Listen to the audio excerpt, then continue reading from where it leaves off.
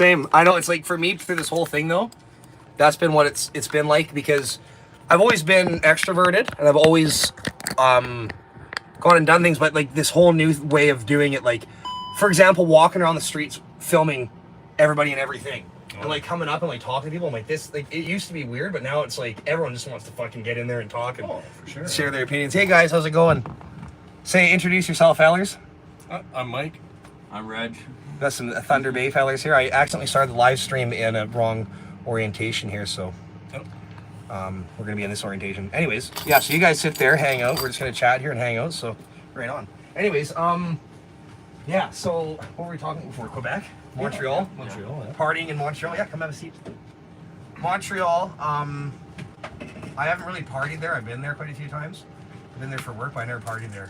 But it does, like you're saying, people dress really fancy. I was in Mont Tremblant, or whatever the hell you say it, and everyone there, I felt like I was in another country. Like, they just all like black, like dark black hair, like fancy fucking hair, spiked hair, and gold chains, you name it, like decked to the nines. Well, this is nothing like Western Canada. It's nothing like here, like you said, right? Yeah, well, for sure. Yeah. Like our little town, we have like Geraldton, and then there'd be Long Lac, and we were like based off of like wood and mining. Oh yeah. And it was like really cool, just the difference between a little 20-minute drive. You could have one town that's completely French, and one town that's completely English, and it's just a 20-minute drive apart. And they would all work together too. So like bilingual is like majority of where my area is, right? Yeah. It's pretty interesting. Where's that up? So it's like where you went to Peltry's Gas Bar in Nippigan. Oh yeah. You would have taken a right, you would drive through Beardmore, and you would loop right back around where you came from. And that's where I live. I live up that stand. So if you would have came the other way. Is that north? Yeah. So is that closer? Is that get close to Quebec up there? No. It's just like French. You're driving farther away. Yeah, like From North Bay or Sault Ste. Marie or North Bay is where the two highways come together. Where they meet again. Yeah. Okay. Which North Bay, Sault Ste. Marie, is that the area they meet, or is it farther down? No, they meet right at North Bay. So you can take 11 or 17 to come up here. Yeah. Oh. Sault Ste. Marie's farther down the other way. Well, that's what happened to us when we left Thunder Bay that morning. We're all like, where are these guys? Like, I got to head down to the Nepigton Bridge, and I think that's right off the Nepigton Bridge where you can go up to Timmins and shit, right? Or the North Bay way? Yeah. Is it right there, the left turn after the bridge? Yeah. That's Highway 11, yeah. Yeah, so we lost a bunch of trucks that day because I was up early ready to film and the winds were too high to put the drone up. So they had said they were going to split into two, actually. Did they say that? Because I wasn't sure. I heard that, and then we got way ahead of them, so we found the one convoy. It seemed a lot smaller, and I hadn't heard from anyone official that's what happened. I just heard it on the radio or something. And so they all, because I guess the weather conditions, they sent some guys up north. And I'm not sure what the reasoning was that they split into two, but yeah. Probably some guys realize you can go faster on the north side. And we were getting like backed up. Yeah. Like when we rolled into Thunder Bay, like that. Did you see where we parked up there? Yeah, we were all. I was there. Oh, like when we were trying to get in there, I think this was the city where. Yeah, this was it. I cut the tip of my finger off on my drone because I do this thing where I don't do it anymore, but I've been catching my drone from the underbelly. Oh yeah. And it finally caught up with me. Cut the tip of my finger off. Not enough down to the bone, but enough where it sucked. It's pretty good now. But yeah, I remember having the drone up and like looking in the drone footage. I was like, "Holy fuck, is this cool?" Yeah, like you like way out of town, like where that S is, way out of town, where it goes like this. I'm like, it just goes forever. And we'd picked up so many people in Manitoba, and then all the people coming in through Ontario, and it makes sense that they split it up. Yeah. There's like kids, and there's so many families. They're all on the snowbanks, sliding on the snowbanks, having fun, waiting for the crew, man. And then it got dark. Everyone's still on the side of the road, man. Oh, it was a blast. The trucks parked with their headlights pointed out to the highway. Yeah, it was fun, and it was like a big crew, and everyone was just driving around. It was fun. Probably the most overwhelming emotional experience I've ever had. Just driving across Canada and seeing the people. Like I was very sure to like look at people. Like when you drive by, you kind of like wave usually, but in this thing, you'd look by and you'd look at them like in disbelief.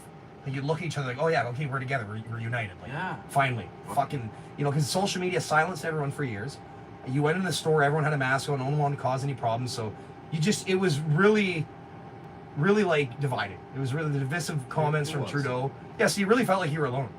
You really did. But now after this, it's like I go into a store and I'm like, if I'm not wearing a mask, I'm just assuming that there's quite a few people, like at least half of the people in the store, like, right on, buddy. They're just thinking it, Yeah, they want to do it. They're like, fucking right. Then some people look mad. They want to do it too. But they're just mad because, they don't, I guess they don't got a set of nuts on them to do it. But it's not only that, they don't want to cause a scene and get freaking ejected and that's the thing, right, trespassed for, it's a number of years of their life. Causing the scene, Right, causing the scene. The scene, yeah, like that inconvenience also of going into a store and then being like, fuck you, and then you gotta leave. And if it's your hometown, Yeah. yeah, if they ban you from there, that would suck. Yeah, we'll do it. I mean, if you're somewhere else, like say Ottawa or whatever, right, and you got banned, well, it wouldn't be a huge deal, right? Ottawa was so funny. When you go to, like, you'd see a restaurant, we walk past, like, because they close all the restaurants. And all these liberals were tweeting, they're So like, they did, eh? They closed Yeah. it on purpose, yeah. I was well, they wondering said they what- were already in a lockdown or something, which I didn't even really ever hear about, so I don't know if that was real. Yeah. But everything was closed. But the funny thing was they left the Rideau Center open. Yeah. Fuck, that was the funniest shit, because that first weekend when I walked out, on the way down, I don't know if you've seen the vlog where we got stuck in the elevator. I didn't see that. We got stuck in the elevator for like 2 hours, and the fire department had to come. We had to climb out through the shaft and shit. Oh, Are that you was. serious? Yeah. That's deadly, man. That's like my dream. That's like movie shit. It was man. movie shit, because it was Friday. You were stuck in there with another woman, weren't you? Yeah. Her name was, I saw that little clip, but I didn't watch oh, it. she was hilarious. Sophie, she's from Montreal. And she's like a old school partier chick, eh? Oh, yeah. She was funny as hell to have in there. So we get in the elevator that morning. We got there Friday night late. We pulled in.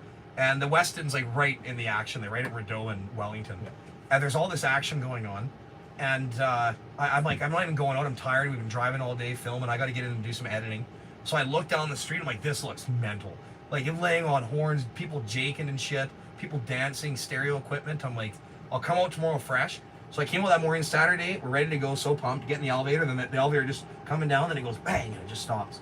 We all looked at each other. Like, we'd met other people. We all piled in there. We're all laughing, eh? We're all like, fuck Trudeau. And everyone's got signs and shit. And then it stops, and then people started panicking. Some of us were laughing. And like, it was getting hot in there. There wasn't much air supply. And we got on the phone with the hotel management. Turns out they didn't have an evacuation procedure or anything in place. Ooh. So like, we got to call an elevator tech. And the one guy's like, last time I got stuck in an elevator, the elevator tech took 8 hours because he had to drive out from like Montreal or Quebec City. Like, yeah, he's coming from Quebec City right now, and everyone's freaking out. They're like, no way. That guy's gonna be like 6-7 hours. Like, we're not doing that. That's fucked. That's when it starts setting in, eh? Yeah, that's when we started being like, holy fuck. It's like that Yeah. movie when those people die in the elevator. Like it cuts out, eh? Fucking Yeah, like, this thing's just gonna all drop shit, and send us yeah. down to our death. Oh. So, but anyways, You never know. but some of us were just joking. So one guy had some beers he's handing out to us. Then it got really Canadian, like right quick.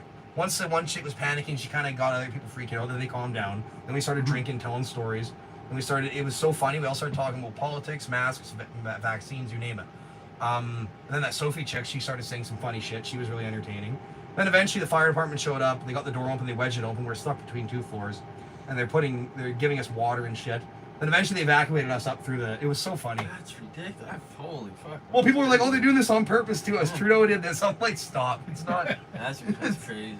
Yeah, so we got out and we hugged the firefighters and we all took like selfies with them and shit. It was so funny. Then we go down to the streets. And that moment I walked out, it was like the most overwhelming thing I've ever experienced in my life. I mean, just all the people walking around smiling, happy, screaming, saying the funniest shit. And then like we walked around up Wellington, it was getting overwhelming. I'm like, I gotta get a case of beer. So we go into the Rideau Center, walk into the Rideau Center, and that place is like 3 stories.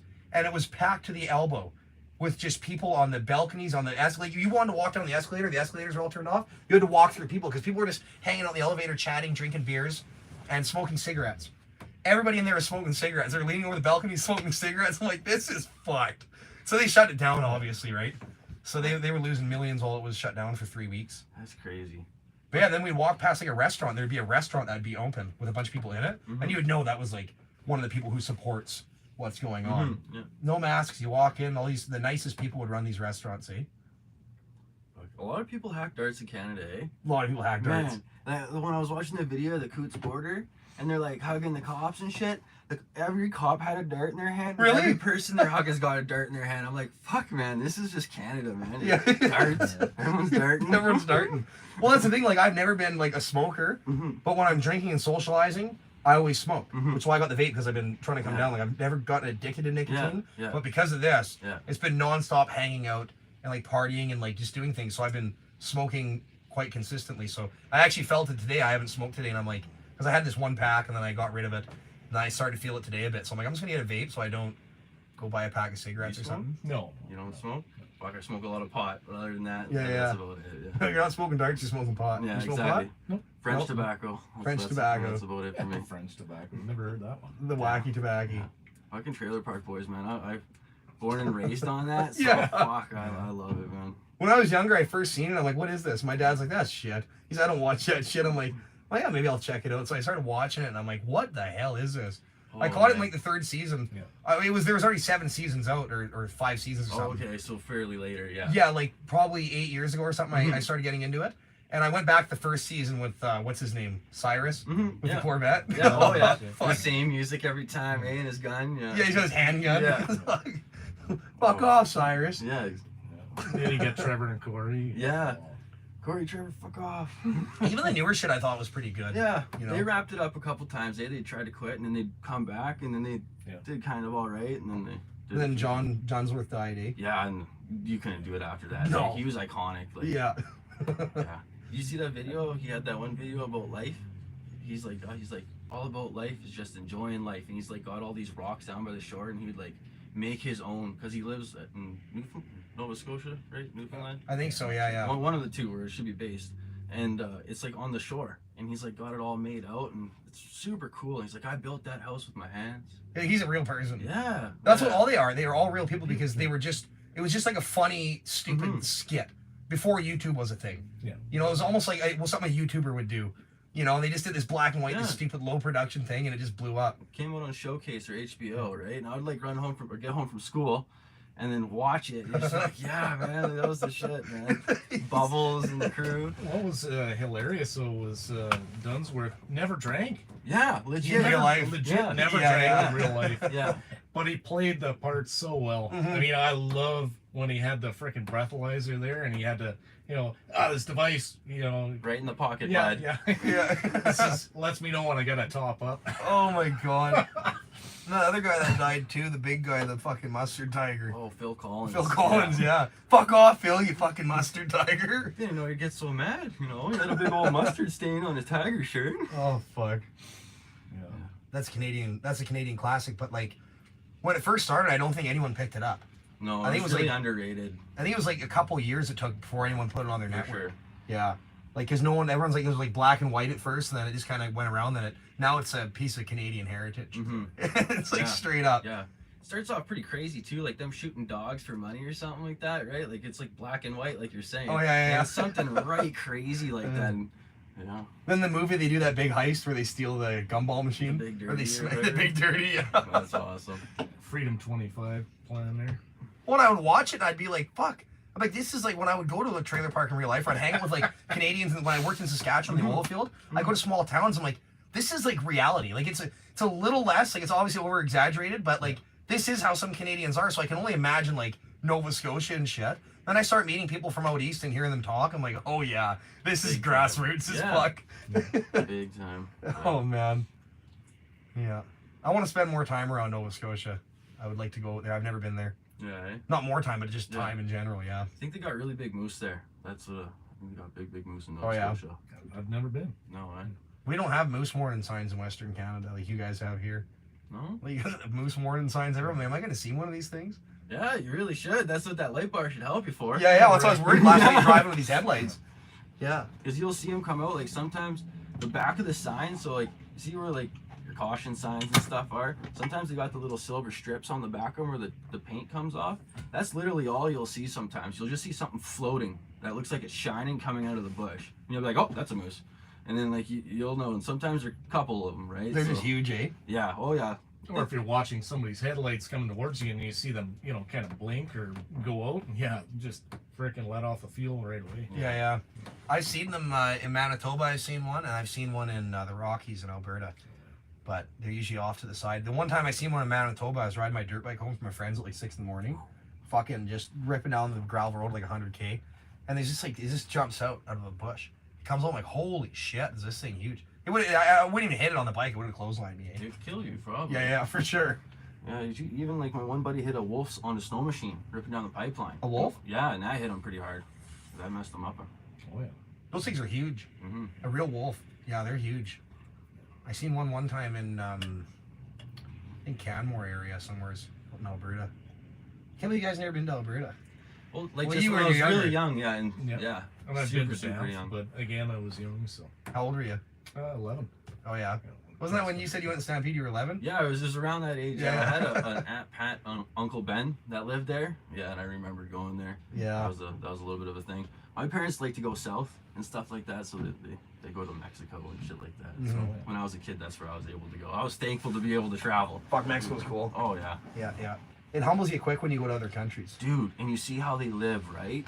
Yeah. It's just okay. I got to take this back and be appreciative. Yeah, you got to appreciate like our country Mm-hmm. and how it was ran. How it's always been kind of like on and off. You can disagree on a lot of things, but that's why we fight for freedom, because we see what it's like in other countries, and everyone's like, "Oh, you have it. You think you have it so bad? Have you seen Ukraine?" It's like that's what we don't want. We don't want to become Mm-hmm. a country where we're not united and we're not strong. Like we don't want to watch them tear down our democracy and tear down our our rights and our freedoms. Yeah, for corporate agendas and Yeah. stuff like that. It's just To think that a politician doesn't have incentive or motivation Mhm. to take more rights and freedoms away, you're kidding yourself.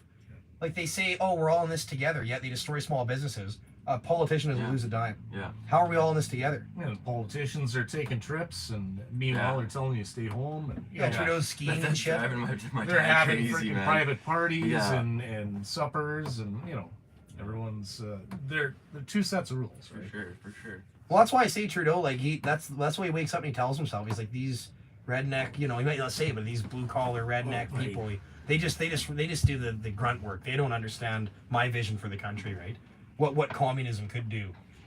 And people still think communism isn't real, like a real thing buddy, they want. What do you think happened when that got dissolved? Where do you think the people that didn't get taken went? Like, do you think, like, I don't know where they went, but they had to have gone somewhere because not everyone got taken. You know what I mean? Some people got hired by the U.S. for certain reasons, right? For scientific reasons and shit like that. So who knows what they became? They could have had family members that they got into corporate, and then they became really powerfully. Who knows? Like, I'm just speculating. I don't know Under shit. communism? Yeah, or have that type of idea and that mindset. You know, Mhm. that communist type of thinking. Because I think some people might even believe that communism is a good thing. You know what I mean? Like they might be thinking in their mind like an overall governing body could bring equality to a lot of people. Like they might truly believe that. Yeah. You know what I mean? Like that's just an opinion. Well, they you think know? like Marxism would work if it weren't for someone abusing power and someone being wanting to be a dictator. If you had someone that was actually truly honest, and caring about their people. yeah, like it could work kind of thing, but like Right. it just wouldn't. It just Right. Not You with. can't have equality for everyone. I'm sorry, it's not possible. Exactly. You can't make a short person tall. You can't make a fat person thin. It's just there's always going to be the haves and have-nots. But Mhm. they've taken another step. The agenda is that they want people to have nothing Mm-hmm. and be happy. Yeah. Klaus Schwab. Yeah, that's literally their little idea, eh? And they still like people like conspiracy theory. It's like, how do you No, not? it's not. It's on It's their not. budget. It's on their they talk website. about it openly, Yeah. which is the scariest thing because like if you look at Klaus Schwab, he's a German guy who openly writes and talks about what he wants to do and his vision and stuff. Then you kind of look back on Hitler and you're like, Mm-hmm. this is the new kind of modern day. And Hitler was German. Yeah. He was born in Austria or something when Austria was part of Germany, so he is a German. Yeah. And so like this is like modern day Hitler. This guy, like he and like he talks about it like so calmly, like it's just a normal thing. I Like penetrated the government. I penetrated the Canadian cabinet. It's, young global leaders like Justin Trudeau Penetrate. and Christina Freeland. They just it's Yeah. just they're penetrated. I don't know if you saw the Oh. video from Parliament when the Speaker Anthony Rota And he asked about it, Mm-hmm. we have bad audio, And then- skip the question. and the other guy heard him. Yeah, Actual- perfectly fine. And then, oh no, that's all nonsense, sir. That's false prophet or You whatever. could see them both freaking, Yeah. Showing on. like Cut it. Cut the tape. I know, it's like, well, how do people think this is a conspiracy theory? Like, it's wide out in the open, and you can go on there, like, for, John Charest, the guy who's running against Pierre right now. Mhm. Like, he's clearly a liberal plant. He's an ex-liberal premier from Quebec. He's on the World Economic Forum right now. Like, you go on there, you look him Yeah, up. yeah. He's right there, Jean Charest. I'm like, fuck, man. I went through that website and tried to see who I could link together and stuff, and like I got the Candace Freeland or Candace Bergen was on there? Christina Freeland. Christie. Right. Christia Freeland, yeah. And then there's another guy. There's a guy with black hair. I can't remember his name, but there's a few people I was able to like scout out and like put them together. I was like, okay, so they are in the Liberal Party and they are on World Economic Forum. Like you can literally see it. Pow.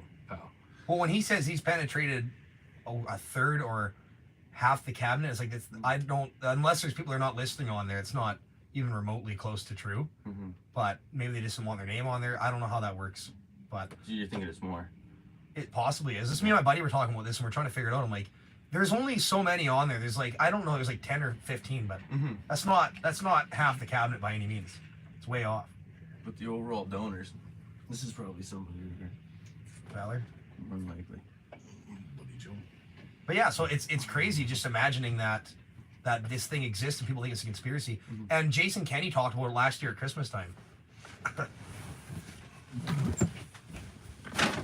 How's it going, dude? Not bad, how are you? Good, come on in. Take your shoes off. Yeah, you betcha.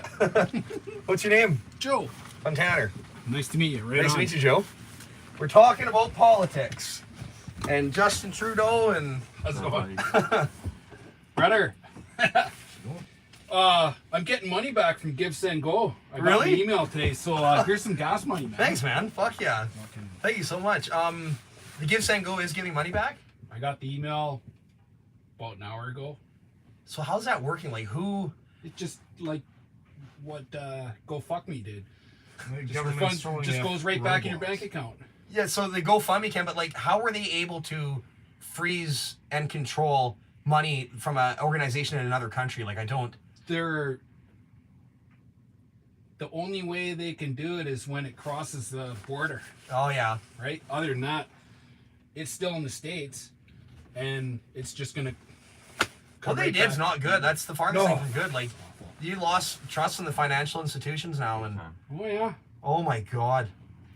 Fuck, but they're giving people money back. That's good because they tried to take it and they were going to distribute it themselves. It's like, fuck you. Well, that's what the email said today is that the government's trying to take it and give it to Black Lives Matter or something. Fucking something. Fuck. Right? Holy shit. So I was listening to a video about that when Trudeau went on, he took a knee. The Black Lives Matter in 2020 there in Yeah. June. He goes out, so all the mask mandates are on and shit, and he just goes out there, takes a knee, and he's like, I tried to do my... He made a tweet later, to try to apologize. Like, I did my best I could to keep 6 feet distance and all this. I'm like, fuck you. You know? And he said that when we're going out, he's like, you know what? I'm willing to meet with people who hold similar views. And like, literally just straight up admits, like, you know, this isn't a democracy. Fuck you. Your voices aren't being heard. I'm willing to meet with Canadians who have... whose goals or whatever align. I'm paraphrasing. But then he's like, you know, like I met with organizations before, like Black Lives Matter. I'm like, oh yeah. Yeah, going around burning down buildings and smashing out windows. Wasn't he And dressed up like a bunch, so he needs to do like PR? yeah, he He was dresses in the up. gay pride. yeah, Yeah. too, yeah. He's in the gay pride parade. You know, he's always going out and he's supporting all these like really woke agendas and stuff. But because they have a certain idea where they want us to go with all this. You know? Have you seen the bill? Oh, what's the number on anti-racism? Have you seen that bill that they're trying to change? So Yes. like we want non-racism where everyone's equal, but they want anti-racism, which is saying that they're less superior still, kind of, which is saying that they need help to be equal to us, which is still racism because you're saying you're Oh, not equal. totally. You're They're not equal fucking- coming to the party, bro. It's just saying you're delusional. less than me. Yeah. No, we're all equal on this fucking world, man. We want non-racism. Yeah, yeah. Like we want chilling people, you know, and Yeah, you know, yeah, like, not like fucking yo, you need help because you're less. No, like sometimes we all need fucking help, man. It doesn't Yeah, matter yeah. who you are. It's crazy. But you know what? Watching the videos in Ottawa, I've seen more Canadians helping Canadians than I've ever seen in the past. Yeah. People are united. Yeah, when have you seen a movement where like no one smashes shit? And they obviously they have like they had to clean on anything they could, like, oh, they stole it from the homeless shelter. It's like, fuck you. We donated the homeless shelter and we gave them shelter. Yeah. And then we had fires and burgers, you name it. Like bullshit. Free food, yeah. So the government has to create a fiction using like the Holocaust narrative, right? So they call you white supremacist, rebel, Nazi, Insurrectionist. yeah, that too. Okay, anti-Semitic, right? So now that once they label you that, now they can now you can switch gears and fucking enact something. Yeah. But first they have to call you something, and then people agree to it, and then they go ahead and do it. It was all extremely intentional, day by day. Oh, yeah, Every sure. press For release sure. was day by day, very intentional. So whoever was going, okay, so you have the liberals in the cabinet saying, well, the people with flags and people with this and that. Okay, so if there was some, which there probably was, It's agent provocateur, right? Mhm. The liberals actually fucking paid that person to go there. Yeah, and people don't think that's real. Yeah.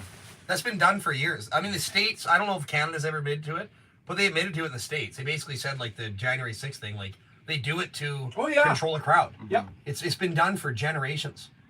Agent provocateur. Yeah. That's all that is. Yeah, yeah. Well, they fucking drop it off. Like, everyone's like, where are these bricks coming from?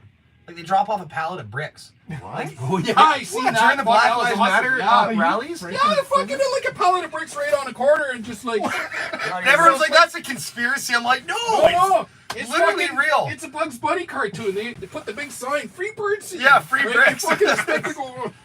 That's bananas, Oh, man. oh my That's God. bananas. I thought they were doing like cobblestone, like you see, like usually they rip up cobblestone. No, and shit. that was fucking over Free here. bricks, Take a eh? brick and Yeah, go smash fucking something. smash out the windows and crap your tire. Yeah, get things all Yeah. riled up. So give us a reason to have the cops come in and Yeah. start beating the fuck out of people. Prove that you need us, eh? Fucking crazy. It's cool. It's cool to watch, though. It's cool, like, to be a part of this whole thing has been like, fuck, it's crazy. And I saw people saying, like, they're like, oh, it's sad that happened. It's sad that. I'm like, well, no. If you think about it, like, if you actually really think about it, we knew there was tyranny. We knew there was like government overreach. We knew that Trudeau, by classic definition, is not a liberal. He's certainly not a conservative. So what is he? A Marxist, a communist? He's obviously. And he said he's openly praised communism. Not representing us. He's representing somebody over in Europe. This is all being done to destroy representative government. So now it doesn't matter what jacket they got. Blue, conservative, red, liberal. That's the color of Pfizer jacket.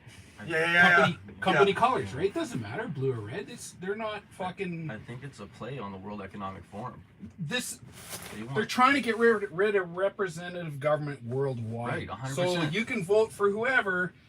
Doesn't mean anything because you're just voting for your next company representative, Yep. not politician. Mhm. Fucking Pfizer rep, Moderna, whoever. Yeah. Right. Right? That's the reality. What it is. And they want that worldwide, not just countrywide. No, it's global. 100%. If there's a 100%. So you watch YouTube travel channels and people going to the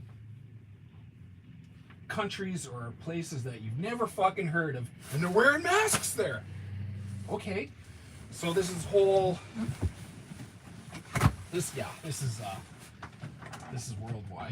For sure, man. It's everywhere. It's going off everywhere at the same time.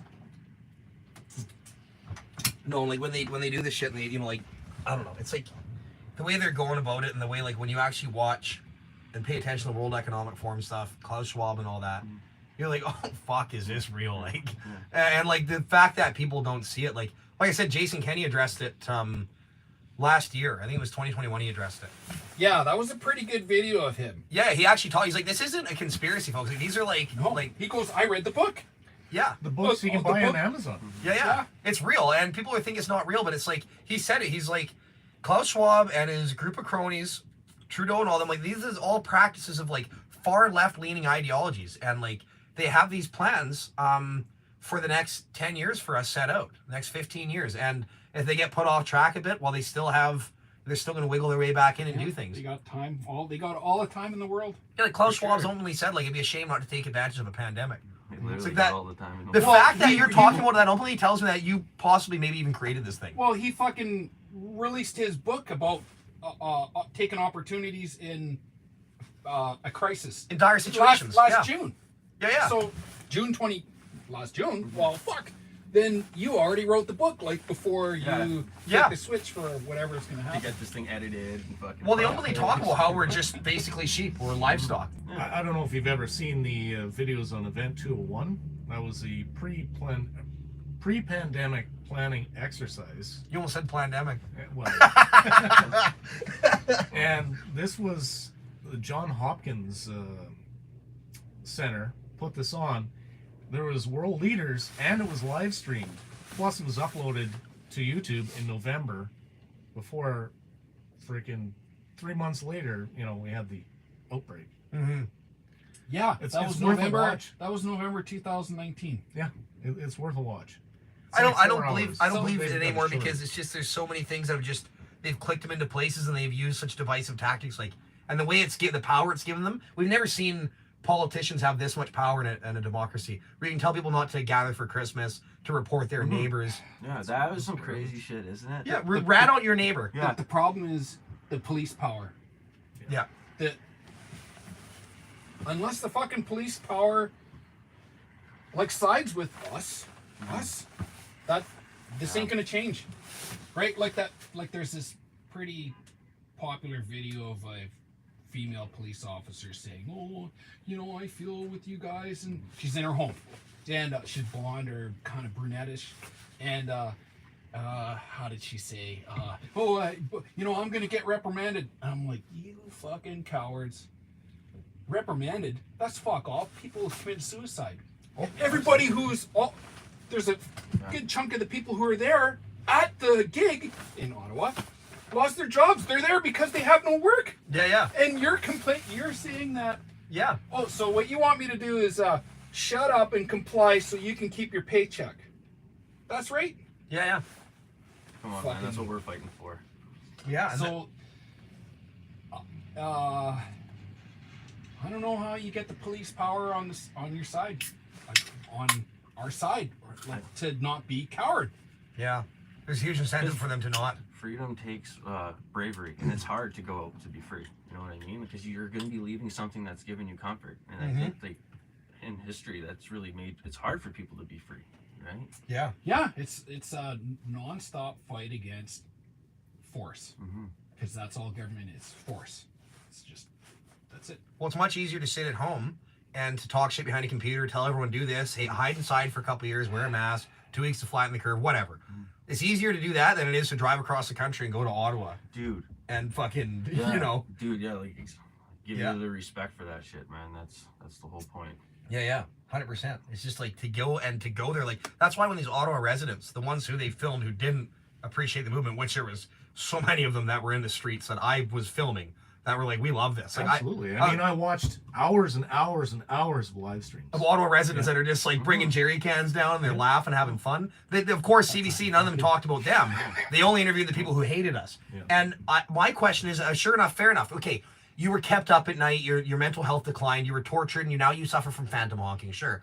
Now you got to ask yourself the question, what the fuck were the guys doing in the 500 semis that were there at any given time during the 3 weeks?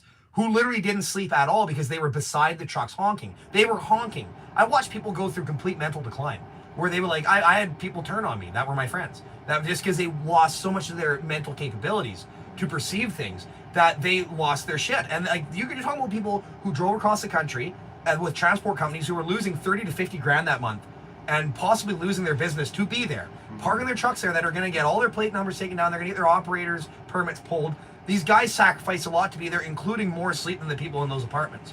So you got to ask yourself the question: why the fuck are those guys there doing that to themselves? You know, but all of a sudden now we care about businesses closing and we care about people and their mental health, and we're like, oh, the Ottawa residents have been suffering. Businesses haven't been able to open for weeks because people are apathetic. It's like the friends I have. Like my one buddy Rod goes. He leans against the counter and he folds his arms and he says, "Joe, I just want to come home and watch TV and then get up and go to work tomorrow and repeat." There you go.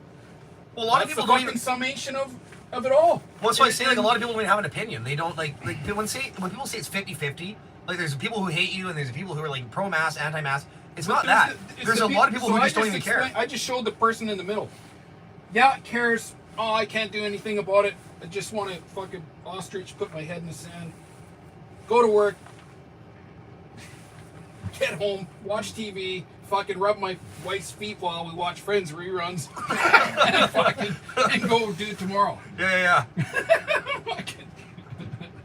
Simple life, man.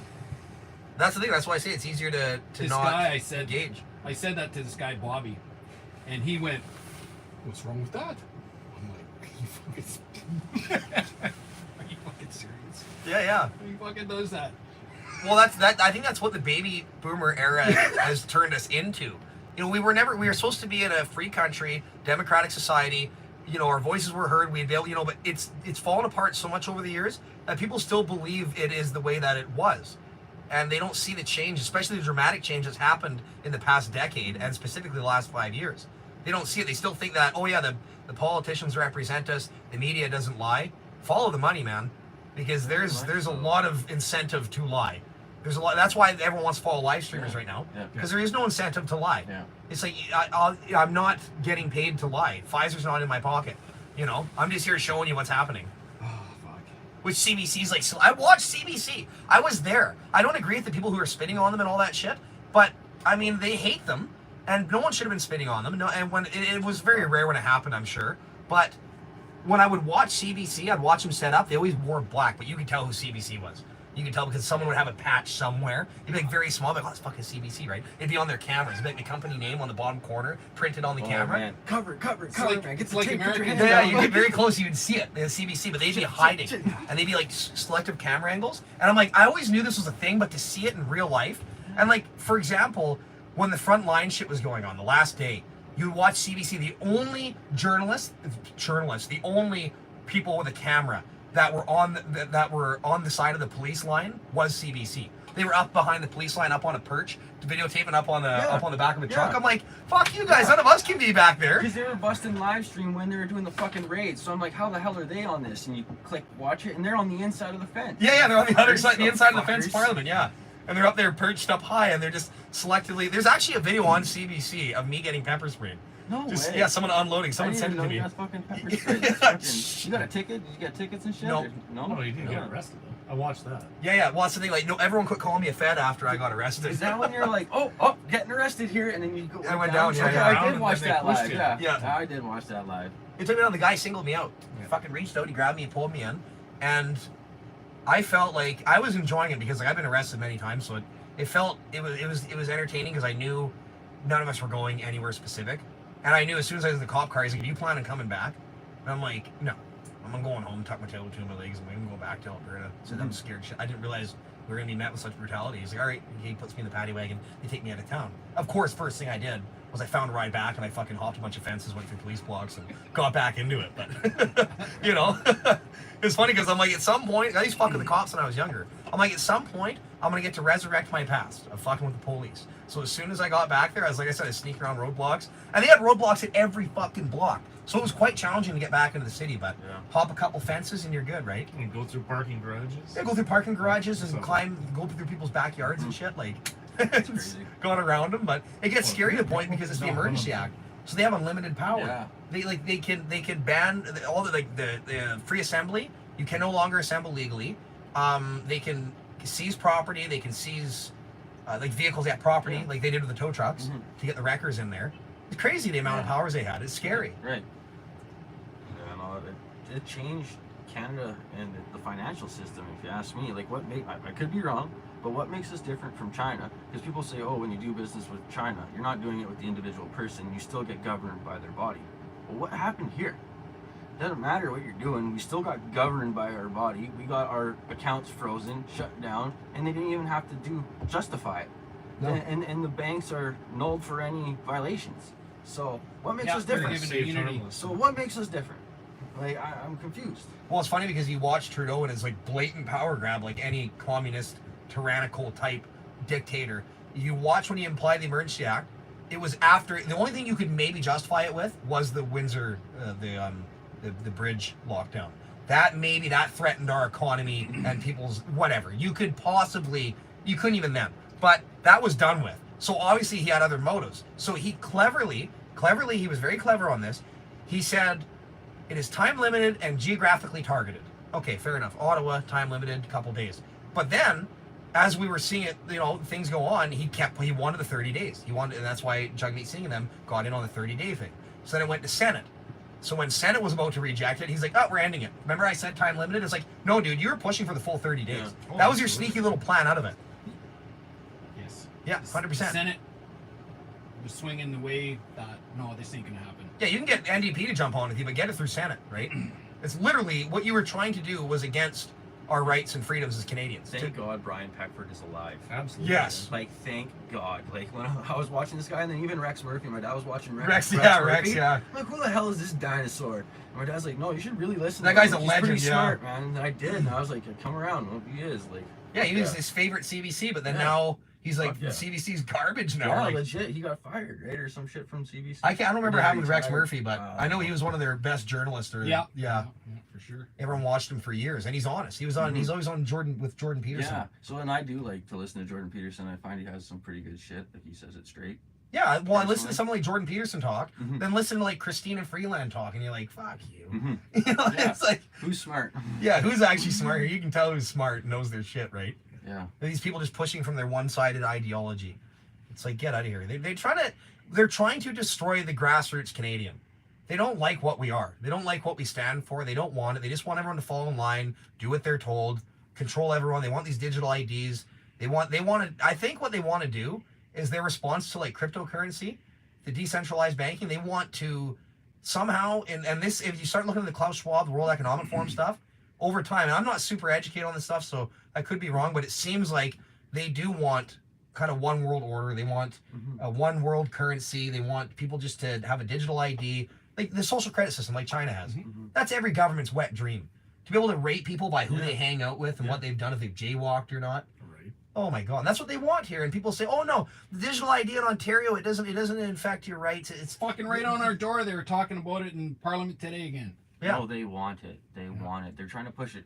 Air Canada just signed something with the World Economic Forum saying that they want it. So they're trying to get it so that if you want to get on a plane, you gotta have it. Like, there's. Yeah, Air Canada's in on it. I seen that too. I don't know if it was the World Economic Forum, but it was that Oh yeah, other. it said right. It was right underneath. And their Was it? logo. Yeah. That's right sick. in the logo. Yep. Yeah. It was, yeah, because I was looking at it. There was a list of companies who were on board with it already in Ontario. It was specifically Ontario. And they said, well, the government won't be able to track you. It's not about that. It's just a digital ID, so you don't have to have a card anymore. I'm like, this is just opening the door to it. No more privacy. No Yeah. more like guns like you want to have at your house. Like, I don't understand. Like, what's wrong with wanting to go fishing, living very like low? Like, you don't have to be rich. Like, I find I enjoy going out in the bush. I like hunting season. I like fishing season. It's like what I look forward to. You know, Yeah. drive sled in the winter. You know, Yeah. like, who doesn't? Like, that's what we live for. Is that out of their realm of living? Like, I don't understand what's so wrong with that. Like, is that too free for Well, them? Like, it is. It's like, They don't want us to have guns. Like that whole thing they did with the automatic assault style, the assault style weapons, right. which we never in Canada refer to guns as weapons. We refer to them as sport or hunting. Mhm. So, you know, the fact that they use that Nova Scotia thing did nothing for anybody. Those guns were legally obtained through the black market, and the guy had a mental health issue. That should have been caught. He'd been brought up a few times over the years. That should have been nipped in the bud like day one. So we have a mental health issue in Canada and a border security issue, a black market issue with guns. So to target responsible gun owners who have gone through the PAL system, who show in statistics that they are not a threat, you come after them. Well, now you're telling me that you're worried about them. You're worried about the guns. So what do you try to do when you're trying to turn a country into a communist shithole? You try to You take all the guns away. Yeah. Yeah, you try to take their guns away. Have to. Yeah. Because they're like, well, you know, oh, yeah, we agree as gun owners, you know, as part of the PAL system, we agree the guns are sport and hunting. We would never want to use them for anything else. But if you come at us and try to take away our democracy, you try to destroy the foundation of grassroots Canadians, they're probably going to use their guns. You know, and this is why you don't see anyone fucking with Texas. You don't see anyone fucking with Florida. You know, it's They no, also you have wouldn't do it. governors that govern them fairly reasonably. Right? Yeah. They actually go against their state.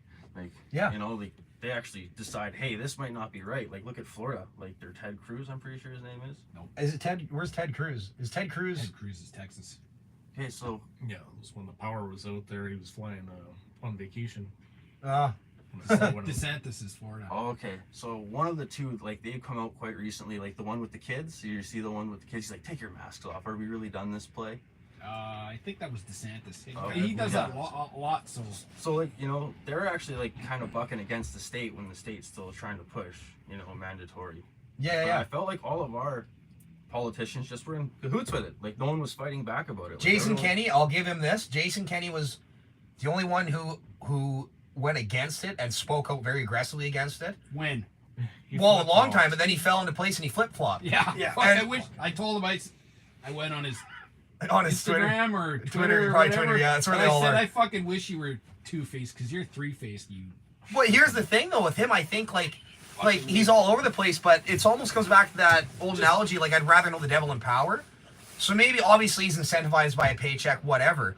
But maybe Whichever way the wind blows to keep him in power. maybe that, and I don't think it's even that, because think about it, like, everyone hates him on both sides now, so it's worse for him to flip-flop. So I think maybe as he was trying to regulate things, because he knew if he was out, someone like Rachel Notley or someone come make it way worse. So maybe he does the bare minimum what he can while keeping his job, then he comes back and says, fuck you.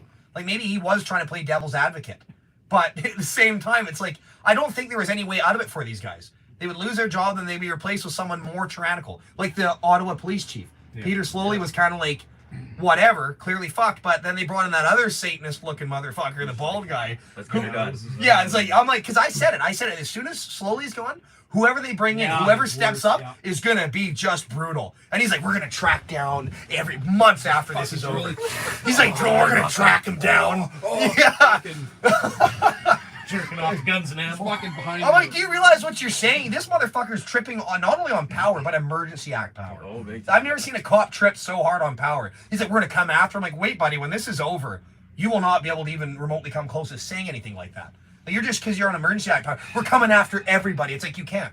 Legally. With the Emergency Act, you can, but not outside in a normal democratic process. You can't do 90% of the shit you say that you're going to do. So as soon as he went in, I'm like, yeah, the guy who replaces him is going to have a quota to fill. Yeah. Yeah. It's almost. But the CRA has also been secretly collecting people's banking information for the last couple of years. Yeah. Really? I wouldn't doubt it. Well, they say like that. Well, the thing they were doing with us, the Canadian government was tracking us at Christmas time on our phones. They said not individual people, just what they were pinging off, what towers. So we know going into the future how many people are actually obeying the lockdown measures. So they try to make it sound all nice. It's like, okay, face value, sure, any asshole would buy that. But what you're saying is, we're trying to see what civilization in our country, what the members of our country are doing. So maybe next time there's a pandemic, we just get a little more aggressive because you didn't listen at Christmas time. Maybe next time we actually, enforce more, like we put military at the border or something. So it's like, they try to make these statements sound all friendly and nice and shit, but when you really look at it, you're like, dude, where does that go? What kind of mindset and person would you have to be to even say something like that? Oh, they just don't know the vision we have.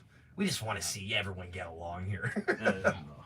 I think they want the opposite. They just say that, eh? Well, and even Bill Maher, he's like, and he's a liberal, but he's like a classic old liberal. And even he said, he's like, Trudeau's sounding like fucking Hitler right now. He said it word for word. He said, you're starting to sound an awful lot like Hitler. What was the Honk Honk thing? Oh, yeah, he means Heil Hitler. Yeah, so then what does the Canadian Goose say? What if you honk 3 times? That's what I say. Let's get more obnoxious and honk 3 times then. But the thing is, like, everyone's like, that chick is dumb. And she is kind of dumb because... that's total...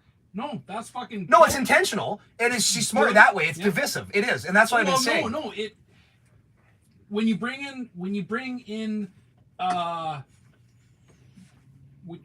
in anti-Semitism, then you have full reign to fucking do anything. Yeah. You can start labeling people as this and that, and they're dangerous to be in society. And now we can do whatever we want because you're an anti-Semite and you're bad. Well, it was clearly like motivated, and that's why everyone's like, she's dumb. I'm like, no, this is intentional. But where she got that from apparently was either Reddit or like 4chan or something. I'm like, oh, so you guys are literally using conspiracy theory to drive your point, but you called us that for years. So it's not even about like them being wrong and us being right anymore. It's like they're specifically being divisive. And then it all started specifically, like really obviously, when Trudeau said what he said during a snap election.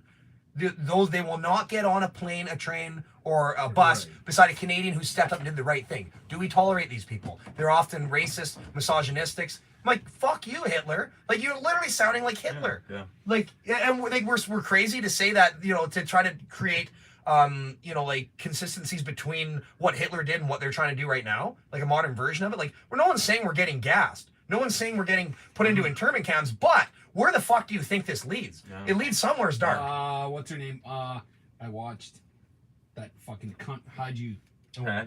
Yeah.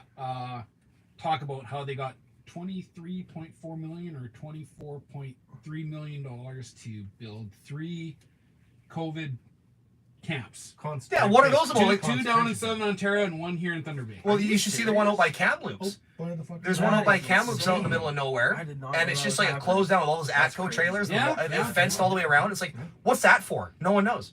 It's like, well, where do you think this goes? Like, what do you like? That's what? where you're going. That's where you're I'm going. going. They did it in Gotta get farther in Australia. the bush, boys. That's what I want to Wasn't go. it Randy Hillier was asking a question about? Yeah, and well, that was like about a year ago. So he was asking about that, and he had the request for quote, and he was in Parliament, and he was got it right in his hand, and fucking so on his page he had the link, and I fucking went to the link, and I downloaded the request for quote off the government fucking website.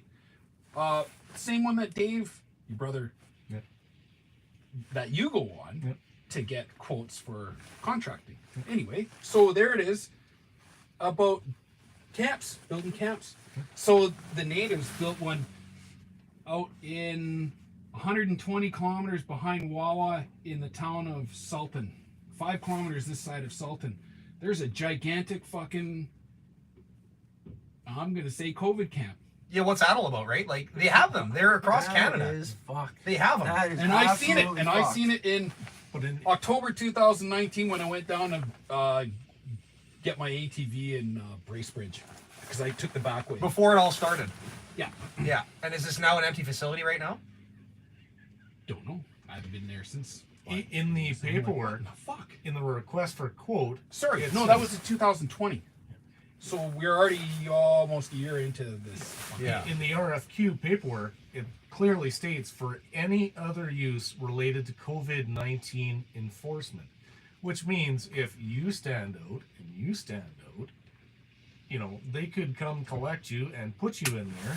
And So how it works, That is how you get in there is crazy. right, I read the you paperwork. get COVID, you go get tested, positive. Then they ask you who are you, who have you been by? Give us a list of the names that you've been around people in the last 5 days. And you say Joe, Mike, and Reggie. Well, guess what? They're not vaccinated. Fucking. Hi, Mike. You're around. Came there for about 4 or 5 days ago, or whenever before you tested positive, and you have to stay home here now. And you got 2 days Can't to get your work. shit together, and we're gonna come back and pick you up in the van. You're getting in the van, and we're taking you to the camp, or it's $5,000 fine. Yeah. Got that? You come watch. And you go, oh, okay, or you beat the fuck out of Yeah, you become a wanted man. right That's the there end of the and, gig, right? and just make it worth it. I don't know, but so that's a template. That's a template because I've watched videos of people in Australia. That's exactly. I just acted out what happened to this girl and another girl. Fucking, that's what happened to them. Mm-hmm. Okay, that's happening here then. That's right on our doorstep. They'll hit the cities first, small towns last, and if you're far You're up in not the jabbed bush, if you don't got your oh man, they're coming. pass. And it's not even just the two; it's gonna be whatever in the future. That's what I think. I don't think this. No, I think this is all just intentional, as in, like, it starts with this passport system, how willing people are to get on it, and then we go from there. The convoy threw a big wrench into that. Yeah, I believe so too. Super big wrench in it. Watching the videos from Australia, the Man, crowds they had were fucking incredible. I watch Yeah. that every day. Incredible. And they push it No, back. what I'm going at is the with COVID, like the 5-letter word COVID-19, right? Is look what happened now since the trucker convoy, because we were getting interprovincial vaccine passes right on our fucking doorstep. And I wish I would have saved it, but I watched the PC guy say that right to Justin's face about you're getting ready to help the provinces mandate interprovincial COVID passes. And Right, Justin so went, you no, won't I've not. He did that. So then the speaker got up and fucking give him bullshit. You can't talk to him. You know you guys can't do that. And I was fucking, wow, holy shit. So that was the next thing.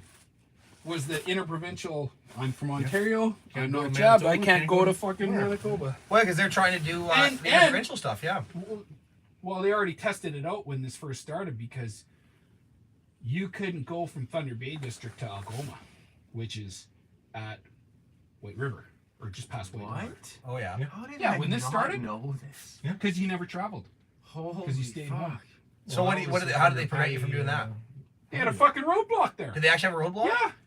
Fuck, I heard Ontario had them. So now you go to the mall here, Grandview Mall, say, when that happened. I'm going to Grandview Mall to go get something at the mail, right? Because fucking Shoppers, that's the mail now. Shoppers Drug Mart. And I will go to walk in. The guy goes, "Whoa, where are you going?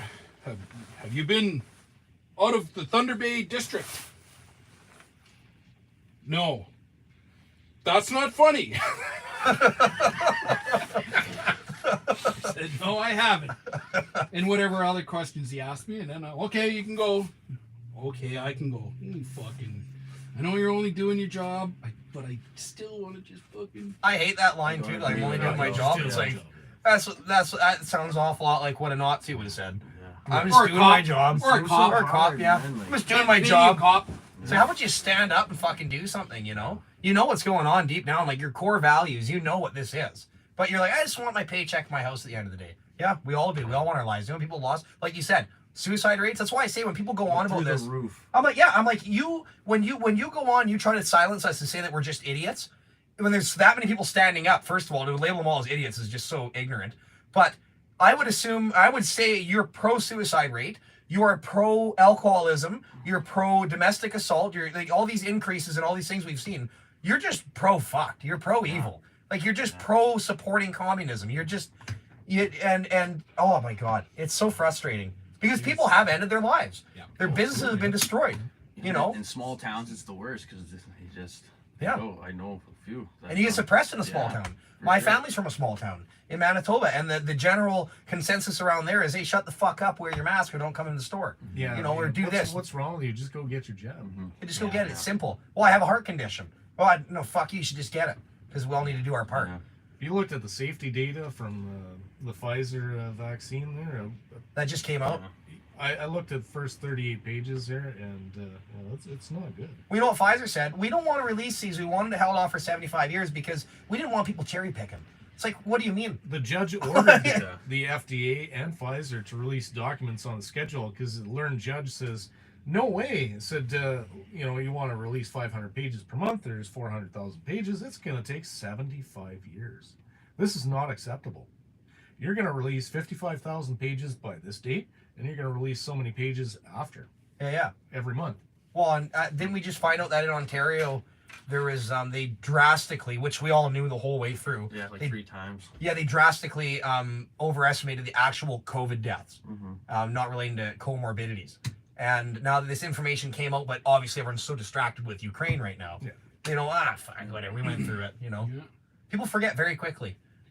2 problems: the police power, and then the second thing is, I think this one's easier than the police power. It's so, like, say the doctors who are on that guy from Trinidad, sounds like he's from Trinidad, Francis Xavier, I can't remember his name. But the doctors that were on the panel of the convoy, right? So, holy shit, you got 2 fucking doctors that are... This guy here was in the WHO, and okay. So now what we gotta get is some kind of lawsuit to force the provincial health authorities to fucking sit down on this side of the table, and then those guys get to sit down on this side of the table. Yeah. And now let's bring all our data here, and the trucker doctors are going to show that these guys Let's have are a incompetent. conversation. So that's never going to happen, because I think that I wouldn't doubt that those, like the provincial ministry health people, know that. Oh, we fucked up, and if we admit to that, if we sit down with these guys, the jig's up. They're going to fucking tar and feather us. Yeah. So there's no way that we're going to sit down with those doctors. That's what needs to happen. Is the fucking... It's crazy how much is gone. Think how many people passed away because they didn't get the proper health care because they were trying to push a certain Chemo and direction. freaking surgeries. Yeah. Oh, it's in the people, the stories I've heard, because I've met a lot of nurses or like care home. Like specifically, I've met a lot of people who work in care homes. Passing away because they're bored. Or like Well, they can't get out. they've watched a lot of people die, but the saddest thing, and this I fucking hate talking to them because I hear this so consistently, the amount of old people that have had to die in these care homes alone on a tablet looking at their loved ones, or in this one woman I met in her situation, they're on a ground level building, so they'll rope off an area for people to go watch their loved ones die from a window. But Doug Ford said that they're saving lives. Yeah, We save lives. Doug Ford's a fucking traitor. He's a Fuck. I got he's faith a- in people. I just don't have faith in our government. I think that if our people get together enough, like, man, look what we're Doug doing Ford's a here. person. Like, look how much No power faith this in movement him. created, and how much weight Right. and push. Right. You know, this is just the start. That's why I say this Including didn't end. his gut. Yeah. the old Kagger, hey? Well, I don't know how true this is, but I've heard from pretty good sources. I haven't ever looked into it myself enough, but he owns that printing company that his dad passed on to him. Deco labels. Deco that's Labels, all that's right, what it was, yeah. And apparently they were the ones responsible for printing off these arrows and the shit you see in all the Yeah, I stores. heard that. So Doug Ford went from what he was worth $5 million, which was already questionable when he was a politician, or while he's been a politician. But then now he's worth $50 million. What the fuck's up with that? Now you see the Pfizer incentive. Just fucking par for the course. Yeah, yeah. And Doug Ford just so happens to be one of the biggest voices. He's Trudeau's little crony. You know, he goes around and when Trudeau passed all this shit off to him for all the truckers and pulling the operating licenses and all that for them, and he shut down 57 companies. Hey, Reggie, Once right? everybody leaves, Nice meeting you, Reggie. the light pole right in front of the front doors, the power's always on that plug. Like, honorable. Thanks, man. I'm I glad you- didn't tell you that though. So I'm There's sorry. a plug in on that pole if you want to plug in overnight. Just make How's it sure going? you- This Make sure you move it before 8. What?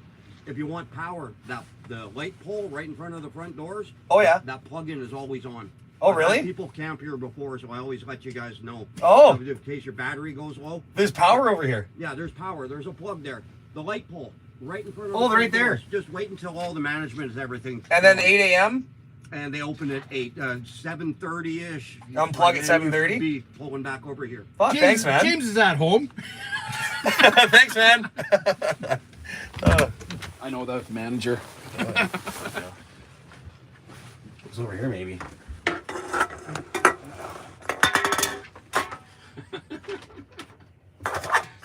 That's hilarious. Is that guy? Is he work here? Yeah, that guy works here. That's hilarious. He plug into the pole. He says, "Stay a while." You leaving, Reggie? Yeah. Hey, man. Thanks. Hey, no problem. Thanks so much. Nice meeting you, dude. It's great, man. Yeah. I couldn't believe this actually came together. Yeah. Fuck yeah, dude. Have a good one, boys. Have a good one, man. See you, Reg. Have you ever met him before? Nope. You guys are like 100,000 people out here.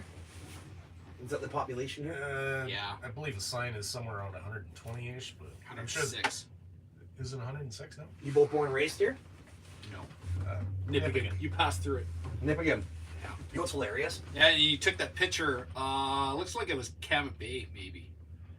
Oh, when I did for the live stream tonight? Yeah, your picture. Yeah. Nice sun background. Or That was, that was somewhere's out south, between Wawa and Sault Ste. Marie. Oh, that far down. Yeah, Okay. yeah. Probably Old Woman Bay. That's right. That's where it was. Somewhere's around there, top of one of the passes. That's funny. You guys actually have real mountains out here. Yeah. Everyone thinks it's all out west, but there's mountains here. I went up the pass today in this thing and I blew my boost, my turbo pipe off the manifold. I was I've just done that whistling. before. No power. The thing had no power. And Yeah. I'm like, fuck, couldn't you make that mountain? The semis are all laying on their horns at me. I'm doing like 20. I'm like, fuck. So I get back there, I pull up the top of the pass, pull over, I pop the bed open, and the boost tube's blown right off. Yep. Tighten her up, we're good to go. I did that just outside of Rossport, going that way, taking stuff to Marathon, fucking Ford 6-liter, hauling They're bad for that. like 14,000 on the back. Anyway, whoa, sound like a 12 gauge. Boom! Holy fuck! No power, just right to the floor.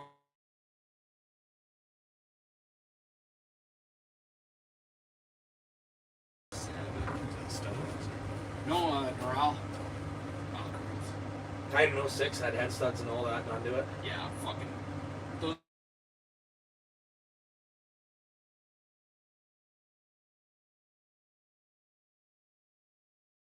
Because fucking, this is what's gonna happen. And a year later, all 3 trucks in body off, whatever they had to do. lift the cab off. Lift the cab off. Fuck that. I know my buddies will have that, and I bought one. I know damn well they have these head problems, but my buddy had a 6-liter mechanic who was a specific, like, the guy backed 6 liters. He loves them. He went through it, did head size and shit. So I drove it for a few years. Went through a couple injectors, which are like 500 a piece. Those fucking things. Which is like this 12 valve. You want to get an injector for it? Dirt cheap. I think you can get a set of injectors for these for like $400. Yeah. Yeah. And this thing, the mileage 12 on out it. with this. Yeah. VE pump, like the OG, the original. Yeah, and in it, like seriously, the mileage on this thing's probably about, it's 10,000 GVW, but I think it's like 13 or something, like all loaded up, ready to go. So 13,000 pounds, it's a fucking brick. It's got a 4-speed Allison in it, and it gets somewhere around that 12 miles a gallon.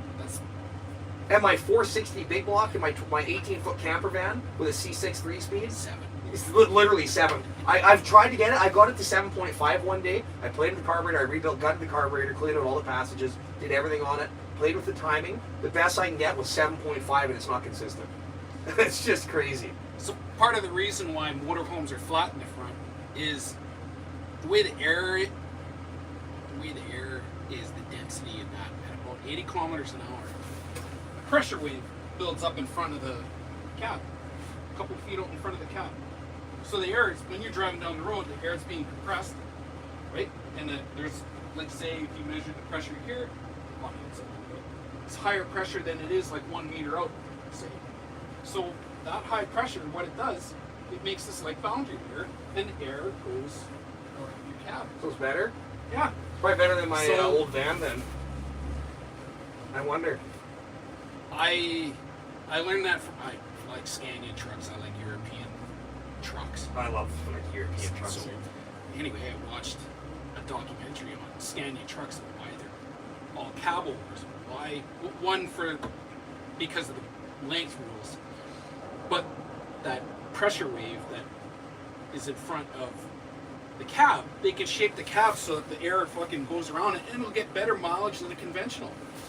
Yeah, Figure that one out. that's interesting.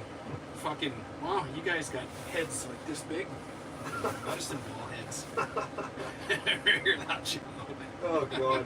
Well, I think one of the problems with my old camper van, 79, so the Okanagan conversion rooftop, the sleeper bed above the driving area. So it comes out like this over the window, so when the air comes in, it stays in there, I think. So that's another reason contributing. And I got 33-inch tires on a lift kit, which doesn't fucking help. But I want the plan is in the next couple of years, I want a 12-valve swap it with an NV 4500 5-speed, and then tune it up, play the fuel timing, do the fuel pin mod, grind the fuel plate, all that jazz they do. And I'm pretty sure I can get as much mileage in that thing almost as a Volkswagen TDI. No doubt. Yep. Yeah, because this is stock, and this thing's doing better than that thing. Like, right now it costs me average $45 an hour, so I figure it's around that 12, 13 mpg, but if this thing was, you play the fuel timing in it and do a few things to it, oh man. My buddy keeps talking about putting a lockup converter in it, running a thicker transmission oil, and like a bunch of shit like that, and he's like, we can get that thing like 20-30% better on fuel mileage. I'm like, fuck. As if this thing that was better on fuel than my 460 big block carburetor. Just a dinosaur. But she runs great. Flick of a key, she fires, and she drives so smooth, but it's a 460 big block, 4-barrel carb, just injecting all that fuel and air dead center. Oh yeah. Yeah. 460. Yeah. Sounds good though. Has a nice choppy idle door. Similar to zip ties. Yeah. But I think what I do is that engine, I did the heads on it and everything, so I think when I do the 12-valve swap in it, I pull that engine transmission, and I just do something dirt cheap, like I find one of those old Squire wagon Pintos, and just throw that setup in like an old Pinto or something. That'd be fun as hell. It's like there's a guy at the small block Chevy, but there's two of them in Thunder Bay here. 350 and like an 82 Chevette. Oh yeah. Fuck yeah. I love those Chevette swaps. They just fly. Yeah. That's fucking insane. Yeah. Are you ever coming back this way again, you figure? Yeah, I come through here usually once a year or twice, every other year or something. Like for just Well, I used to come down visit here for work a family or- lot. Oh, Yeah, I used to do a lot of work. My uncle actually lived in Toronto, but I used to come through here for work. I used to do deals with retail stores. Yeah. So I'd come across and I've hit a bunch of stores around here and shit. So I've been to Thunder Bay quite a bit, but I always come in the winter. Every time I've driven across Ontario, it's always been in the winter. One time in the fall, which was really beautiful. But my plan is to come back this summer, drive across, because I want to go to the Highland Games in Alexandria, just on the Quebec border there. Mhm. I want to just do a tour through Canada. It's so nice here in the summer. So up in Nippigan, I have a summer cabin on Polly Lake, 16K from Nippigan. There's like 62 camps on the lake. I got an acre property. There's no power, just generator, right? Yeah. And if you pass through, fucking, you kick your feet up on my camp.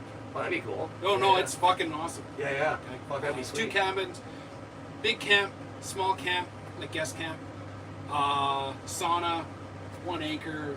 Like a barrel sauna, like wood, like a. No, I built it. It's a 9 by 16, 8 by 16 That's on the really inside. So I on the inside. Yeah. So I just wanted an 8 by 8 rooms on the inside.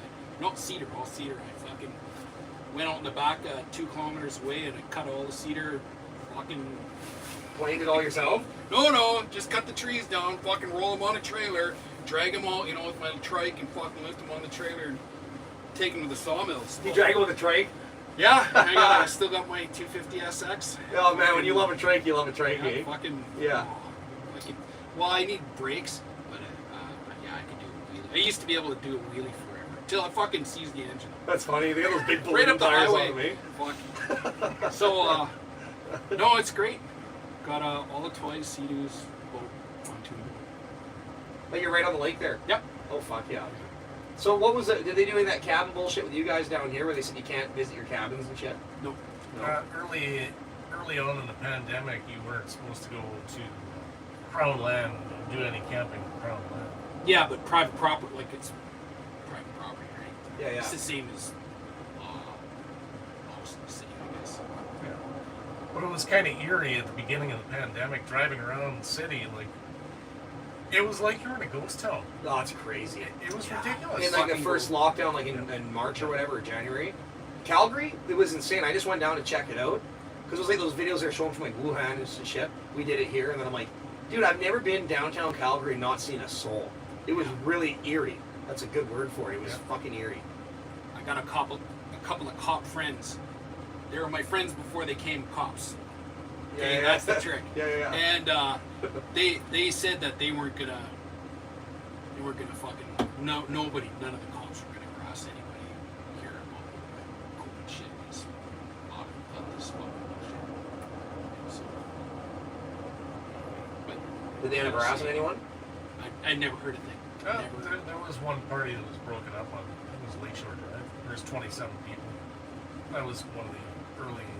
Yeah, that's the OPP, not city police. That's true. How crazy is that you come in like I've tried to look at it from the other perspective and tried to like participate in it. And I'm like, how crazy is it that you look at the death rate, the percentages, and then all the things they're saying. Then you say like any other pandemic before, fine, but this one, oh no, you can't have a party, can't have more than this many people. It's like, how do you expect me to believe what you're saying when it's such? It's nonsense. It's complete nonsense. nonsense. It is. You fucking gonna catch it or you're not. Yeah, and they talk about, and then the thing they cling on to this very day is the healthcare system, the overloaded healthcare system, which was overloaded before this. It was always over. It was always overloaded. We always had like that issue in lots of parts of Canada. But then there's no talk, other than in Alberta, what I understand so far, about actually increasing the capacity. So Alberta, we just opened or about to open a super hospital in Red Deer, and increase the capacity. So yeah, if this is real and this is happening, we can deal with it. But instead, what do? We fire the frontline workers who worked through the Alpha and the Delta wave, the most vicious waves of this thing. They worked through it, and all of a sudden now they're zeros. They were heroes, now they're zeros. Yeah. When it was much less worse, we fire them and destroy their livelihoods. And then we're like, oh yeah, it's not. It's actually COVID. It's not the fact that we've reduced the. It's like, shut up. How do you expect us to even believe you? Like, It's no different when the truckers, they're the heroes, and now they're making them out to be, yeah. rapists and misogynists. And Well, they're only a racist. certain percentage of them. But they literally live in their cabs in isolation. Right. Look at the mines. I met a guy in a hotel lobby. Him and his family are telling me their story. He spent years building their dream home. It was like a log cabin or something, and he spent years working up in the mines, coming home 1 week at a time, building this thing. And they finally had this dream life. And his wife and him work around the clock to be able to afford this lifestyle. The mine said, all out of the blue, a couple months ago, they said, you got to get vaccinated. He said, well, I have a heart condition. He said, it doesn't matter. So he went to the doctor. The doctor's like, I advise you don't get this. He's like, well, I'm going to lose my job, which means I lose my house. Which if I lose my house, I lose my daughter and my son. or I don't know if he had a daughter. Maybe he's had a daughter. Anyways, he'd lose everything. So he got it, he had a reaction, developed the myocarditis, and he had the inflammation of the arteries and the heart and all that. Let it suppress for a while, went back, got his second shot. He said he just hated it, but he said he was going to lose everything. So he had literally no fucking choice. For a job in a mine where he said he doesn't see people in his whole shift, he'll maybe see one person, and they don't really need to communicate or get like close to each other. And he had to, like, it's like this blanket statement shit, this one shoe fits all shit. It's how do you expect us to believe it's real when you're doing shit like that? Like, you're telling me that you can't find a way within policy to make it so it's targeted towards certain areas or people in certain ways? It's fucking insane. It's just like, we don't buy into it. That's why you seem like the people who jumped on board with this thing were grassroots Canadians. People who understand rights and freedoms. People who understand what's going on. They sniff that shit from a mile away. Because they know, we may not act like the hoity-toity people who, slick our hair back and shit. Fuck, I don't even have hair, And, we don't act like that, but those people are usually the most delusional because they just follow policy. They just follow the shit that's written, that was written in the book, But real Canadians who wake up every day and actually go to work, they actually build things, they can actually change their own engine or their tire, whatever the fuck. Those people can sniff that shit a mile away. They may act goofy and dumb all the time and say hilarious shit. But at the end of the day, they have nothing to prove. That's why they act like that. So at the end of the day, those people, they're the ones who can sniff out this bullshit, this pathetic attempt at transitioning us into some type of communist shithole. Year by year, this little piece by piece, and the pandemic's been the most aggressive push. It'd be a shame, as they say, to let a bad situation go to waste. Yeah. A crisis go to waste, yeah. And It's they like openly talked about it. It's like a glacier. It's giant, and it moves real slow, but you can't fucking stop it. Yeah. It's always just a little inch. A little bit at a time. Was it any different in the U.S. just after 9/11 when they brought in the Patriot Act? Yeah. They already had that freaking... Was that Patriot Act what helped them regulate media? Wasn't necessarily that, but they encouraged people to talk about their neighbors and turn in people that had views that were against Contrary to company policy. Well, and that's why no matter what you believe, whether you believe 9/11 was an inside job or not, it doesn't matter. What they did in that moment, it does matter, but what they did in that moment was they seized power through it. Absolutely. They regulated the borders, they regulated the airlines, they took the opportunity to create more power for themselves, which they do all the way through and through in any type of crisis. They always do it. They never give history, stats will show you, they never reverse back. Like, here's your rights back. Here's they just keep doing it. And, so now, like, when you get in a plane, you go through this stupid security check and shit. And really, like, I don't know. I haven't traveled since September 2019. really, yeah. It's, Other than getting in my truck and going across Canada. last time Reeve was January 2021, I think is when it all started. States, I left my passport and fucking Oh, really? Well, yeah, it's sad because, like, I used to love going across to the U.S. And apparently I could have done it on the way home. I was about to. I was down in Niagara, and apparently, from everything I know through the truckers and stuff, they say you can do it. They're going to give you sass and threaten you with a fine, but you're already there. So there's a chance they can turn you around, but they'll let you across. You're like, I'm driving to Alberta through the American way. It's faster. Okay, go. But get your vaccine.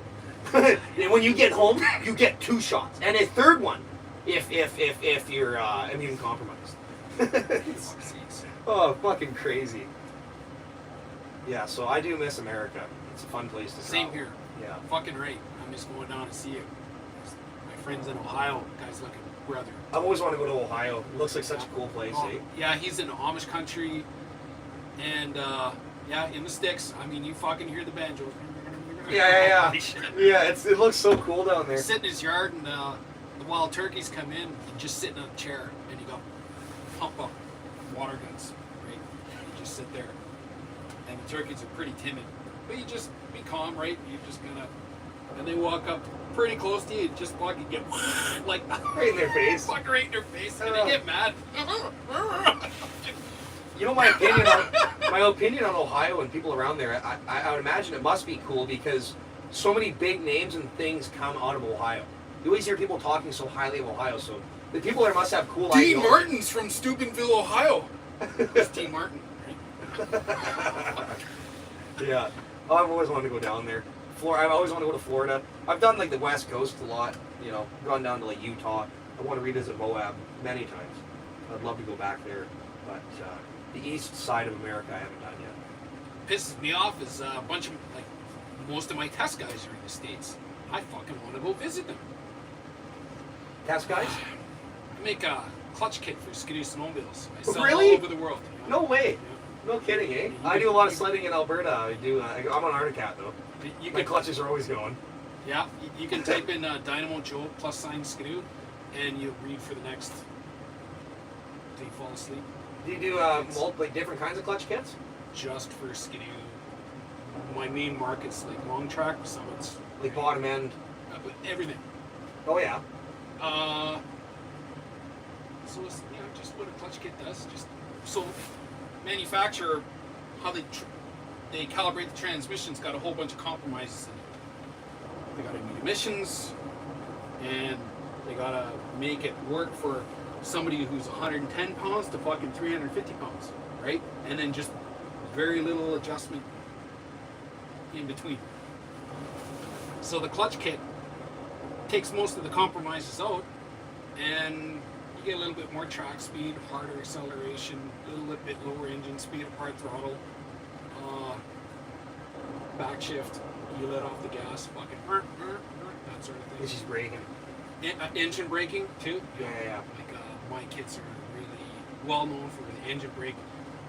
Like say coming down a hill, guys 250 pounds on a summit, let's just say 165. It'll hold down to about 12 kilometers an hour Wow. before it declutches. So it's easy to clutch. You just engage the clutch again. Smack the art, like Yeah. smack the throttle, get engaged. Where's like your core market? Like mountain sledding out here trail? Mountain, any long track. Any long track? Any long track. Like So 154 is up or whatever. The okay, skinny I'll say 154? any deep look there. That's Yeah. my focus. First, I focused on just the summits, 2.5 inch, 3 inch track. Okay, now I got this all wrapped up. I'm kicking my competitors' asses in it, and now let's start moving back to the kind of like deep lug, but still smaller, like the backcountry, like the in between, or I don't know what the cat models are, but say the Polaris switchback, right? They're kind of like in between a mountain and a trail sled. Right? Yeah, yeah. So that Skidoo, they call it the backcountry, right? So it's like a trail sled that can go decent in the snow. That's right. Fuck, interesting. Yeah, all year round. Do you have a shop where you manufacture them, or? I got a 32-foot square garage over here, and all the parts, no overhead. So I Really? It's Dalton, off your own property? Dalton in Nova Scotia makes the helixes for me. The springs, I bring them in from Quebec or Dalton, or sometimes out of the States, because I get them from, say, Skidoo, like right at the factory, right, Valcourt. Some other parts are made in Manitoba. Some I got to bring in from Hong Kong. 'Cause So do you assemble them all in your garage then? everything goes on a shelf. Helixes here, springs, da-da-da. So now, whatever sled you have, I find you tell me what you have, or I ask the questions of what you have, or what you particularly do with it, and then I can just go, okay, boom, gone, box. Okay. It's fun. That is cool. Do you have anyone work for you, or are you a one-man show? My oldest sister works for me. Really? That's all the kit packing, bookkeeping, and I got an accountant. Man, that is like a no overhead business, eh? Low as possible. Yeah, seriously, that is cool. I love that. Yeah, because you don't need a big fancy warehouse that costs you $5-6 grand a month, you know? Well, that was the funny thing. For like 15 years, I was in office in a second story downtown in like this old insurance building. And the room was 16 by 30, right? Pretty much, yeah, 16. I think it was. Count the squares on the floor, 1 foot square, right? Yeah, so 16 wide, 30. You guys know each other? Oh, okay, nice. He texted me. I knew you were coming over here anyway, right? But okay, so I've been doing this for many years, and the kit's known all over the world, in Scandinavia, Russia, fucking Japan, you name it. Like wherever there's snow, I got a kit somewhere. Even Really? in Lebanon. Lebanon. Dead serious. Yeah. Dead serious. What's your main market, Canada or US? U.S. US, yeah. 65% U.S., 35 Everyone A cruises. lot of guys like Montana or. Yes. Oh yeah. I've never ridden down there yet. I always ride. If I'm not riding down Fernie, I'm riding up Revelstoke area, and I know a guy there actually who takes us out to like the spots that you don't have to pay, which are obviously always Yeah. the fucking best spots. My test guy has been with me since 2010. He's from Innisfail. Oh yeah, in And- Alberta. Yeah, and he's 5 of them got a house at the Smoky Bear Lodge in Revelstoke. Oh, so yeah? that's where I stay. Oh, that's When- cool. Like great. So it's right beside the garage. So you got the office, then the owner, I can't remember his name, then the garage, and then it's two ACO trailers with trusses over them. So the ACO trailers. Is that the west side of Revelstoke? That's out of town. Yeah, right across from Pete's Lodge. Yeah. Yeah. Fuck yeah. I've been. Yeah, I know a lot of guys that actually rent that campground. They put their fifth wheel in there, and they'll just live there, and they'll have their generator and everything. Yeah, and they'll just sled from there. They'll take the winter off work. They'll live in that trailer park, and they'll just go up to Boulder every day or wherever they want. Pretty much full, right to the tilt. Yeah. Full tilt. You can't even get a spot there because guys will like book it for years straight. They'll just leave their trailers there all year round. And they got showers there. They got laundry, and oh man. Hot tub right there too. Yeah, that's the life. That's the life. So they've had that place so it's 2 ACO trailer, and then they put trusses over it, framed it all in so that the space in between the trailers, that's where the pool table is, and the fireplace at that end, and it's just fucking pretty neat, right? It's all enclosed Yeah. with the 2 ACO trailers inside. Oh, sweet. Yeah, those ACO lodges like you'd see on a drilling rig or wherever someone's working on site. Yeah. So the one side is like the kitchen, storage, and the shitter and shower, 2 bedrooms, and then the other side is fucking 5 bedrooms. Because they're like 48 foot. And this is just that road like right across from Pete's Lodge. On the other side of the highway. Yeah, you can't miss it. Smoky Bear Lodge. When you start climbing, you're coming out, you're climbing the hill, and then I think that Pete's Lodge. Well, there's 2 of them. There's a driveway, and then there's a fairly new A-frame building, Yeah. and then right across from it, well, there's Smoky Bear, Yeah. The big. the big bear statue. Yeah. Fuck yeah. We were just at Pete's Lodge last winter. We stayed there for I think 5 or 6 days. And you know what? Like honestly, I like Boulder. I and don't remember the name across the street. All I can remember is Smoky Lodge. Yeah, but like Pete's Lodge, though, like you get up in the morning. It's expensive to stay there, but you get up in the morning. They got the fuel station right there. You hop on your sled in the compound. You hit the trail and you're on Boulder, and like you're gone, and you're riding, and it gets packed up there. But We go to Griffin tree riding. where's Griffin? About 8 miles up the highway. You start coming down. There's a lake, and there's a resort on the end of the lake, and you go down around that lake and then up. Oh yeah, okay. somewhere So and down stop, by and then Three fucking Valley just- Gap, where that Yes. big red buildings are with the Yeah, train stuff. yeah. Three Valley Gap. Okay, our buddy took us down riding somewhere similar to that on the south side of the highway. I forget what it's called, Joss or something. And when you get up there, you can actually overlook Revelstoke from the other side of Boulder. Yeah. There's so many cool riding areas that are just like untouched that the locals know about. They'll take you out to. But you like tree riding, eh? Yeah. I love tree riding. That's what. Not enough guys like it. That's mostly my customer base. They want the clutch kit for the tree riding. Because what I figured out how to do is make like a utility sled, Tundra, 20-inch wide track. Those sleds, super low engagement, 22, 2500, and it just smooth in the snow, right? So I've got my kits to act like that, like So a Tundra it's- or an Expedition Extreme. Super low engagement. It's not like a 90s Indy 500 where you flip the throttle and all this spin and you're stuck. Hey, those guys were still going, Matt. Yeah. What are you doing? What are you see him in the parking lot? It's like, what are you doing? So Matt. It's like, stop. You just put the throttle in, you can go. Yeah. His sled is like driving, like his old sled that I drove. It's like driving something with an electric motor. You could stop with an 1.25-inch track on snow, deep snow, and just freaking squeeze the throttle and go. Yeah, it's just like super smooth engagement. I love that. My team clutch in my Cat is a stock one. It blew, obviously, dynamite on me, replaced with another one.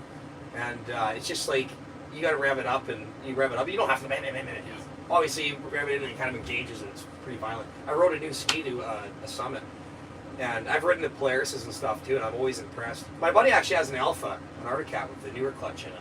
And like the engagement on that, same thing, like the Ski-Doos and stuff, it's just like, for stock, it's so impressive how they engage now.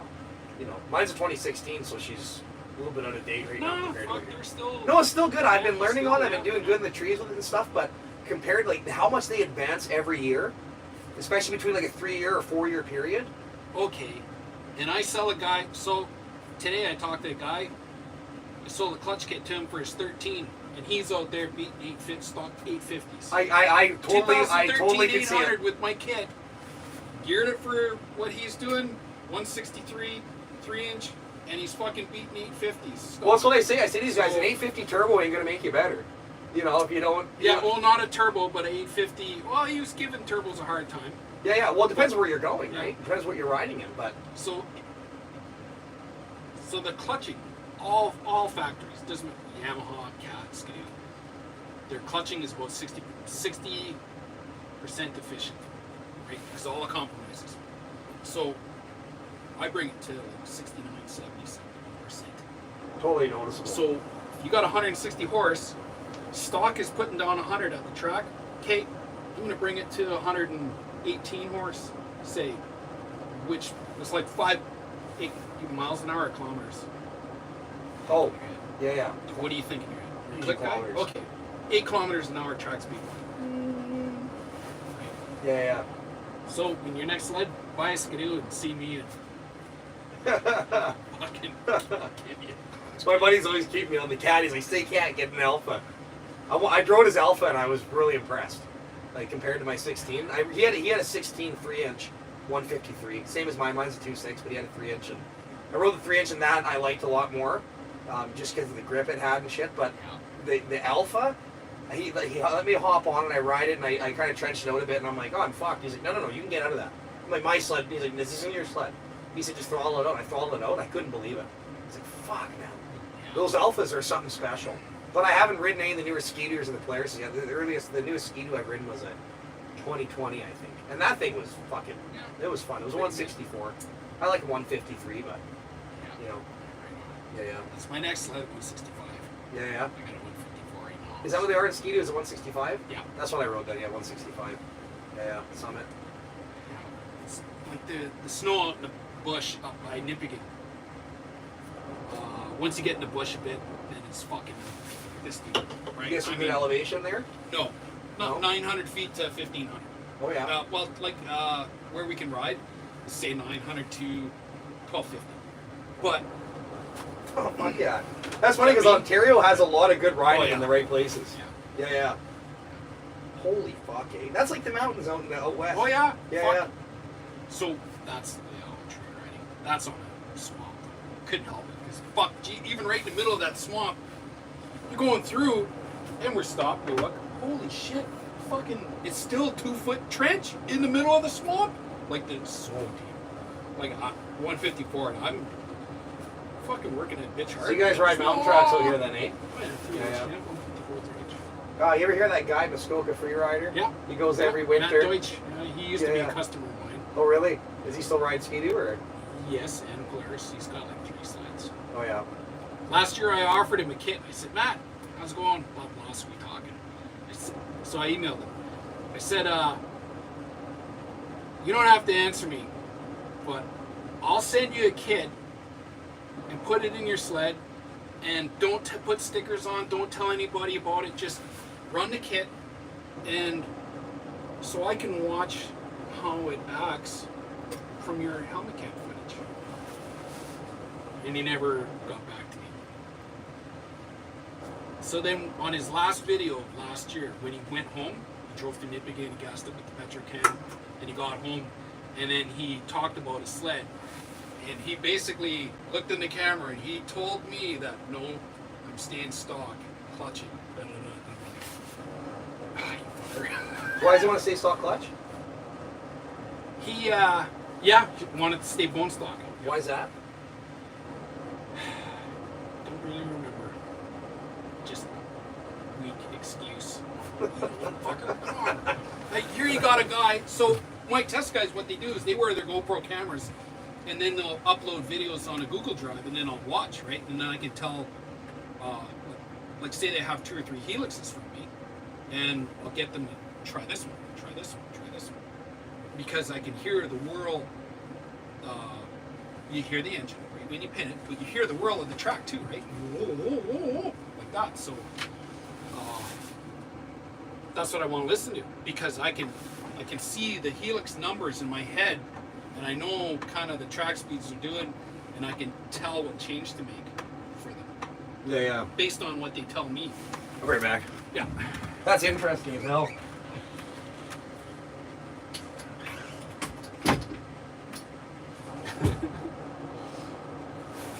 I didn't think you were coming over here. That was pretty funny. You texted me too.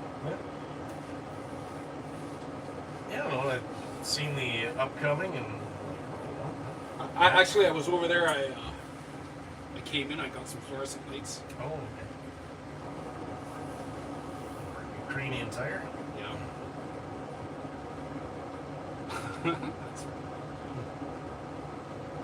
Yeah, so he was saying that his videos there, his arrest video and whatnot, he said it's still showing on his channel. You can't see it? No, Oh.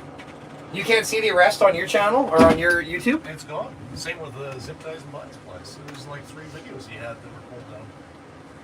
I think Peg might have deleted his videos. I don't know. Probably. but I wouldn't there's- doubt it. Well, because There's he, like 2 or 3. because him and his buddy brought that Cummins out, and they had that camper in the back. Funny guys. I wanted to send him a clutch kit for his Summit. He's got a 2002 an old Summit. Who's that? Zip ties. Oh yeah, Peg. Yeah, that guy is In a fucking. sea can. Oh, I didn't know he was into sledding. Oh, Well, I don't know if he is, because it's just sitting in the sea can, right? So one day he's walking through it. I'm like, oh, that's an 02 Summit. Fuck, I had to send this guy a clutch kit, because he'll go, fuck me.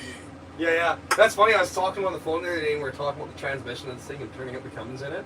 He's like, oh fuck, I wonder if that's got one of them fucking transmissions where it's just built specifically so an old guy can just have her to the floor up a mountain, eh? And I'm driving up the mountain today, and I got it right to the floor holding 100, and I'm like, he's probably right.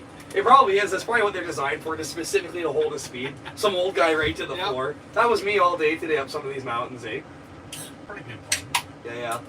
No, I enjoy Zip Ties and Bias Flies content. He's, Oh, yeah. fuck, is he funny. He's a Canadian. He's a Northern Albertan. Oh yeah. I sold a clutch kit this year to a guy in Grovedale too, Well, that's and where he is. I know, and I Almost asked him. right Oh, is that where he is? Yeah. Is that close to Cold or Slave Lake, is it? I'm that not way? too sure. No, how that's far like it is. outside of Grand Prairie. But yeah. I always thought he was in Slave Lake or something. No, that's the name of his board. That's the 7-3. Yeah. That's the name of the. Okay, maybe that's why, because he's always fucking spraying ether and it never dies. Clack, clack, clack, clack, clack, clack.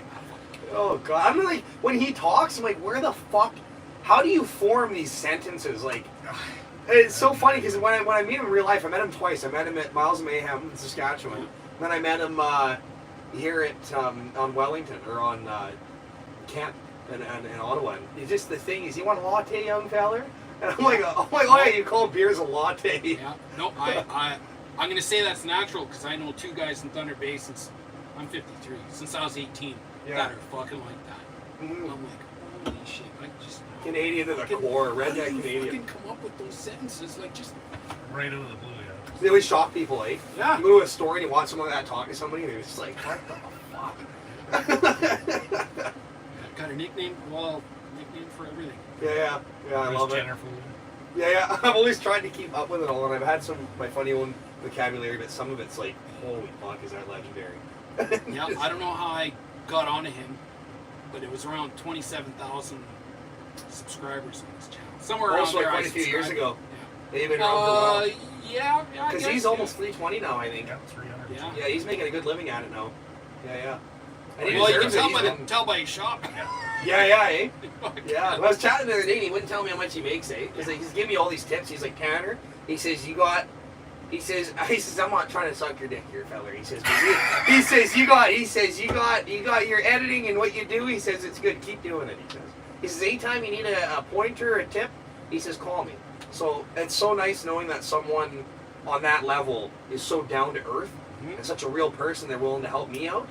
Oh man, because you think like these YouTubers, they don't have any incentive to lie or be a piece of shit. They literally started their thing. They're a regular person. They built it up, and you know, fuck the CBC. I don't want to listen to those guys anymore. I want to listen to what rednecks and real grassroots Canadians have to say.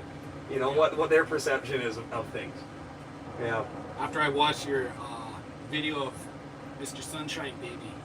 Oh, Fucking that guy. dude, that guy, he's fucking stealing everyone's I know, content. I know. That's like, so twice I've gone on his page and fucking said that. And I said, I thought it was like an innocent game at first. I'm like, I'm new to this shit, so I'm like, hey man, give me credit. And he's just like ignores me. I'm like, Yeah. maybe he doesn't see it, whatever. But there's this other person called Canadian Girl who's going around reposting everyone's shit. So, you know, Dave from Live from the Shed? Yeah.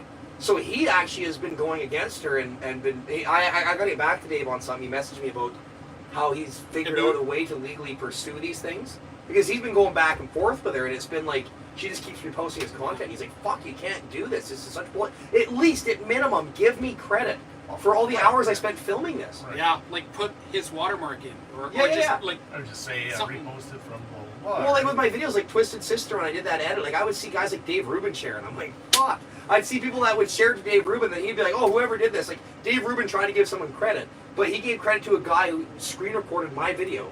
And I'm like, dude, I spent all day filming. I'd slept for 2 hours, got back up, hauled my equipment into a hotel room, edited for hours, slept for an hour, got back up, went out again, and like I did this day after day, and people were just reposting my videos, and everyone's like, you should have a watermark.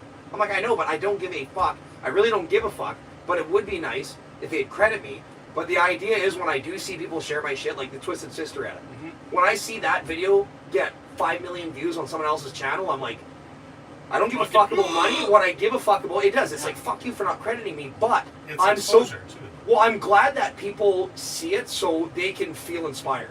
Because that Twisted Sister edit, like, when I watch it, I'm like, did I really make this? I'm like, fuck is that? Like, and people seen it. Like, I would, everywhere in Ottawa, people would come up to me and they'd be like, dude, I'm here because of that fucking video you did. That one in Manitoba, the one in Alberta, like, they say the immigrant song one. They're like, I'm here because of that. I'm like, really? They're like, yeah, and I had this every day. People come up to me, taking pictures with me, like, I'm here because of your videos. I'm like, thank God. Like, it just got so much inspiration towards people to see what this actually was. So, like, I don't care about the money. I don't care about not being credited totally. What I care about is that those people did share it, even though they're greasy. They shared it and they got the views, and people seen what this was. That was the most important thing to me. Because, like, when I look at it, like, my impressions on YouTube were around that 10 million mark in 1 month, which is crazy. But with all the other people who seen it, the impressions were probably in that 30 to 50 million range.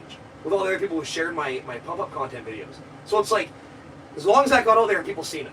And they just felt it. They seen like, holy fuck, here's this convoy rolling across Manitoba, and it keeps gaining steam. You get to Ontario, and it's like, I don't even know how many miles long it was. The problem now is if you do something that gets a lot of hits, that's it. Everything is forgotten in 2 weeks. The attention span is fucking down to It's going like this. 2 weeks or less. Yeah. Yep. Now like, And- attention spans at like 2 minutes per video. So now, well, it's what happens is the people who were watching your video fucking all the time because it's showing up in their feed, right? Keeps doing this, and now it's not. And now the other distractions are coming in because that's the way the algorithm is, right? Always fucking Now you got Russia now. populating with the random shit, and then just something, well, that your phone fucking heard. Yeah. Right? You're on Instagram.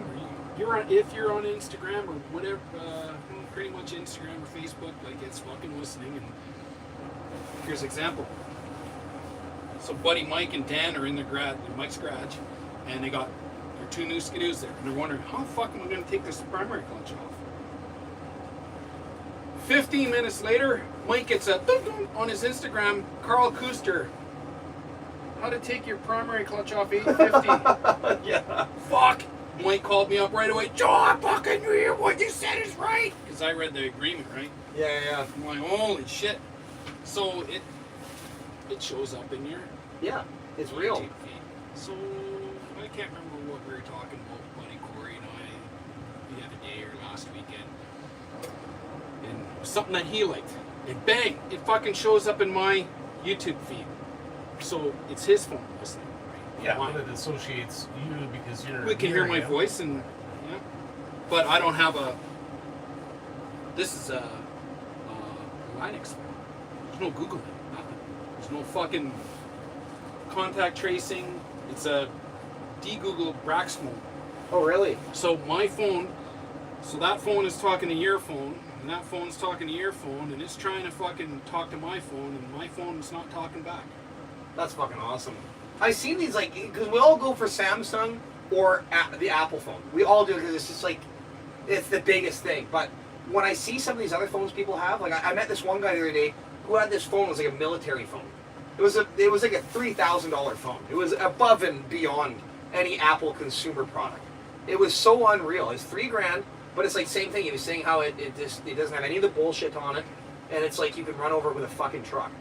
It was a quality product. Like you picked it up and it had fucking like it weighted like a tall beer can do it to you. You could hum that at a guy and knock him out. Yeah. Girthy bitch, eh? Yeah. Yeah. Fucking hearing birdies after. Yeah. So your content the attention span's 2 weeks, and it's getting shorter. It's going like this, yeah. So now we got the Ukraine thing going on. That's in flooding all the news, and you can't find anything really that's going on in any other city in Canada other than same people I've talked to on the phone. Well, what's going on in Edmonton? Not this week, but last week or the week and a half ago. My buddy Chris fucking took him an hour to get downtown. Works downtown somewhere there. Yeah, former in Canada building, and took me a fucking hour and a half to get to my office because how many people were on the streets? See that on the news? Anything? Nothing. Fuck all. Was this in like Ottawa? No, Edmonton. Or Edmonton? Over Like what? a week and a half ago or so. There was something that went on downtown. Some kind of protest. See, that's the thing. Like they're not talking about it. Like, Yeah. And that's why I'm traveling. I'm going back west because I have to go to Edmonton. I have to go to Calgary. I have to go to Victoria. I have to go to Vancouver. I want to do a tour and I want to show these places because they're not talking about what's going on. Like I went to Niagara the other night. It was fucking insane. The amount of people that were out. It was crazy. The size of the convoy we had, but nobody was talking about it. I'm like, look at the size of this thing, man. You know who's out in Thunder Bay on the protest right now? Mike and me and Reggie left. Thunder Bay is so fucked. I just can't. Is there anyone going around There's doing people driving around on weekends and Saturdays. It's. You know what you do? Is you start it. Something's wrong. Do you have a here. Facebook page? No. So you start it through like a Facebook page, and you do it every weekend. You post, and it builds. Like this Niagara one, the reason it got so big is because these people, it's their 8th week doing it, and the first weekend it was a couple people, whatever. Then it got bigger, and it got bigger, and it got bigger. Next thing you know, you're rolling like 300 cars and like 4-wheelers. Maybe the odd semi shows up, but it's not. It's about more than truckers now. It's not. I think this Sunday shit that you're seeing start up every city. I think this is our new Sunday drive. I don't think you're going to see this go away anytime soon. I think even if they were to drop everything tomorrow, people just love that unity. They're going to go out on weekends, Sunday, let's do a cruise. Let's go to this destination. Let's park for 2 hours, hang out, honk horns, laugh, have a guy up tell a speech, have people tell their stories on the speaker in the back of a pickup truck, which is what they did in Niagara, play a bunch of music, then we'll go to the next location. We'll go to another beautiful spot. And in the summer, you're going to see this. And I think this is the new Sunday drive for people. Just to get up and just go out and hang out with people and be like, hey, we are united still. We're real. We're here. I'm cynical. I'm not that hopeful. Until some key politicians go, fuck, can't get out of this. They got the police power. Until they're made to fucking sit down And chat. and see the other side. Well, a lot of MPs have, though. MPs are doing it, but they're also getting told and shut down in the House of Commons. Like, no, fuck you support Nazis. That one woman, remember her? Yeah. The short hair, she's like, my family is the survivors. survivors. Yes. And you're literally saying I stand with Nazis. I condone that. But what you're trying to say is crazy. And he would not apologize. Trudeau No. would not apologize. No, next question. You know, that's what he does. And that's the most angering thing about the liberals and this partisan politics shit. Is they're like, oh, a high support. Non-answer. Non-answer. That's what this partisan politics shit's all about. It's all about not answering questions, a high support and morale for one's motive and party, which is not good. And everyone, and these people on the left, they try to act like it's a good thing. Oh yeah, we want to push our thing. It's like, it's not good. That's not democracy. That is not what you do. And they've been doing this. Like, you've seen it with Pierre. Every time he asks a question in the House of Commons, he's like, does anyone want to comment on how nobody can afford a house No 20-year-old can go and just buy a house. Does anyone want to talk about that? And they just ignore the question. On to the next thing. What's that? Oh, this is your girlfriend says I see you. Can you bring up your YouTube? Oh, yeah. I want to see if I can find this video now. Do you have the app on your phone? No, I don't. Browser? Yeah. We'll still find it. If it's there, sometimes it's just you got to go specifically into videos and then you got to scroll down, and it should be there. I swear it should be there. If it's not, I'm gonna be questioning shit even more than I already am. So we scroll down. We're in videos. What's that called? Shadow banning? Yeah, shadow banning. We should see it. All my shit right there. My arrest, Freedom Convoy, Oh, and then the Freedom Convoy, the Final Stand. These two are. This one's. I know when I searched it on the Nvidia Shield and I went to the channel, it did not show up. Yeah. So the only way to do it, like if you go to home Yeah. and you see all my videos, it might not show up because like some of my higher reviewed stuff will be there. Yeah. But if you go straight to videos, Yeah. it'll put my stuff all in a category. If it's not, date added, newest, and then you go through these and you will find it right down here. And honestly, it's the best. It's the best arrest from the whole thing because it's live stream. Like right now, Viva Fry, he's doing a live stream I've tonight. watched Great, a lot of this. fucking unbelievable. I'm so happy he's Fantastic. using that huge 500,000 sub platform to get his message out. He has Zot on there tonight, which is another YouTuber who's working his ass off, live streaming. You obviously know Zot. And he's got him on there talking about his arrest and stuff. I'm like, get me on there too. Like, get me on this platform so I can talk about it. But sometimes I feel like maybe some of these YouTubers don't want to have me on because of some of my rhetoric, some of my I don't more really like think fuck he you cares. approach. I really don't think that Viva cares. I don't think he cares about that. I think it's just who he knows in his circle. And Oh, you probably have a preparation for you. Like, okay, let's have these rules. this doesn't when we're fly. gonna Don't be talk- talking no, to the same just fucker. Let's have these rules and get to the point and fucking da-da-da-da. I respect And that when then- YouTubers do that. My Dave live from the shed, same thing. I was on his thing, and you can tell I was swearing this and that. And he's just like, yeah. And he was kind of pussyfooting around it a bit. He's like, don't. He's like, we can't swear. I'm like, just tell me, man. Like, I won't swear on your shit. Like, I'm sorry.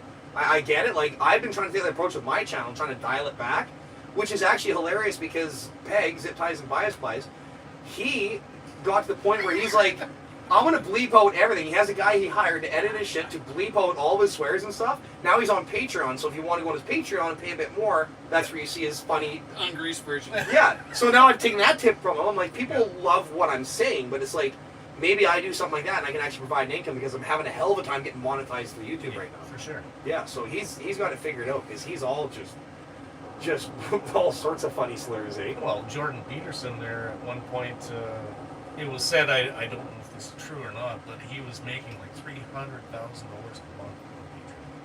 Jordan, I can see it. I would do it. Because I know a YouTuber, from what I've been following the stats, what I do my research on, like right now with 46,000 subs, just on ad revenue alone, if once I monetize, I'm making between $3 to $4 grand a month.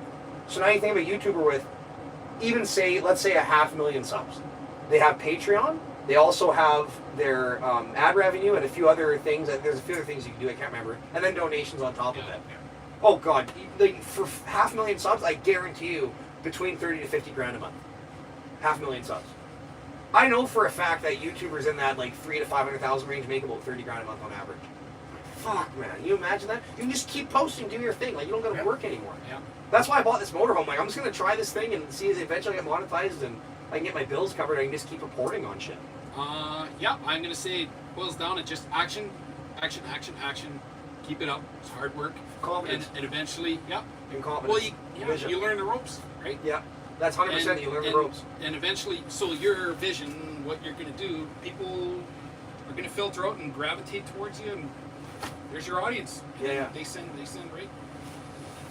I just can't believe the impact. Like with 46,000 subs, I can't believe the impact. Like I put out a video, the Jerry Can Army, where I'm like, everyone. That was Fuck. absolutely Yeah, they're what clapping the incredible. jerry cans.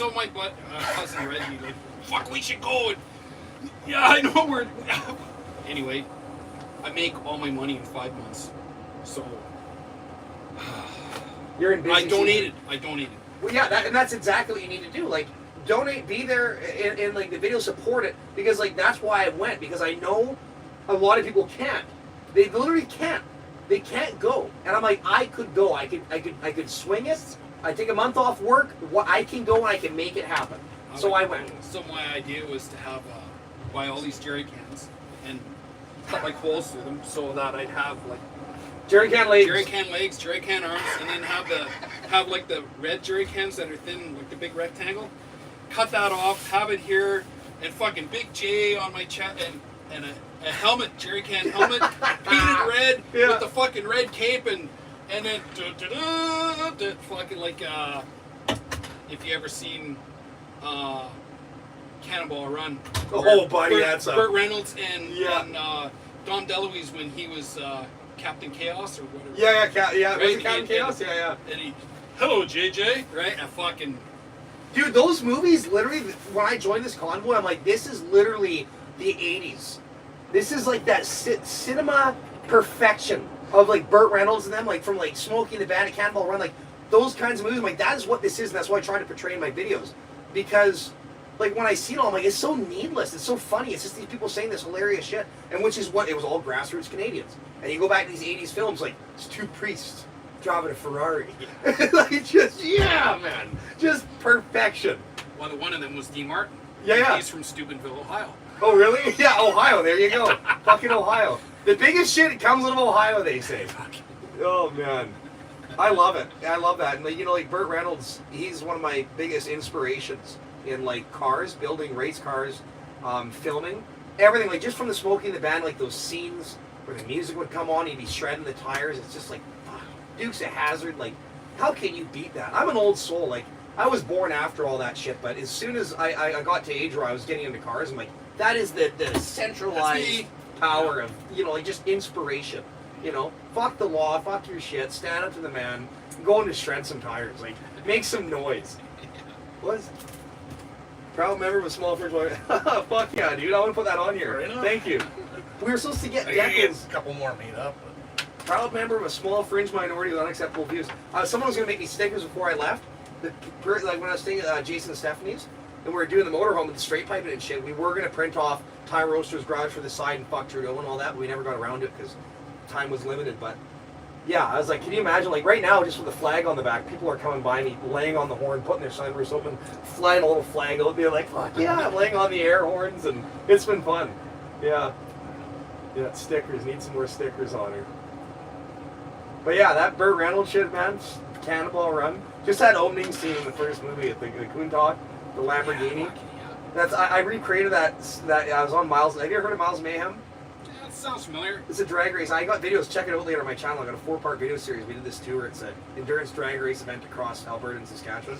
2,000 kilometers in a race car. You're not allowed to have any outside support.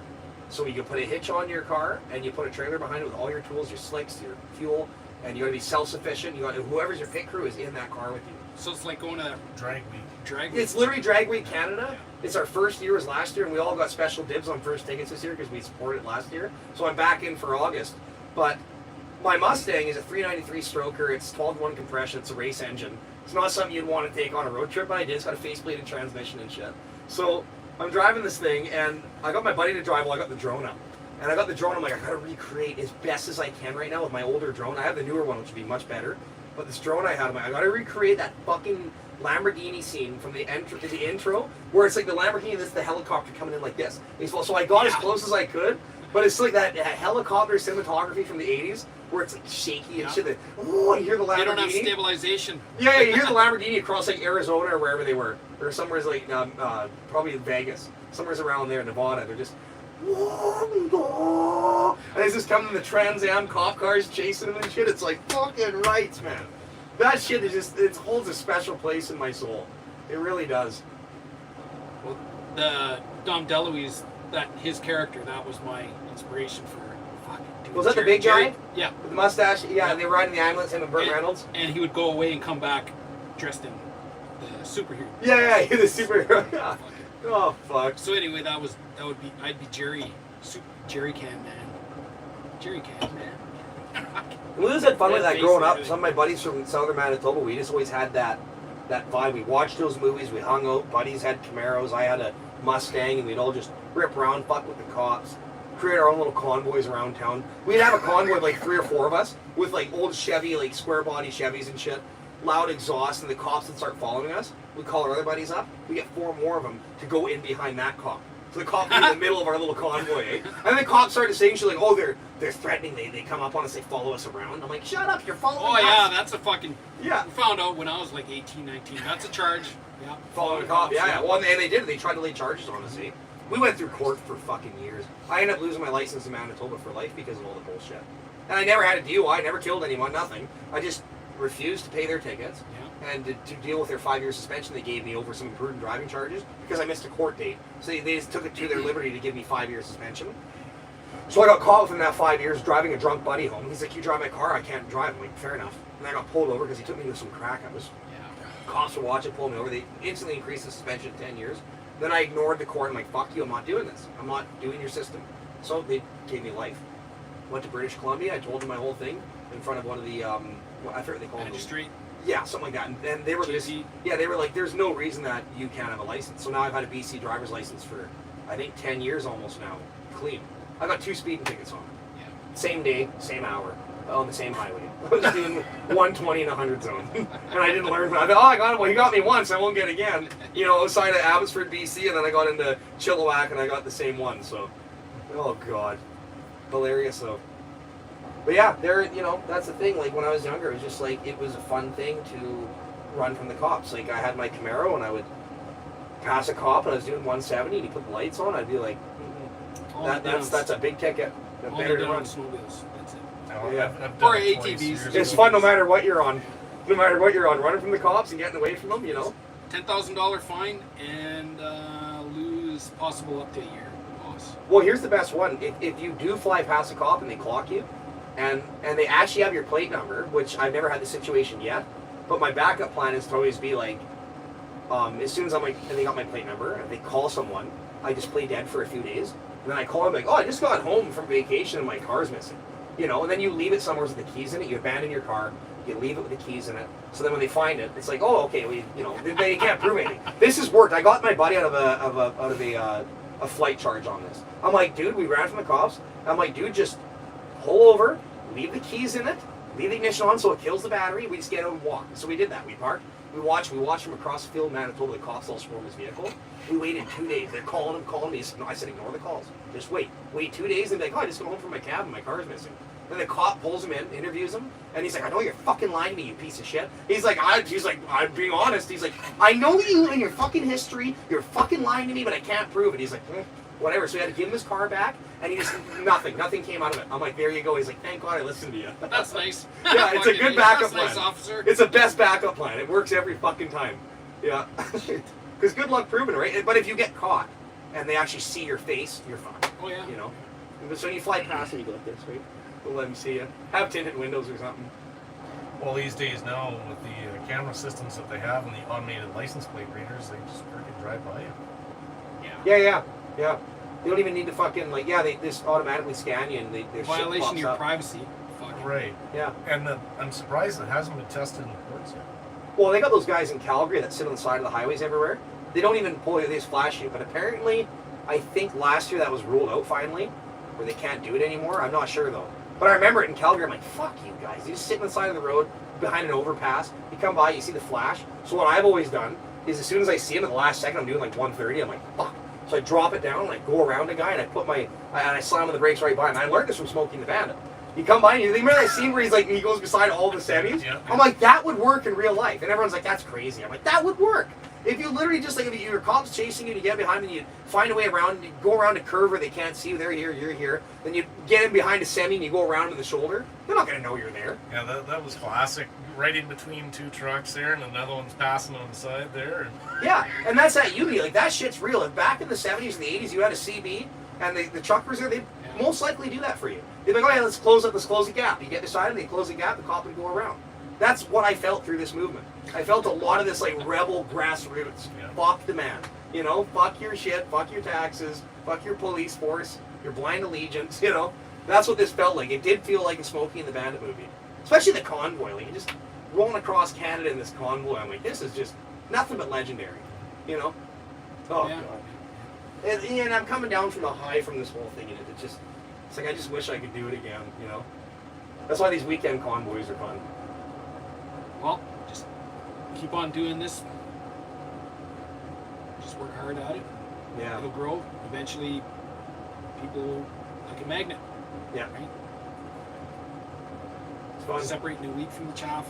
You eventually get the category of person, right? How they think that will gravitate towards you. You know I what? study marketing all the time. Oh, really? Yes, and a little bit of psychology, which marketing is. Well, how I make a part that fucking nobody needs, and I sell it all over the world. It's my 22nd year, and I'm still doing it. And I've outlasted umpteen competitors. Right? So is it And your it's- full-time job, like 5 months a year you do this? Pretty much all year round. Yeah. Right? What do you Like do on the off months? I just live, eat, breathe, sleep, snowmobile clutching. All mercenary, like for his brother. Every once in a while, we'll run excavator, dump truck, or not for money, but Keep you busy. I need a couple of loads at camp.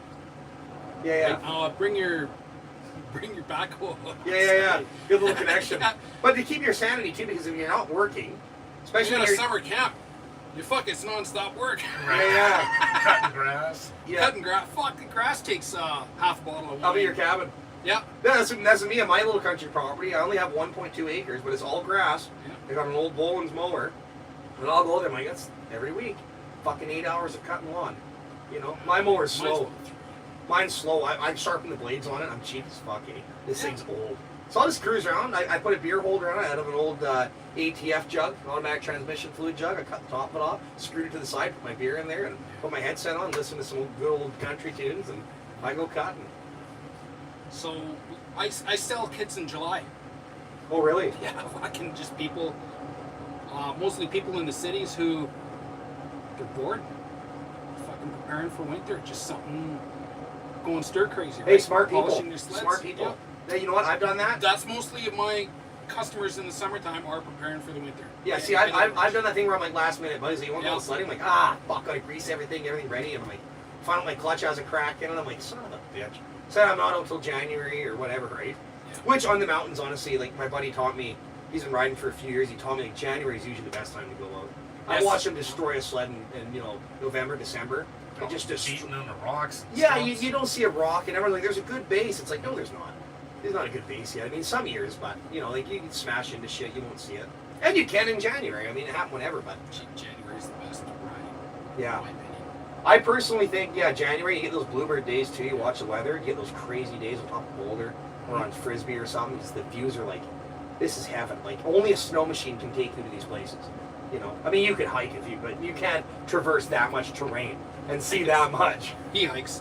Yeah, I love hiking. I do. We do a lot of mountain hiking in the summer, but this as far as how many terrains you can traverse, and that's why I took my AST1 and all that, because I'm like, they teach you, and they're like, you're traveling a lot of land. You're going to different peaks, which have different loads on them, different wind loads, and I hiked to the garage. I fucking hiked to the pontoon boat. Fucking push! you ride a pontoon, eh? Yeah.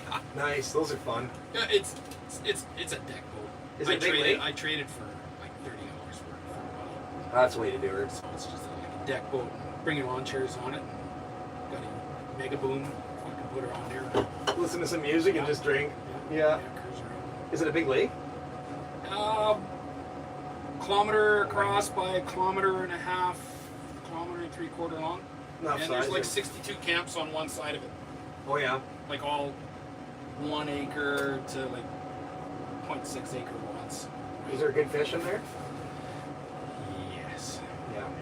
The walleye pickerel has been closed since the early 80s, but the locals fish anyway.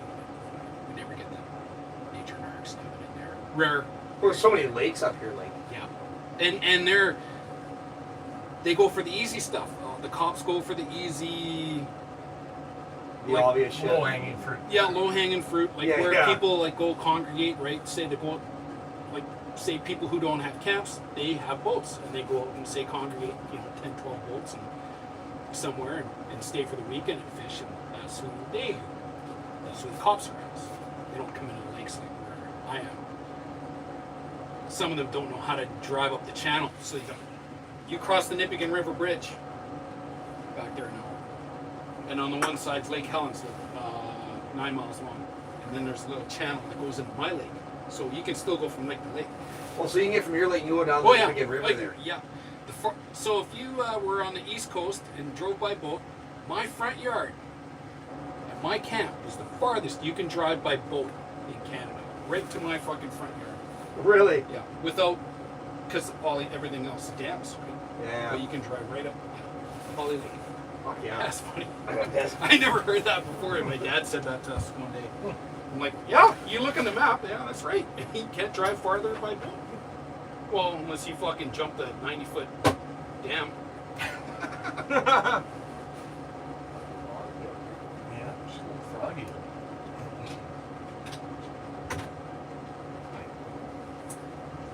Grab that bag on the floor. Yeah. Got a couple of here. Letter Tim. Oh yeah. Fuck.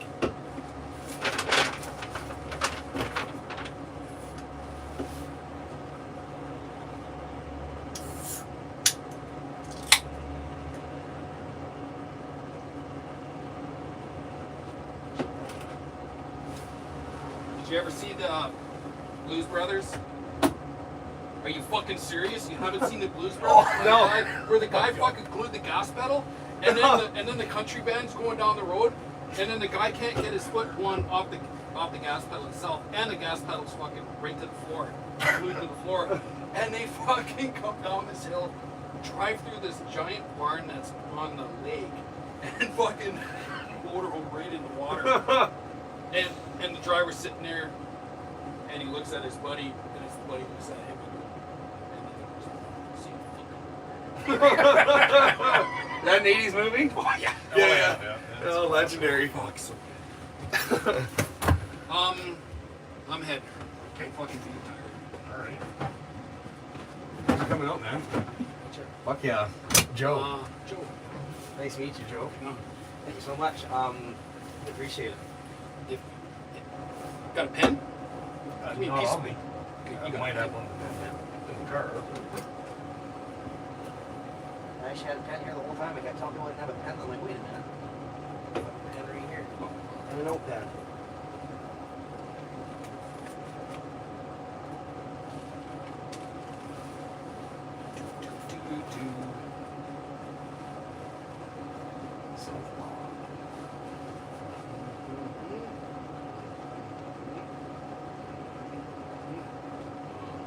Holy Lake 16 came north of the beginning.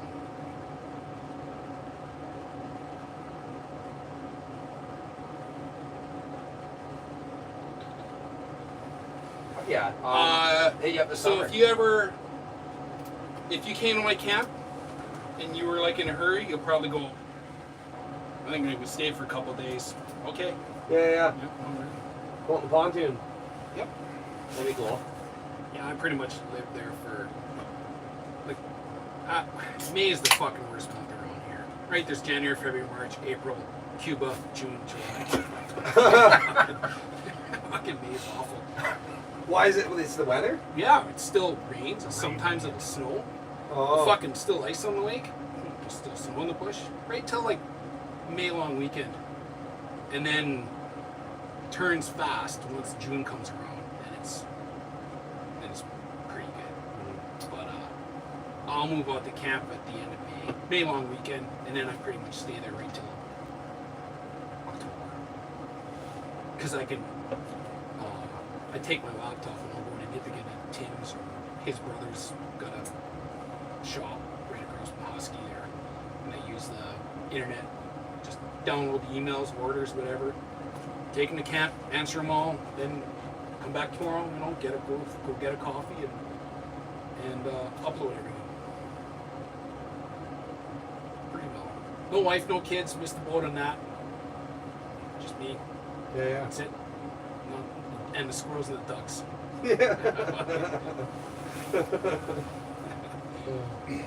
No, I feed the ducks, right? And I'll start in the beginning of the year, and so by August long weekend, you'll be able to, anybody can come to camp, and they'll come up and you can They know you. Yeah.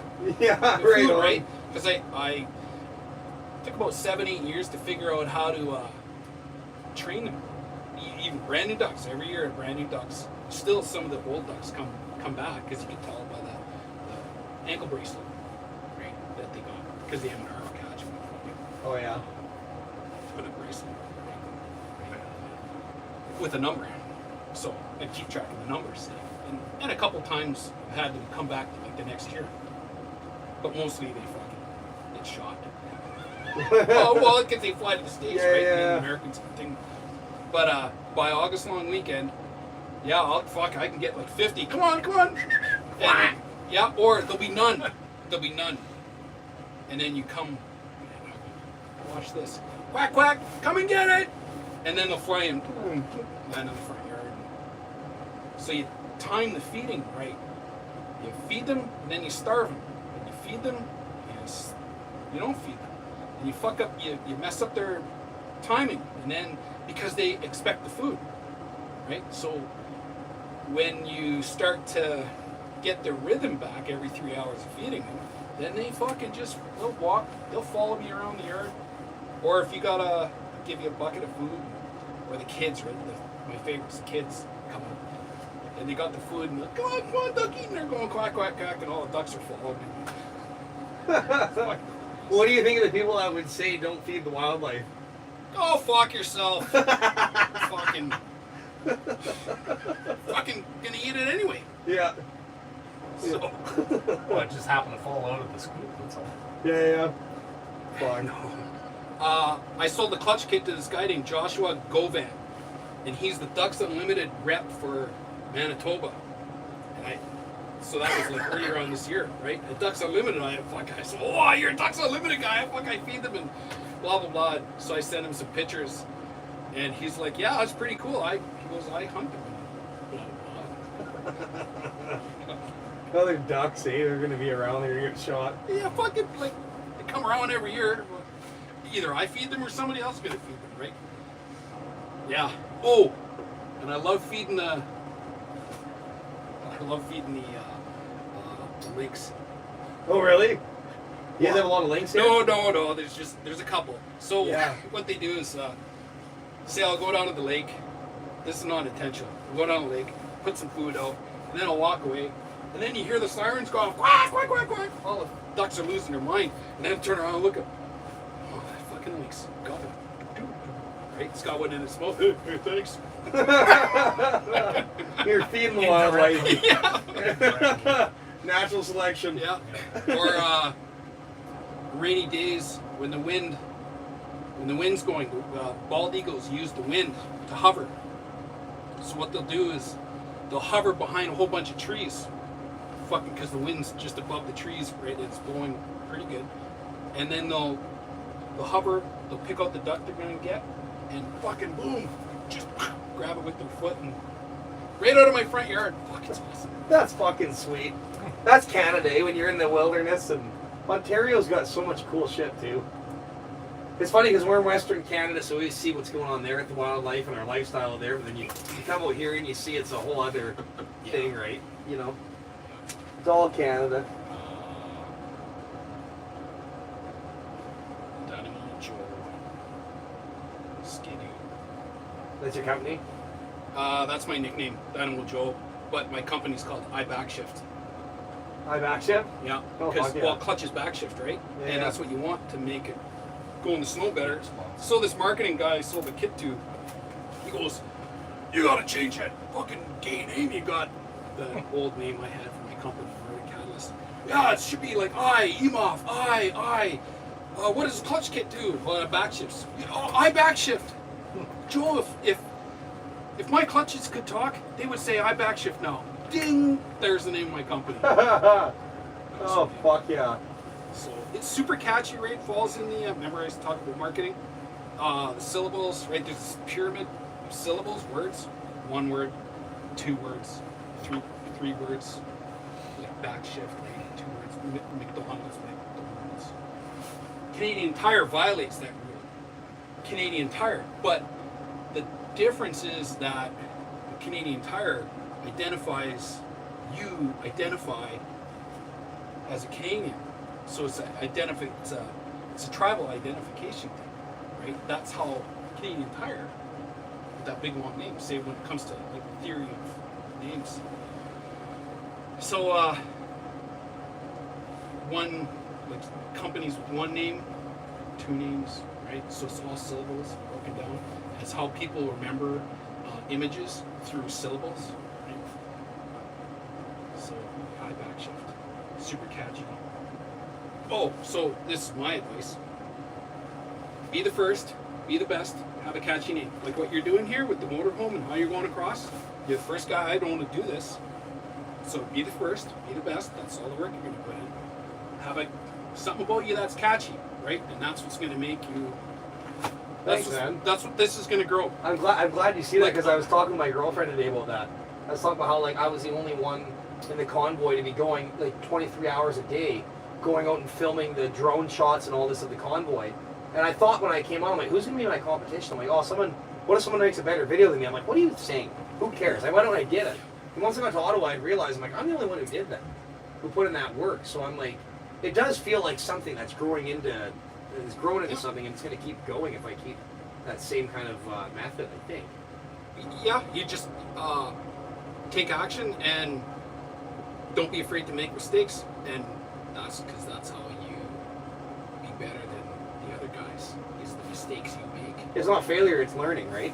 Yeah. Yeah, It's any failure is actually a learning experience to do better. that's I'll say me, Joe, my company, I backshift, my kits, why they work so good is because of how many mistakes I'd made.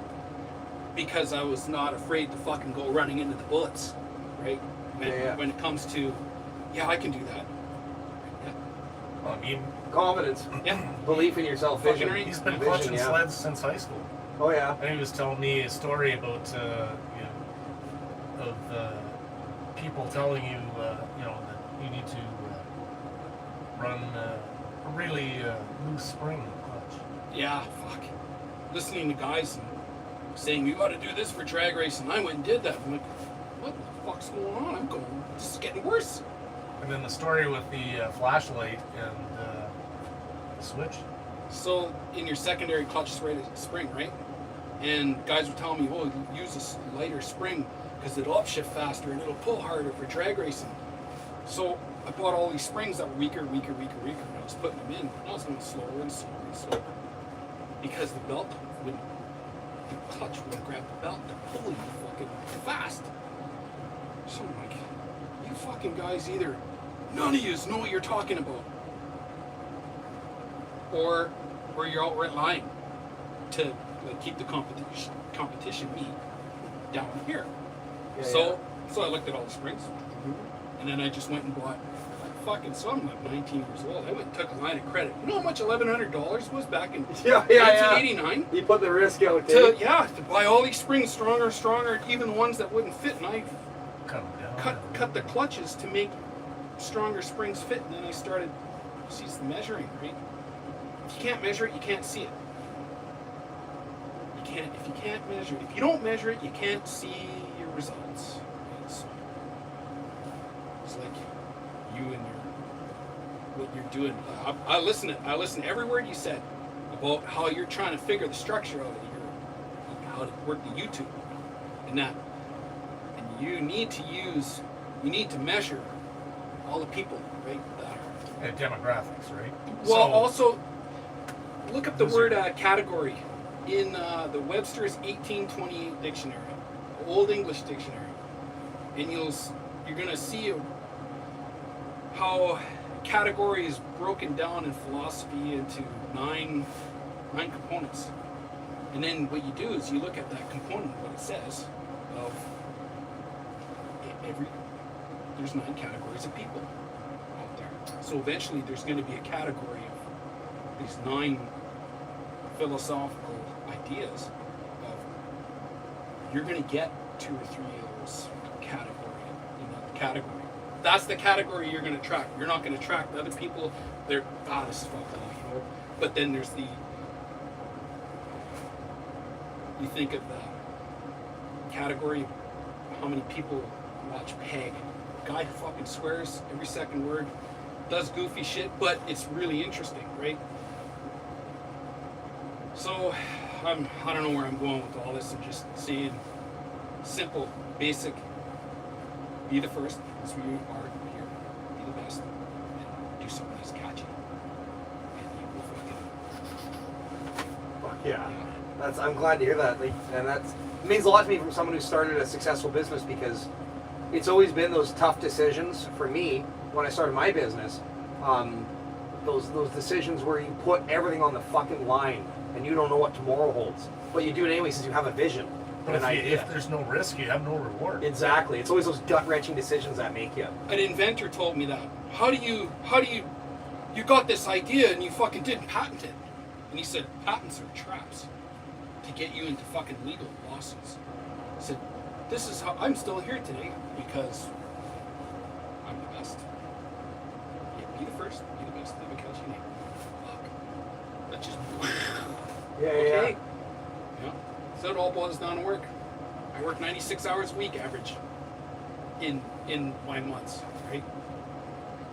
And that's what it's gonna take.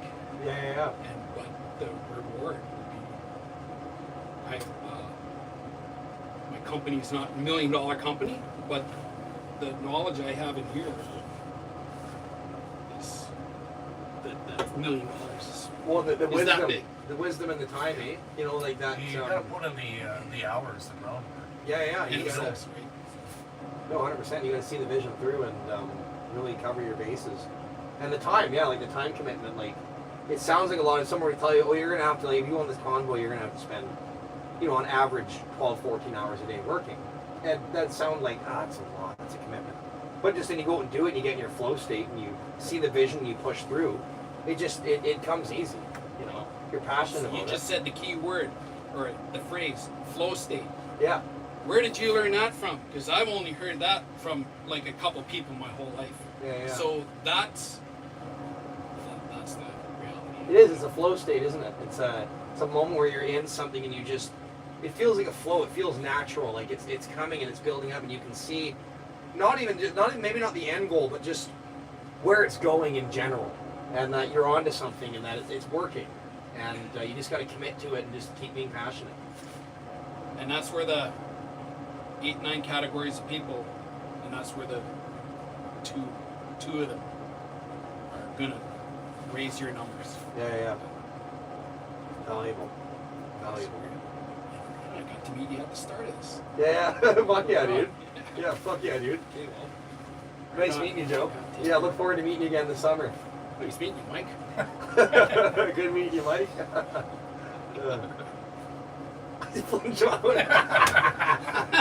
Oh God.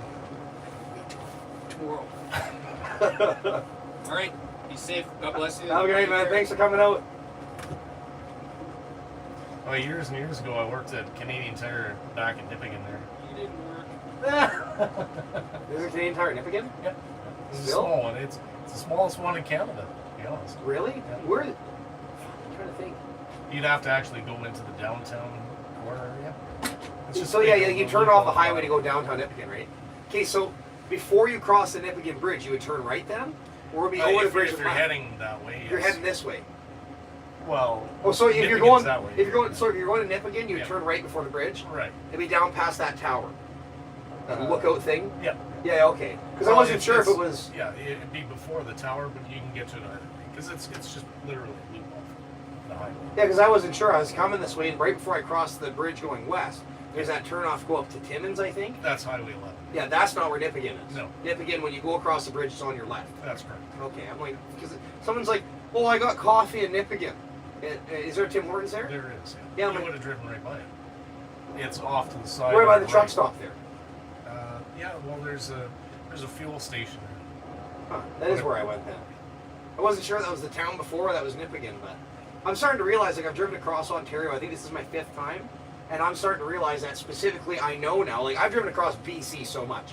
I can tell you the exact amount of kilometers between each town. I can tell you exactly where the mountain passes are, what the weather conditions are. Yeah. I've driven across BC hundreds of times. I love BC.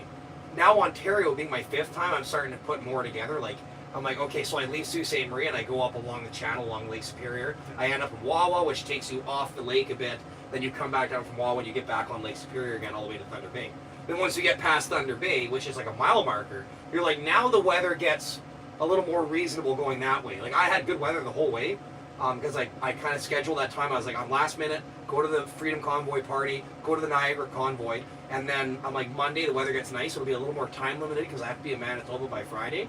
But I'm like, the weather looked like it was just good and it's been great. But I know once you get past Thunder Bay, you get off that crazy volatile lake weather. Because Superior is serious shit. Oh, yeah. It's like this, the change of weather, the amount of snow that builds up. Yeah, around. you can get a lot of snow right in the Wawa, Sault Ste. Marie region. Yeah. If you're coming down. Because it all kind of blows and goes this way, the storms, eh? I mean, there's times where the highways are shut and it might have a foot of snow.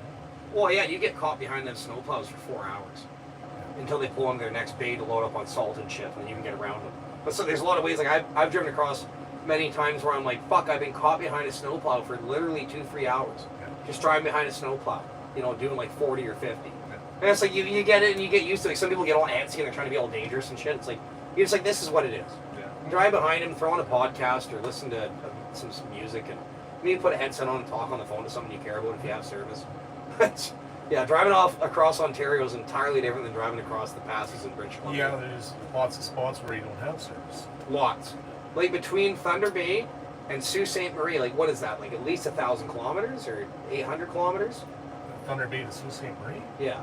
The Sioux is about 6 hours from Nipigon, so 700 and change kilometers, somewhere around there. Yeah, so that whole thing, I mean, your service is really shoddy. You know, you get service in Nipigon, you get service in Terrace Bay, at least on Rogers or TV. Rogers, yeah. Nipigon, Terrace Bay, White River, Wawa, and then between Wawa and Sault Ste. Marie. Yeah, you don't have a lot from there. No. What's that next? There's a little town like gas stations north of Sault Ste. Marie, about a half an hour. That's where I did a bunch of drone footage yesterday. North of the Sioux. Yeah. I'm trying to think that's. A couple bays there. They call them. It's like you're on the ocean. Yeah. You see the way the ice all builds up and the big slates of ice? Yeah, I'm trying to remember the name of that small little hamlet there. Does all of the lake, like, does Superior freeze up across? There's only been a couple times in history where it's, basically frozen completely. The whole thing? Yeah. So, Usually it's only about 30%-ish. but out in the middle it's open? Yeah, fuck. Because I'm looking out at it and I'm like, God, you could ride a sled across this thing. You stayed within a certain amount of the shore, I'd imagine. But it's unreal the size of it. Like it's when you can't really, you look at a map and you're like, okay, like this is a big lake, like especially if you've been to like Lake Winnipeg and you stand on the shores of Lake Winnipeg over in like Gimli or something, you look across, you can't see the other side, like it's huge. Then you look on the map and it's only like this. Then you look at Superior and Superior's like this. You're like, that's literally almost like it's like an ocean, It is, A lot of seagulls. I hear they're coming back though, eh? Like they come back. The one woman that they reserved back here, this Indigenous woman was telling me they come usually around April, but she said they're here in March. I'm like, yeah, I've been hearing them. I've been driving. I pull over and I hear the seagulls and stuff. And, they got a lot of eagles up there and stuff. So, yeah, cool. A lot of cool wildlife around here. Good place to be. Were you born and raised here? Yeah. Nipigon, when you said an hour east of here. Is Nipigon an hour? Yeah, more or less. Not in this thing. Well, not. An hour and a half. Yeah. Well, I went out. My vision when I about 113 clicks. Yeah. My Yeah, vision when I sure. came on this trip was to get drone footage of the convoy across Lake Superior, and I wasn't able to do that because of the conditions. The drone would not have flown, and I would have blown out of the sky. Because we got up ahead of the convoy. They left Thunder Bay. It was supposed to be at 8 a.m. or something like that, 7:30. So we got on the road at 6:30. We got on the road a.m. Drove up, got to the Nipigon Bridge because I wanted to get a panning shot of the convoy rolling across the bridge. Because I think that bridge lights up, right? Yeah. Yes, it was lit up at like 6 in the morning. So I was hoping to get a shot. Then we parked there, and the winds were so insane. Like I got out of the car, and it was making me mad. I'm like, this is like Alberta. Like this is almost like Alberta Chinook winds, And I've realized Ontario, like being out around even around the GTA, out in the 407 and stuff, being up like Peterborough or whether you're down the Niagara region, the winds are so intense and so strong, they reach 100 kilometers an hour, 120 kilometer an hour winds down there, which is comparable to our winds in the Rockies. Like we get 100 to 120 kilometer an hour of these brute force Chinook winds. And I'm like, fuck, I wouldn't imagine anywhere in Canada would be like this. But then you get to Lake Superior, and you get around that region where the Great Lakes are, Lake Erie and Lake Ontario, and you're like, oh yeah, this is serious. can get windy. Oh yeah, and the storms are so volatile. Like I said, I was driving from Peterborough. It was snowing lightly, like some pretty strong winds. Like you're on the 407, go through Ajax, Pickering. The wind dies down, the snow gets heavier, and then I get down to the other side, down around. I'm just about off the 407 down by Hamilton or whatever. And then the wind picks up really strong. It's blowing me all over the road. Snow's crazy. Then I get down by St. Catharines and stuff, and it's beautiful sunny skies. It's beautiful, warm, no wind at all, and this thing's driving like a Cadillac. So I look on my buddy's GPS radar weather network thing he has, and it shows how these channels of wind and storm come up across, I guess that'd be Lake Erie? Is Lake Ontario the one that Toronto's on, or Erie is the one Toronto's on? I believe Toronto is on Lake Ontario, if I'm not mistaken. I think so, and then Erie's the other one. So Erie, the way the storms come up and they channel up through the GTA and then up, that's why we always see on the news in Western Canada, we're watching the weather over here, we're like, holy fuck. They'll just get these storms that are just like, you're buried, you're done. You're getting these winds and shit, and it's just icy. And the ice here, like, because of the Great Lakes and the humidity or whatever, the moisture in the air, the ice here is entirely different than Western Canada. Like, we get frustrating ice in Western Canada, like, fuck you, I don't like this. But you come here and it's like, it's literally like, you're watching people just drop. They're walking, the legs go from underneath them, people are sliding and smashing into each other. Like, it's really bad. Yeah. The ice here is really bad. And, yeah, wouldn't want to live here. What I was going to say about ice, if you're driving up Highway 11, that's when you get to Nipigon, go across the bridge and you go on the other side, there's an area that is bordered by Lake Nipigon. And what happens is prevailing winds come across Lake Nipigon, and Lake Nipigon is about 50 by 60 kilometers. Really? And it picks up all of the moisture, and it literally snows almost every day from when it first starts snowing until that lake freezes completely over. Really? When do you guys start seeing winter conditions here? It depends. I mean, there's a lot of times get to Halloween and you might have a snowfall already, but usually it won't stay, right? But I mean, So pretty similar to Western Canada then. I can remember, being a kid going trick or treating, and you're going through, 4 or 6 inches of snow. That's hilarious because I grew up in the Lower Mainland, British Columbia, which is a rainforest. And in Lower Mainland, British Columbia, when we go trick or treating, it was always like you would see in the Halloween movies, where the kids are out and it's like fall, and it's like dry and it's fun and everything's colorful and everyone's got their costumes on. But then when we moved to Manitoba when I was a teenager, I remember it was nothing. It was shit. You like, we're going trick or treating. It's like there's a blizzard, or it had just snowed and the kids' costumes are all put on over all their parkas and stuff. Yeah. It's like this is nothing like the Halloween Fit over movies. a snowsuit. Yeah, but like Vancouver Island and Lower Mainland, like Vancouver and like Maple Ridge area, you'd be down there and you'd be trick or treating and like straight up. Yeah, like you'd be in your Halloween costume. That was it, But like in Manitoba, you like parka and then your Halloween costume stretched over the parka, so you'd have to get a bigger Halloween costume. Yeah. So funny. But yeah, but straight up Western Canada, as far as the Rockies go, while you're still in the elevation into British Columbia, all the way out to here, it's pretty consistent. Like you're seeing snow maybe late September, usually by mid-October. You're seeing some snow, I guess, but it goes away, Yeah. But then some winters you're dead in winter, like October 20th, and she holds strong through till I April. mean, the snowbanks here have dropped quite a bit, but I don't know if you paid attention when you're driving through town, but we did have a pretty good dump this year. Oh yeah, you guys have huge snowbanks here, especially all the way back towards Wawa and all that. All the Lake Superior stuff, you see people's properties up to their roof, piled snow up to their roofs and shit. Eh? Back in 1996, there was so much snow that there was people literally trapped in their houses for 2 to 3 days. What does people do on the lakes? They'd have to call a neighbor to freaking come dig them out if their neighbor could get out of their place, because we just had so much wind and so much snow fall in such a short period of time, and plows couldn't keep up, front end loaders, you name it, and it was literally like driving through tunnels. Yeah. In Nipigon. It's so high. Yeah. Like you pull up to a stop sign and you literally would have to creep out because you could not see. That's how much snow. So do you guys, from the winds from the Lake Superior, do you get the wind like the drifts, or are you heavy snowfall and it stays? usually like prevailing winds are west to east in this area, Oh yeah. so we don't get a lot of south winds or winds from the south. Yeah. But like when it snows here, like it comes down calmly and just drops. It depends. Usually that's what we get, but there's other times where it's blowing and snowing so hard, you know, you get snowflakes the size of lilies coming. Yeah. Right. Well, and I've seen like And you get like an inch an hour. yeah, Or more. That's insane. I've seen it like any time I've ever driven across Ontario, it's always like, you know, on the way to Wawa from here, you'll see from like Nipigon on out by like White River and stuff, you'll see these properties that are like on the lake, and there's people living there all year round. They're like in town, right on the edge of Lake Superior, and it's like, how do you live there? Like, you see the guy snow blowing, and he's going through a tunnel, like you said. He's snow blowing around his house, and he's creating a perimeter around his house. But these people live here all year round, and they're like on like middle of snowstorm, they're pushing the snow blower, and they go out every other hour, and they're just keeping the snow off the house and pushing it back, eh? And everyone's got slanted metal roofs, eh? A lot of people do. Yeah. You can't go wrong with the metal roof.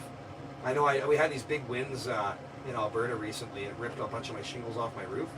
Because where I live on this little 1.2 acre parcel out in Foothills County, middle of nowhere. Well, it's south of a town, about 5 minutes. But I'm like, literally, you walk out my front yard, you walk out my deck, and it's just, I have 150 acres of the farmer's property in front of me, and it's just, it just keeps going. It's all flat land in front of me, and then you just see the wall of the Rocky Mountains. So you'll see it. You'll see the winds blowing and the spiral of snow coming off the mountains, and you'll know Chinooks are coming. The weather's getting warmer, and the Chinook winds will come, 110 kilometers an hour on average. And it might watch my shingles, like they're all glued down. They all got their tar, but you'll see it. They'll start going like this, almost like piano keys. They'll start fluttering, and then I'm like, oh, here we go. They're starting to flutter. You know, that's cold. Well, even metal though, if it's not well secured, you can have issues with metal too. Yeah, if you don't drill it, if you don't put screws in every certain amount. But like with the shingles, like those little tar strips they have, when it's minus 40, you know, they lose their. Right, and what happens is the tar becomes very brittle. Yeah. You know, I don't know if you know what metal is like steel in really cold weather, and it becomes brittle. Yeah. Especially if the metal's a lot more had rigid. A lot of cycles. We'll say like a trailer frame or a truck frame on a heavy truck, right? If you beat it really hard or go over a really rough road and it's really cold out, you can break stuff. Mm-hmm. Yeah, when I watch my shingles, I'll see them. I'll look out the window. They're all fluttering. I'm like, oh, for fuck's sakes, here we go. Then I watch a whole section of my roof about probably this area, like maybe 7 by 8 feet. It just rips the fucking shingles off. I'm like, son of a bitch. And insurance, guess what insurance is?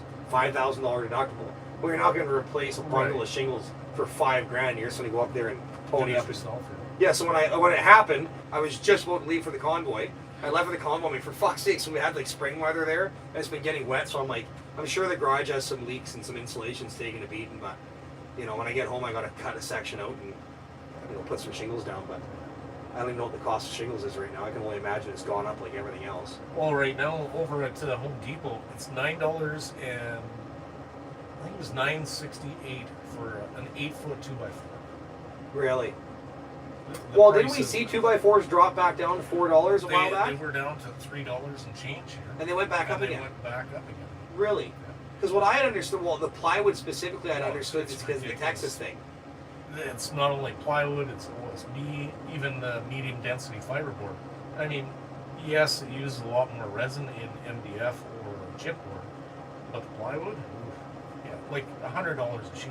Well, I was Plus sheeting. tax. I was sheeting a little addition I did on my shop or my lean-to to park some cars in, and I'm looking at the price of fucking plywood. I'm like, I'm just gonna do OSB. OSB was $30 a sheet, so I just did it all in OSB, and then I'll wrap it with some tar paper or something, and I'm like, I'm not fucking paying $90 for a piece of plywood.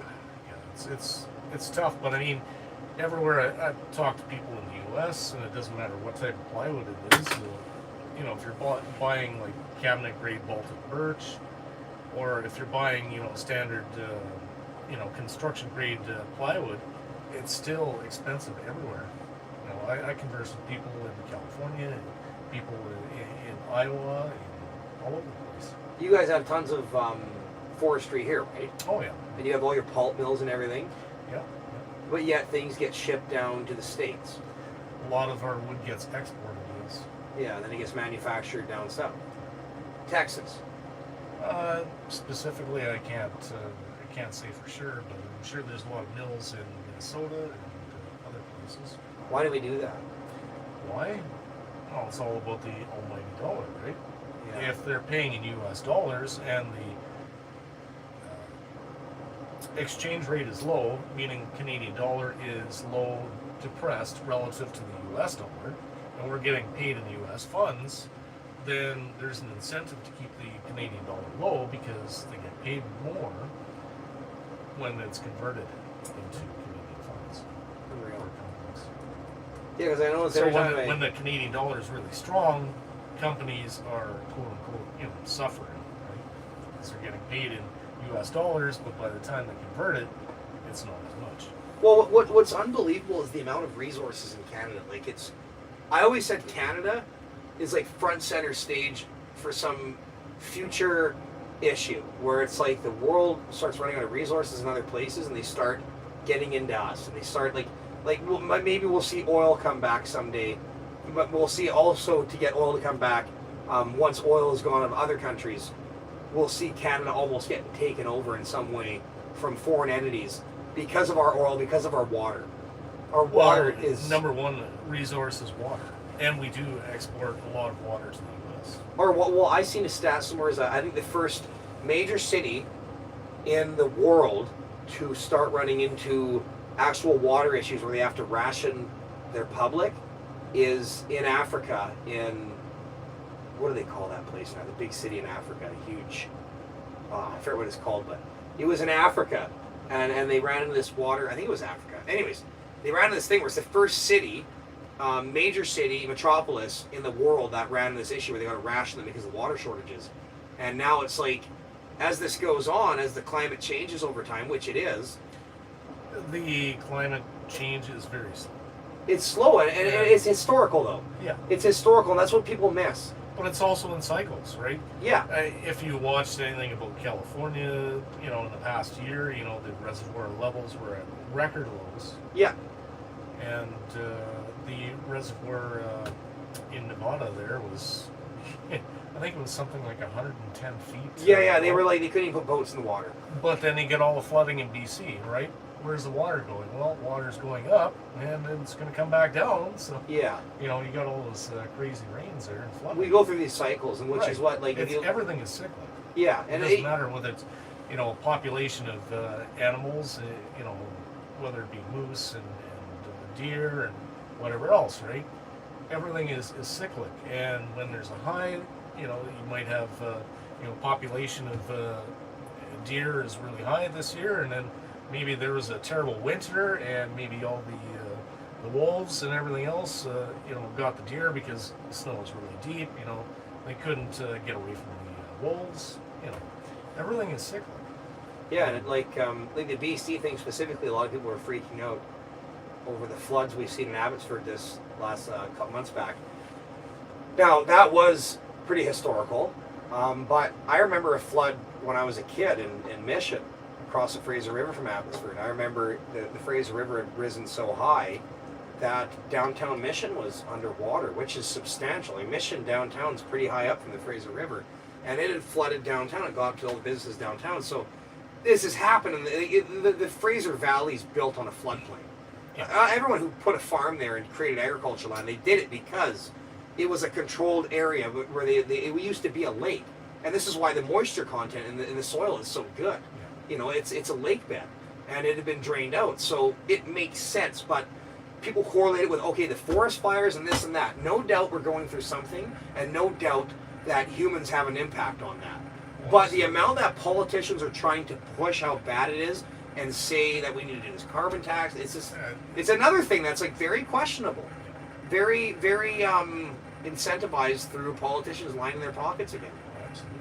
Yeah, I think climate change is real, and our impact is greater than it ever has been as we grow as a civilization. But to say that we need to tax people and destroy them and take gas cars off the road, like we've refined the automotive industry, and the internal combustion engine to a point where it's really, really like it's at a good balance. Oh, absolutely. Then we take these oil refineries out of Canada, we take the pipelines out, and we could have a really good solution to this all, but these politicians want to line their fucking pockets. Electric cars. It's like, there's also the argument that electric cars are in their infancy. And, you know, the production line for automobiles, that the cars that invented the production line are in their infancy in the early 1900s, which has been refined to what we're seeing now. So that is that argument with the electric car industry and the lithium mining industry and where it can go from where it is now. But, you know, very interesting. Very interesting subject. Hello. How are you? Oh. Oh, sorry.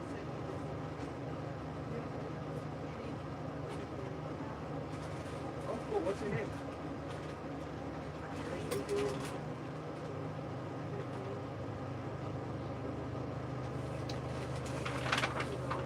Thank you so much.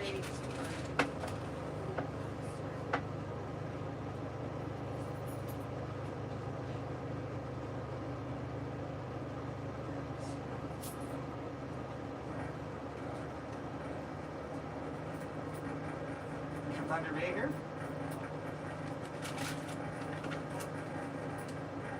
Freedom Advocates.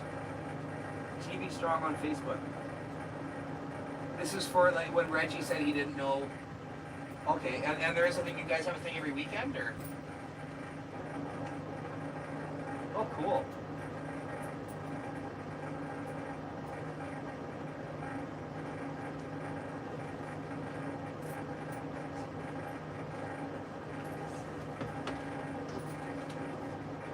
Thank you so much.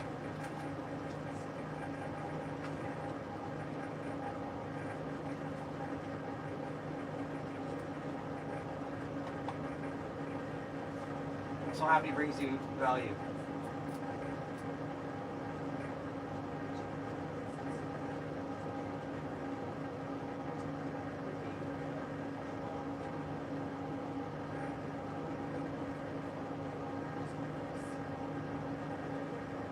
Is that your local MP? Really? That's your local MP? Yeah, not good, eh?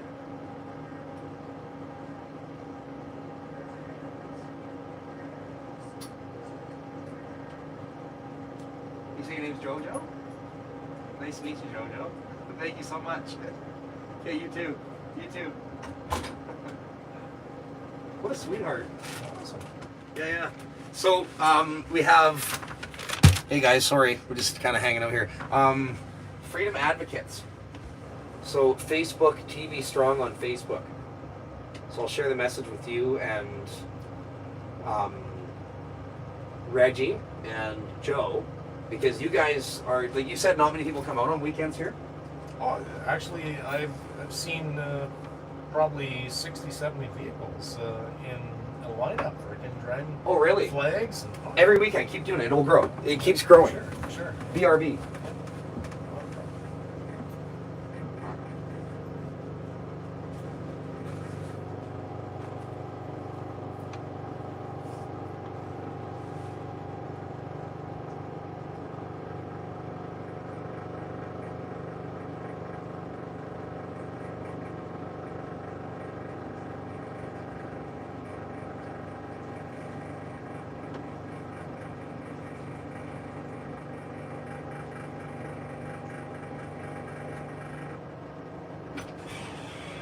Do you want to know the craziest thing? Is that these, so this thing has a total of 5 batteries in it. Oh, yeah. So it's got 3 for the engine, for the cranking. It's got 3 cranking batteries for the engine, all in great shape. But it's got 2 up front here for the RV batteries, which are just regular like acid cell batteries. Yep. And I was like, they wouldn't hold a charge. It wouldn't operate. The motorhome wouldn't operate for more than a few hours. Then it got worse. It got to a point where it would only operate for like an hour. So I was like, fuck, I'm like, I gotta replace these. But if I want to do 2 deep cycle or like AGM batteries through Canadian Tire here, I'm looking at about 600, 750 or so to do 2 good. Because I did one of my motorhome was about $350. My other motorhome, but 2 of them, I'm like, I'm gonna be spending quite a bit. So I'm like, I'll put it off. I'll see, you know. And I've been driving a lot. And I was driving a lot before, and it wasn't doing anything. But now, Last night, my heater went full bore through the whole night, didn't turn off once. My lights all worked in the morning. Everything was good. So like right now, like tonight, everything's running great. And the heater hasn't kicked off. We've been in here for hours. So I think maybe they finally took a charge. The weather got warmer. It's, well, probably a combination of both, right? As the battery temperature falls, the amount of chemical reaction, like the chemical reaction slows down in the battery, right? Oh yeah. So you can't produce as much power. Yeah, so maybe. Lead acid. So do you think if it got cold towards that -20 mark again, they would not perform again, or maybe now they've held the charge? You wouldn't have as much capacity for sure. But you know, these have 1156 bulbs in them. Those are expensive to run. You got about 5 watts, if I'm not mistaken. Per bulb? Yeah. What's the LED equivalent in one of these? In wattage? In wattage? Much, like, dramatically I would say lower. about less than half an hour. Yeah, So- really low. Yeah. For example, this light bar Yeah. is 4.5 amps. Like, it's nothing. Yeah. So, like, You literally could. 4.1 amps Yeah. for this light bar. So you literally could use a couple of Scotch locks and put it on the light bulbs. Yeah, so I literally wouldn't even need to put it on its own circuit. Like, It would technically, be I just. best, but, Well, no, I'm going to put it on its own circuit. That's but why I for got the now, switch. I mean, literally, you could put a couple of Scotch locks on. This was on a clip headlight ones. source. Yeah, yeah. And, like, honestly, I'm I not a think. fan of them, but for temporary Yeah, use, they work great. Well, here's the thing, like for this, if I want just to run, like usually what I do is I'll run a power wire from the battery to a fuse box. So, or what I would do here is I take power from my fuse box, one of my auxiliary slots, and I just run it to a relay, run a switch to that relay and send power to this. But technically what I could do with this low of amperage is I could just run whatever hot source I want to my switch and just power there and it wouldn't overheat the circuit. No. Yeah. Because I mean, like these provide so much light for such low amperage. LEDs are unreal. That's why, like all these lights, like I love the K value. I love the orange light. Like what's that? Like a 5,000 K, 6,000 maybe. No, that'd be more like. I'm gonna say with an 1156, probably like 2,000, 2,200 ish. So- really yellow. Yeah. So it works opposite than in photography. When you get up to 4,300K, that's more or less normal daylight. It's and like then white. when you get 6,000, that's kind of like really white. Like, Yeah. Then blue fluorescent. comes around 8,000. Well, around 6,000 ish. Here's the weird thing: in photography, it works differently. In photography, your blue light is like 2,000 K, and your orange light's like 8,000 K. Yeah, so 10,000 K is like orange, 1,000 K is blue when you're playing with your white balance exposure in a camera. Yeah, which I find strange. Maybe I'm wrong on that, but yeah, what I do like though, you can get LEDs in the same orange though, Oh, I'm sure you could. because I really like the orange lighting with the oak and the gold trim. It just like it feels so welcoming and comfortable. You could just, I feel like LED light would also be cool, be modern, but this motorhome isn't about being modern. It's about capturing that early 1990s vibe, and it's doing that right now really well. But these lights, I can tell the power they draw, because when I have my generator on, Well, you can just put your hand over there and you can feel the heat. yeah, like I'm running my generator and I put these on, I feel how hot my inverter gets and how the generator will kick into overdrive when I have my computer and these. I'm not even running a microwave or anything. I'm like, dude, in my other motorhome, I converted it to all LEDs throughout the whole thing, and it draws nothing for power. Like I can run those lights on my AGM deep cycle for like, oh god, a week. You could probably run at least 4 or 5 drop-in LED fixtures for what it takes to run the ones. Yeah. Well, see, the fixtures are cheap. I was thinking about updating all the fixtures, those clear lens ones, but I could also just replace the bulbs too. You're better off just to get an entire fixture. Yeah. With the clear lens, they're really bright. They create, but like I said, like I love the old school. Like this one's LED. Oh, that one's fluorescent. Was that fluorescent? Yeah. Well, here's the thing. This one's, so that's the old. This other fluorescent under here doesn't work. I don't know why. I've tried changing the bulbs. Yeah, those are fluorescent, eh? They take a minute to power on. But yeah, it's old school. And when I found this thing, it was like as if this is real, you know? Like, I looked at a few other motorhomes with big blocks in them and stuff, and then this guy I met through this thing, Michael, he had this thing for sale, and he put it away for storage. He didn't really want to sell it. I convinced him to sell it to me because I told him, I creeped his Facebook, found out he was on the front lines in Ottawa.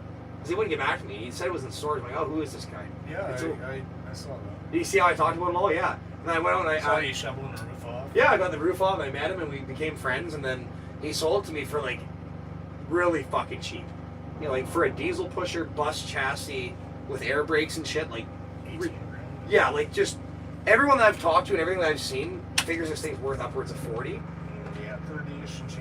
Yeah, because anything I see for like that 28 mark, I've looked at motorhomes, 28 to 30,000 gets you something with 3 times the mileage, maybe 8 years newer, but with a gas engine up front. Yeah.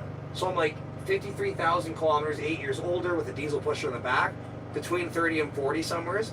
But I was thinking, like, maybe I'll flip when I get back, make a decent payday on it, you know, put my money back in my savings and reinvest it into something else. But I'm like, this thing is like so perfect in every way that I've ever wanted out of an RV. And I said I would never own a Class A, especially something this big. But 32 feet, once you get in it, it's reasonable. It's the 40-foot tandem axle ones that are fucking, they're a chore. But this one I can park, I can bring it in any parking lot. I got the big flat top steering wheel, you crank it off, it's easy to drive, like, it's got an automatic transmission, like everything about it. It's basically a Greyhound bus, you know? Yeah.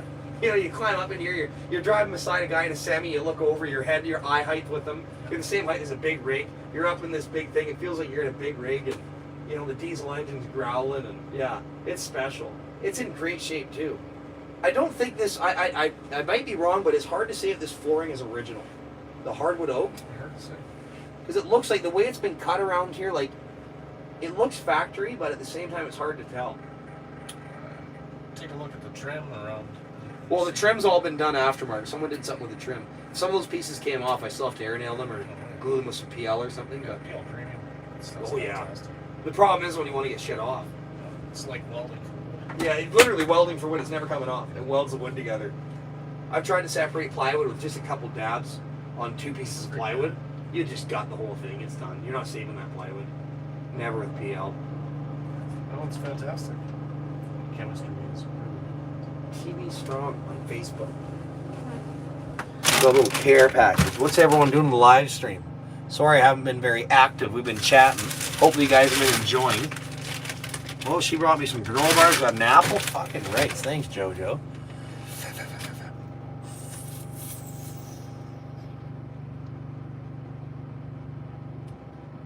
Hey Josh, how's it going, man? Let's put a TR in front of the F word. FTR is someone is. Hey DCat, how's it going? Hey, Anonymous is in here. Hi Christina. Hey Vintage Twist. Hey, I'm sorry guys. I'm sorry I accidentally fired up the live stream before I had my phone orientated this way, and when you do that with YouTube, you're stuck in the vertical position. So that's what we're doing tonight. This is the second time I've accidentally fucked this up, and here we are. But Dave's in here. Hey Dave, good to see you. Hey Tyler, do yourself a favor and get some Persians for the road. What do you mean, like Persian cats? no. Persian. It's a pastry. It's a cinnamon bun with icing. Oh, it's an Ontario thing, right? It's Thunder Bay thing, actually. That's fucking hilarious. Literally just Yeah, Thunder Bay. That's funny that this brings this thing whole circle, because when I came out here, we did the convoy. There was this guy in this Dodge. He had an old gas job, like a Gen 1, like, you know, you'd find the Gen 1 Cummins trucks like that, but as a gas job. Lifted on 33s with the redneck bull bar in the back with the PF fog lights, and he's up the truck stop up here outside of Thunder Bay, and he rolls up. He's like, "Would you like? Is it Persia or Persian? Persian." See, I think he called it a Persian. Would you like a Persia? I'm like, what? And I'm like, what are you saying? He's like, a Persia. He's like, would you like a Persia? I'm like, fuck. I had it on one of my videos too. I put it on the video, and he pulls out, he opens his box, and it's like this thing with sprinkles on it. It was the most delicious thing I've ever ate in my life. And I had it. I'm like, and then someone in the comment section was like, it's a Toronto or sorry, a Thunder Bay thing. But yeah, now that someone says that, that's fucking hilarious. Because like to this very day, I'm like, what did he say? What was the word? What was the pastry? Because when I had it, I was like, sure, I'll take one. And I ate it, and I was like, holy fuck, is that unreal? That's a Thunder Bay thing, eh? Yeah. That was back up the truck stop up here. What's that one called? Way out of town. Santa Early's. Yeah. That's where you guys stayed across the road. And they cleared all that land for us. Yeah, it's funny. It's funny how many people were on board with this thing. They cleared literally I don't know how many acres. Yeah, that's a big lot. Yeah, they pushed a lot of snow just to prepare for us. That's how well organized and welcoming this thing was. Every city was planned out, where we were going to park, what we were going to do. We had tents set up, burgers, hot dogs, beers, you name it. Everyone's just giving everybody shit. People were coming up to cabs of semis, and even us in our car. If you were in the convoy, people were just humming bags of beef jerky in your car. They're giving you a 6-pack of beer. I'm like, this is Canada. This is Canadian. This is unity. This is grassroots Canadians coming out. The ones who couldn't do the drive, the ones who are financially suppressed or have a job or whatever their story is, they showed up still and did whatever they could or supported it, engaged with the YouTube channels. They just did their part. And that's all you can ever ask for from a grassroots Canadian movement. Fuck. That's why when everyone's like, oh, I can't believe what they did in Ottawa, it's like, what do you think we were going to expose? We did very successfully that. So to the people who say, oh, it's sad what happened there, and oh, it lost momentum, and it's sad, and I wish it could come back. It is what it is. It is where we are. We are here. We're back. Like, every city has a convoy now. Yeah. It's bigger than it ever has been, and it's going to keep growing. And that's what we did. We went to knock on the doors of tyranny. We knocked on them. We opened the fuckers, and we seen who was behind them. And now we know very well what the plans are, what the agendas are, where these people stand, and what they're willing to do to keep pushing forward their ridiculous, assertive, aggressive, actually racist in some ways, their actual movement, what they're willing to do to drive that agenda forward. So now we are where we are, and now I know what the fuck a Persian is, and everything's coming full circle. But I say to those people that this thing it's working wonders, and we did exactly what we wanted to do. Now we know what the tyranny is. Now we know what the communist agenda is. Now we see what they're willing to do, and everyone witnessed it with their eyes. It took world stage. Big commentators, right-wing or centralized commentators in the U.S. all talked about it. Not only that, Australia. Oh, yeah. Watching Sky News Australia, yeah. And literally, they had some clips of live stream from, some of the channels, whether like it's Yami Walks or wherever. Boy, right? they had us, from Canada. Yeah, they were showing the Australians. And literally, Trudeau is laughingstock of the entire world. The entire world. I'm sure almost China was like, holy fuck, this guy's going down the fucking road of no return. Right. And like Australia, when they fired up their convoys, it was crazy to see because Yemi or whatever. Yemi from that guy, News. Yeah, that guy literally on his own independent thing. Like, he's a Rebel News journalist. Yeah. But his own independent channel is rivaling Rebel News Canada in subscriber base, I think. I think he's over 1 million. And I think he's like 1-point-something million. And Rebel News is 1.53 right now. And Rebel News, unfortunately, has been... Like, Rebel News right now, if it wasn't for the YouTube algorithm and what they're doing to them, Rebel News would be well over 5 million subs. For sure. But they had to turn to other channels like Rumble. Yeah, they have. And a lot of my views on YouTube, like when I upload a video, I have 46,000 subs and I'll get like 10,000 views on a video in like, maybe 12, 13 hours. Rebel News will do the same with 1.5 million subs. So it's like, well, you tell me where that makes sense. You know what it is? People want the truth. They want the truth. They don't want a manufactured lie. They want the truth. And those people will seek that truth out. And they will tell others. I mean, I've had people come up to, in conversation and say, blah, blah, blah. Their mainstream media, whether it be CBC, CTV, whatever. And I'm like, okay, well, stop watching what you're watching and watch this. This is live. This is not edited. This is raw footage from what is actually going on. Yeah, in the streets. And make up your own mind. That's why, that's why I said, in the Ottawa, in the streets of Ottawa, live streaming it all was like, fucking, here you go, you're seeing it. Here's us, Saturday morning or Friday morning, whatever it was. It was Saturday morning when I labeled that video the final stand. I didn't know at the moment that was the last day, but I had a gut feeling. That's why I labeled it the final stand. And that was my arrest day and all that. I'm like, this is the last day. For sure, with the way they're pushing down Wellington, I thought in my mind, this has to be the last day. So I labeled it the final stand in hopes that it was the correct title. And it was a final stand. And in that live stream, you'd watch from the beginning when we all started showing up early in the morning, and the cops had a wall of 300 police. They had guns, they had everything they needed to be violent, and they had a really aggressive show of force. Really aggressive, draconian, tyrannical power. They had it right in front of us, and we had a wall of like 100 of us. And then as the day went on, we knew the traffic was blocked from coming in Ottawa. We knew the people were not allowed to come in. They had roadblocks. We seen it the day before. They'd all had conjugated the day before. Pat King had a live stream talking about how they're bringing these guys into the bus, and he did really well with letting everyone know what was going on before he got arrested. And then we knew the people were they're going to find a way in. These people were dedicated. There was thousands of people who never made it in. But as we watch, every time I turn around after every 20 minutes, I'd be filming, I'd be in the front lines, getting pushed. The cops are kicking my legs. They're pepper spraying me and everyone else. I watch them break a chick's arm. I watched them pepper spray a guy right in his eyes where he couldn't see and he was crying. And he kept talking to them. They were spraying in the eyes. He's crying and his eyes were bloodshot red. He's in pain. I don't know if you've ever been pepper sprayed. It's fucking painful. I got it in my eyes just briefly just because I touched my finger in my eye. I turned my back like this. And I touched my jacket or my gimbal. I got it like right here and it burned. I can only imagine the full force being pepper sprayed in your eyes. And this guy was crying. He's like, I'm here for my kids, for your kids. He keeps telling the cops this. They keep pepper spraying him.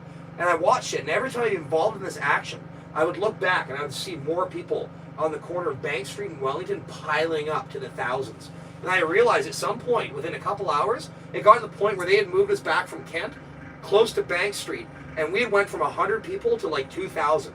And there was these barriers they had in the street, and people were standing on the barriers. One guy's playing guitar, they're flying Canadian flags, and there's a sea of Canadian flags, a sea of people dancing and partying.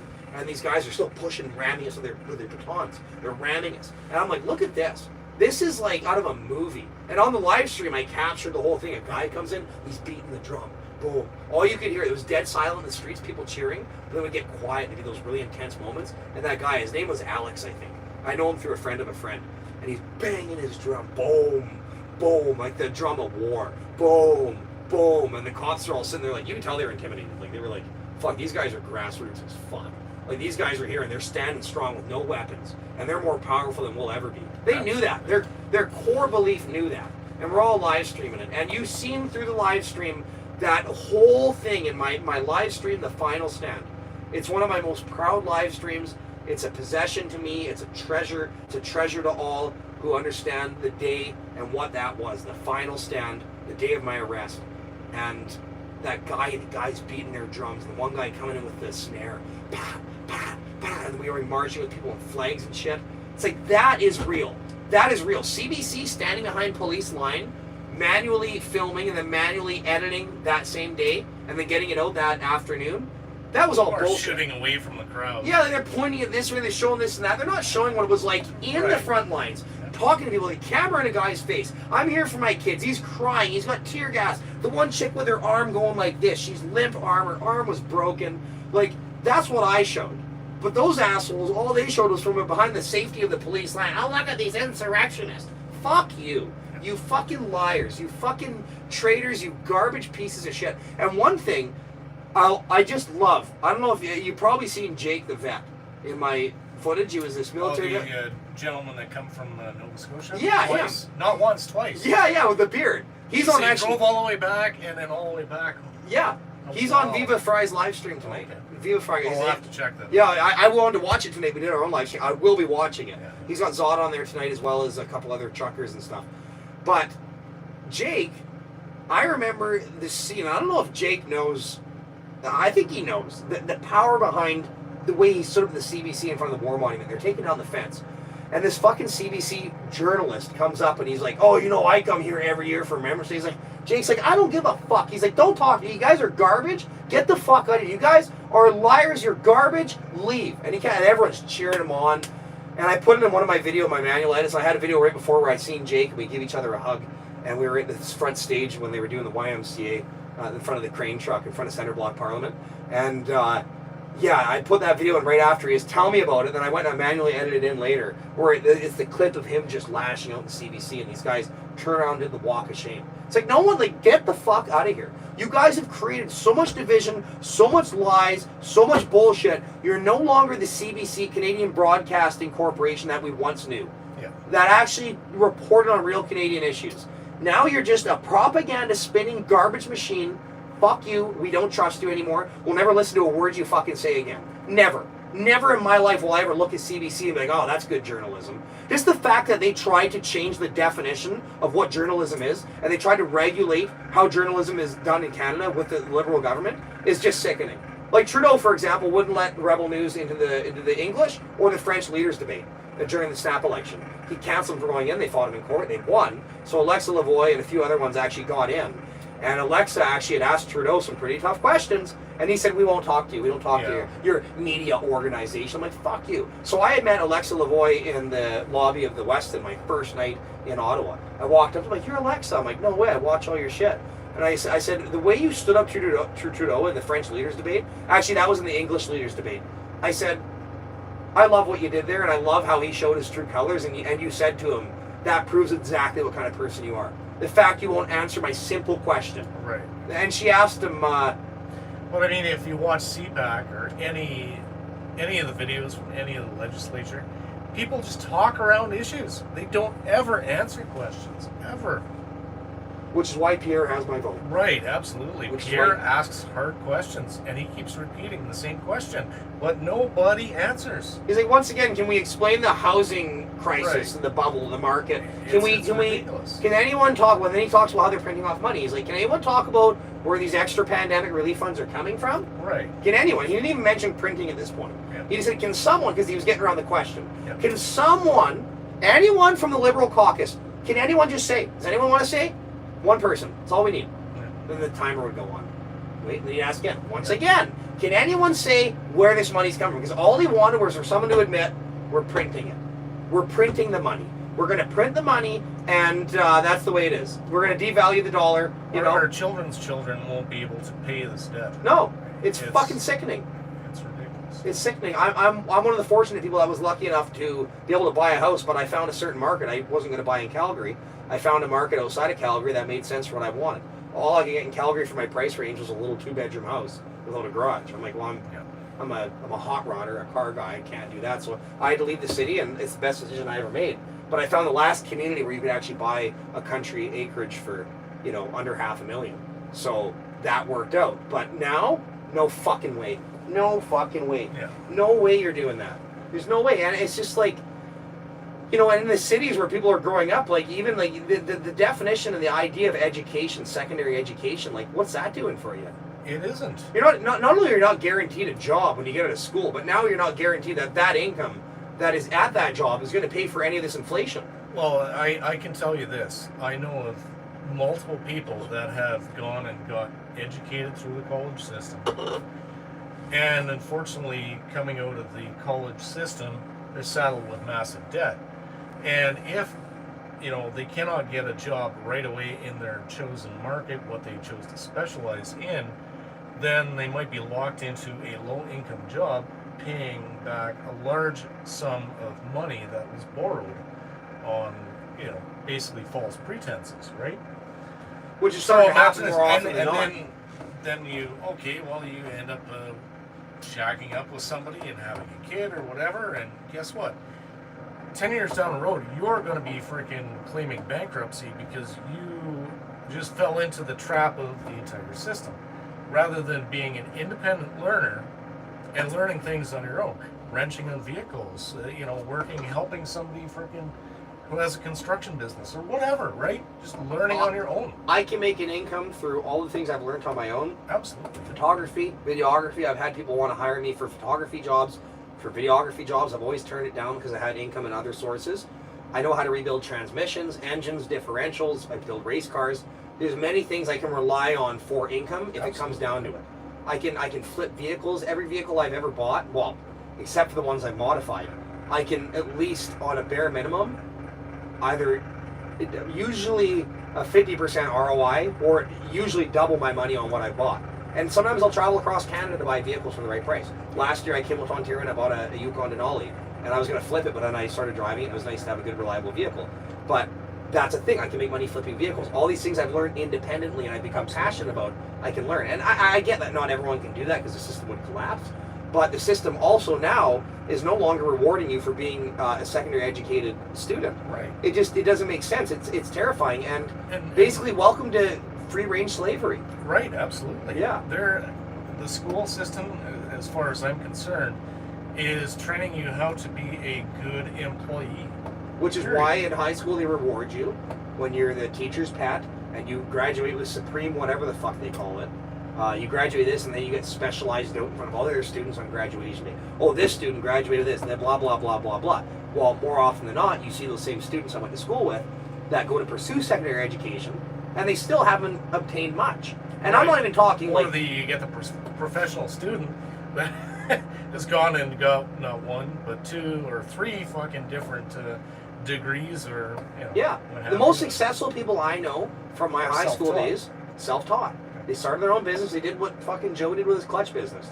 They did their own in-house R&D, and they got passionate about something. They got into a flow state, and they built an empire. As a matter of fact, anyone I know who's a multi-millionaire right now, which I know quite a few of them, I've met some impressive people, and I've grown up with some impressive people. They all have like a fucking grade 9 education, and they just pursued something. Yep, You know, and I can't speak for the education of my buddy I met last weekend, but he started a landscaping company, and he built it over 15 years, became very wealthy, employs 20 people, now has a real estate portfolio of like $10 million, so he's definitely in the multi-millionaire status. I mean, maybe he doesn't pay himself that, but on paper, he's fucking very wealthy.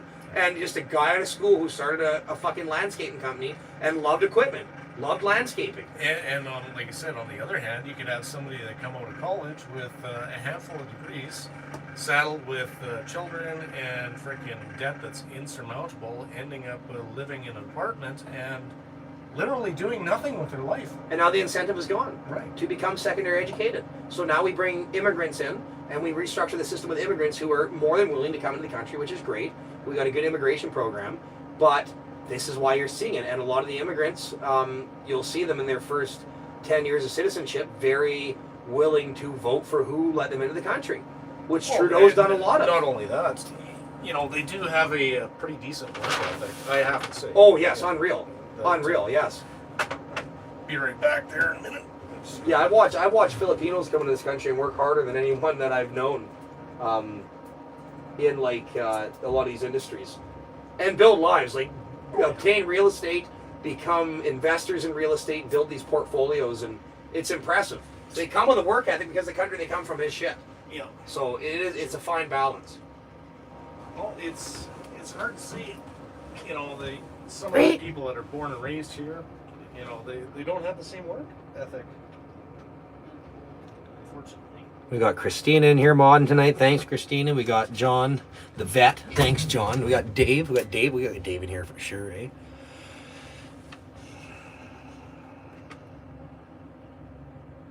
I watched the video questions were asked on the Speaker of the House. Say we got audio problems. Let's go on to somebody else. Yeah, Big D, you've seen that. A lot of us seen that, and we question those things. But because we're not the hoity-toity Canadians with our nose in the air that make millions a year or have a good income, we don't really care about what other people ask. Seems to be the thing, though, eh? It seems to be like a lot of these people, they don't ask the questions. They don't say anything. Oh God, because you're profiting, you're doing really good, and you're rich. Is that those blue-collar Canadian workers, those peasants? They don't matter. I know people who have inherited farms that are like, I don't see the problem with forcing people to get the jab and doing this and that and locking down their businesses and destroying ma and pa shops. I don't see the problem with that. Of course you don't. You're spoon-fed. You own a farm. You inherited millions. Like, fuck you give a fuck about a guy who makes a couple grand a month, Jesus. Get your fucking head on your shoulders. Yeah, interesting, to say the least. Oh, I got this light bar for the front of the old sun clipper tonight. 4,000 fucking lumens. Advertised. Marketing lumens. Probably like fucking 2,000, eh? Do you think they're ever actually what they say they are? Not in place. No. Usually, yeah. Usually it's what the raw chip can do, but you add in the reflector and the lens and you're losing, right? So, I wonder if that one will be enough, or I should put 2 of those exact ones on there. yeah. Try it, give it a whirl. See what happens. I don't even know where I'm going to mount that. I think what I'm going to do, like the grill, underneath where that panel is that folds up, I think on the grill I'm going to find a way to mount it, but I won't be able to use the bolt. Well, actually I will, because I'll get another little plate behind it. Oh, yeah. And I'll secure it in there, depending on... A couple of really big fender washers or something, maybe. That's a pretty heavy light bar, so I don't know the grill itself. I might have to use a few ribs from the grill to support that. Yeah, you know what? They have flat bar here at Crappy Tire. Oh, yeah. Yeah, just a you piece of that. Get a piece of that and drill a hole if you... Well, I'm thinking got a I drill mount with you. one, like I mount it center and I leave a bunch of slack. So when if I find out it's not enough, then I get 2 and I mount 1 per side. You're good, so. But I'm limited to where I can mount this. Like I don't want to mount it up on the roof, because then I have drilled into the fiberglass. It'd be a shit show because I don't know what's behind there. I've been down that road before with motorhomes. And the lighting would be probably too high and reflect off my window and fuck me up from that sense. So I'd want to mount it. The most reasonable place, easiest place to mount would be down low on the bottom on the skirt. But now that would be too low to the ground. So my only other option would be up underneath the windshield, but there's that panel there that folds up and down, so it can't go there. So it would most likely have to go just below that on those black little grill pieces. Oh, yeah. So I'm thinking like I could mount 2 of these bastards right there, eh? Yeah, you could, yeah. Do they make you have covers on these in Ontario? No. See, in Manitoba, that was a thing when I lived there. They were like, you got to have a cover on your light bar. It's like, fuck you. Certain jurisdictions. But what do you mean? Like, I got to pull into the for- field to spotlight the cattle, and you're going to tell me I got to go out over there and pull it? Fuck you. I'm not going to turn it on. It's for off-road use. Well, I mean, legally there is no such term legally defined as off-road. However, it doesn't necessarily meet DOT and federal or Canadian Motor Vehicle Safety Standards 308. Mm-hmm. That's the Bunch of bastards. As far as I'm concerned, when you are not meeting traffic, run as many lights as you want. Yeah, I yeah. don't care. Run 100 lights. Don't matter to me. That's how she rolls. Thanks for the case of beer, man. No problem. Mike's your name, right? Yep, least I can Mike. do for you. I really appreciate it. Molson Canadians, they're something special.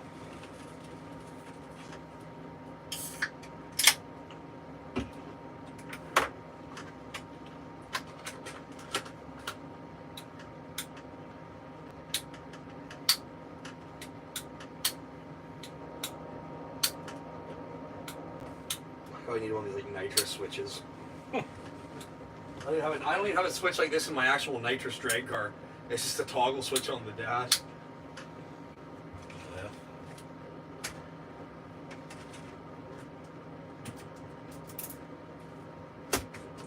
All right, Tanner. Well, I think I'm gonna head out. Did you put your number in there? Yep, I did there. Thanks, Mike. Thanks for the beers. Thanks for coming out. Being part of the live stream, dude. It's been a slice. Yeah, I appreciate Fantastic. it, man. Yeah. Thanks for coming out, man. Hey, I couldn't be there in Ottawa.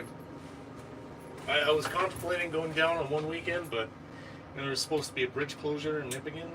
There was supposed to be a protest there, but that never materialized. What do they have a protest there for? They close on the bridge. Well, sport convoy. Oh, really? Yeah. But that one didn't materialize. Isn't that bridge have problems after it was built where it was fucked or Yep. something? Yeah, because they rebuilt it because the other one one, side freaking lifted up. they had to fix it. Well, yeah, they did, but the official story was a myriad of issues. However, I did the math on how much force it would take to shear off all those bolts, and it was pretty incredible. So you can get the stats on how many bolts are in that Oh, yeah. bridge? They're all in the plans for the city or something? Well, when they were doing the investigation there, Stephen Del Duca was the Ontario Ministry of Transport at the time, blah, blah. Anyways, there were M22, I think there were M22 bolts, so 22 millimeter. And so many, right? Is that a grade 8 There's 40. bolt or? No, that's just the diameter. I don't recall what the class of bolt was, but I want to say from memory it was something like 11.9. So it would be a little bit better than grade 8. Yeah, so so these ratings they're not automotive specific. Like grade No. 8 bolt, it's not on like that's across the board. Right, but grade 8 would be just for imperial, measurements. Yeah, yeah. The metric system uses a different standard, like 8.8, 9.8, 10.9, 12.9, etc. So their threshold of what they deem safe is pretty wide, like reaching. Obviously, if they were saying that was at risk, but with your calculation, it was like not even near. Part of the problem was that there was no pavement on the bridge yet, on the bridge deck. When this happened? Right. Oh, so they were just still constructing the other side. They had 2 lanes open. However, they didn't have any pavement on at that point in time. And the pavement, was pretty heavy, right? Well, the cables were tightened to appropriate tension. Appropriate tension for maybe when it was fully loaded with asphalt, right? When did that bridge go up? What year? I honestly couldn't Like tell you recently, what year. like 5 years ago. A little bit more. I swear I remember driving across a bridge before it had any guidelines, like 6-7 years ago. Was there not another bridge there that didn't have guidelines? It was just like a regular bridge? Right, but like I said, I don't remember exactly what year it went off. It's a Canadian icon. For anyone who's driven across Canada, or multiple times like I have, it is a notable bridge. Just because of its size, the cables, how it lights up now. Right. Yeah. And it shut down recently because of weather conditions, or because of that thing happened, didn't it? Wasn't there like you couldn't get It was shut for a period of, I think, somewhere around 12 hours or so. Oh. Till they ended up putting a whole bunch of big jersey barriers on one end of the bridge to keep it freaking down. Because when it lifted up, it was, 11 or 12 inches. If memory serves me, that's how much higher the bridge deck was from the expansion joint. And this is where they bolt it down into the Yeah. rock formation? Yeah. Well, yeah, the one part is on the land of the expansion joint. So basically they're like fingers, right? But then they're bolted together, but they can move independently slightly, right? Huh. So, because I remember hearing in the news a couple of years back, they were like, there's no way to get to Eastern Canada from Western Canada because this bridge is down. Right. And this is only a 12-hour period, though. It was somewhere around that. Because I remember it was all over the news. I'm like, fuck, that is the only bridge, isn't it? You can't, like, you can't access the Timmins Highway, and you can't go down 17. Right. Yeah. Yeah, it literally cuts One Canada bridge. in half. One bridge cuts off the Canada from accessing the GTA and all that. Unreal. So imagine how much freight, like you've got freight coming from everywhere. You got freight from Montreal, you have freight from the East Coast, everywhere. Look at all these pulp mills and shit. It all freaking comes through Nippigan. Yeah. And the problem is, if there's no bridge, well, there's no freight going from one side to the other, unless it's going by rail. You would think that would be a terrorist target at some point. Well, That it's is been speculated, in the past that it could happen. Hey, it may very well at some point in time, but who knows? Yeah. So far, there's been no incidents. That's crazy. Well, thanks for coming out, Mike. Oh. Appreciate it, dude. Nice meeting you, man. Except, You're very informative, very well informed of everything that's going on, and I appreciate it. like I said, I've watched, as much live stream as I could between work and everything else. But I mean, there's times where it's averaging, 8 to 10 hours a day watching what's going on. Yeah, it makes you very well informed when you see what's actually going on. Well, it's You're not not just watching just the that. CBC, right? Yeah, not just that. You're watching other things, and you're going into different rabbit holes, right? The World Economic Forum and Klaus. Oh yeah, big time. Which nobody talks about enough. No one talks about the World Economic Forum. No one talks about Klaus Schwab. Because they think it's too ridiculous to be true. Like, you look at the guy, and he wears like a Darth Vader robe. He wears like the Darth Vader, he's like the black vest piece and shit. It's like, dude, he looks like a fucking Star Wars character. It's like, is this real? It's too goofy to almost even imagine that it's real. But it is real. And people need to be more informed about it. That's just it. People need to do their own research, not just there. I mean, it's all of the policy that is, going through the legislature and Senate, and it's not only policy in Canada, it's policy in the U.S. and policy in other countries. Mm-hmm. Because we are part of the, basically the Commonwealth system, if you have it, right? So what goes on in Australia and, other countries around the world, like our judicial system will look at that and, we may mirror their policies. Mm-hmm. For instance, Ontario more or less aligns itself with what California does for emissions for vehicles. They have an emissions program. They did have the drive clean system for light vehicles. Which is where you in put the southern car onto a Ontario. dyno. Right. We had that in BC called Air Care. Yeah. And they abolished that in the they 2000s. discontinued that program. However, it's still in place for heavy trucks here in Ontario. For like rigs? Yeah. Oh, really? And you can't get a new set of, you can't get your plate renewal unless you have emissions test. It's funny, I knew guys in British Columbia when we had Air Care out there. I knew guys that would take their cars in and they would detune them to make them pass, like a 70s Camaro or something. You'd pull timing out of it and you'd put different fuel in it to do a few things like that. And, You'd lean it out a bit and it would pass every time. But also I knew a lot of guys who just didn't know that shit. So you could buy a 79 Camaro with a 350 cheap. Yeah, or like a big block Camaro with a 4-speed, fucking like $4,000. When in any other province they were going for 10 to 15. So it was a honey hole for a bit until they abolished air care, which obviously you guys had a very similar system here. Not in northwestern Ontario where we are. GTA? In the GTA area. Where they put the car on like a rollers. That's correct. They hook a pipe up to it. That's with an correct. O2 sensor, and yeah. Well, not just that, they're checking for oxides of nitrogen and other items, plus a visual check, right? Fucking cash grab. That's basically all it was. Yeah. Not only that, the cash grab when you go buy a used vehicle and you pay tax on that used vehicle. Well, the taxes had already been paid when it was new. That's funny because air care in British Columbia, I got to experience it this last year on its way out as an adult. Because I'd gone on a road trip to BC and I bought a car when I was 18 or 19. And my parents always put their cars through air care, and I remember being at the one in Abbotsford where they'd put it through. But I remember as an adult, I took my Ford Escort there back in like 2010, the year right around when they abolished it. And I put my car, I'm like, really, we got to do this? I hooked up the pipe to the tailpipe and all that. I had to sit in the car and go through the gears. And I'm like, it's like a dyno pull, but except no one's tuning your shit. They're just checking your emissions. Oh, God. But I remember reading a article in Popular Hot Rodding back in, I want to say around 2000. Popular Hot Rodding magazine? Is that still a thing? You know what? I couldn't. I remember that. I Yeah. don't recall. However, they took this old vehicle. I can't remember what it was. It was a Firebird. If memory serves me. Anyways, they built a healthy engine for it. It had a solid roller camshaft. And it was, memory serves me, around 11.5 or 12 to 1 compression. Oh, yeah, she's running on the high octane, yeah.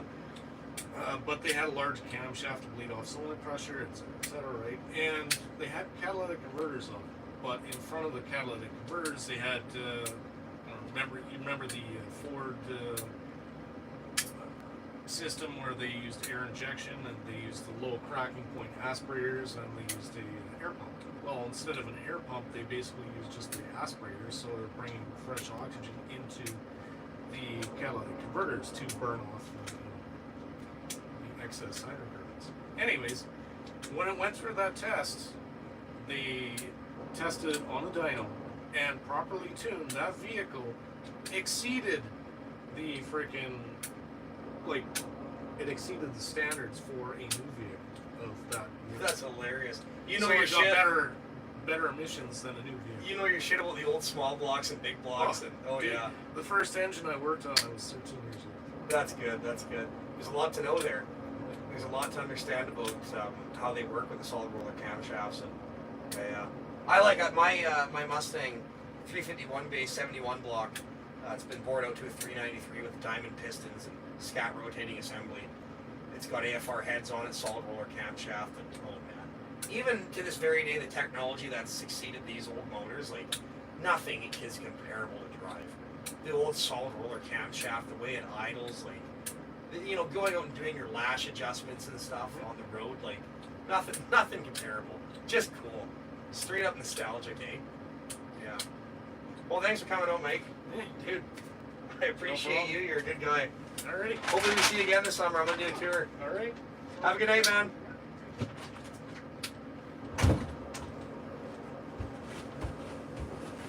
That was a cool live stream, wasn't it?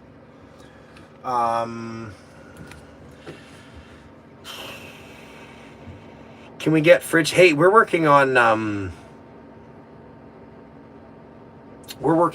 merch line right now. I'm sorry, it's coming.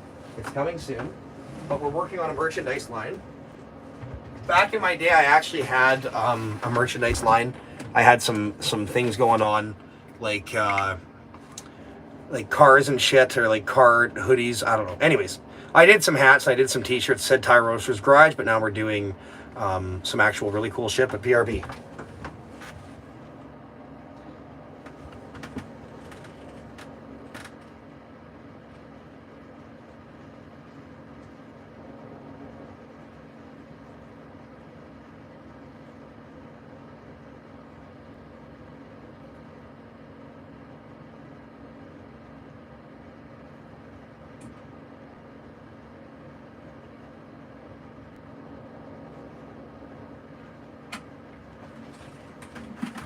Okay, so basically with the merch, I need like a really good graphic designer. I'm not doing it unless it's done right and things are like really cool. So like I want to do some really cool hoodies. Like, and the thing is, like, I don't want to dick around with hoodie quality. I don't want to like sell you $30 hoodies. What I want to do is I want cowboy hats. Good idea. I want to do like high quality hoodies, you know, like base price of a hoodie, $50. And then my logo on and my markup, like $100 hoodies, like $80 to $100 hoodies with like really cool retro designs on them, thick print, Tie Roasters Garage, like a quality product, like a real quality product, like something you're fucking proud to own, and it has my name on it.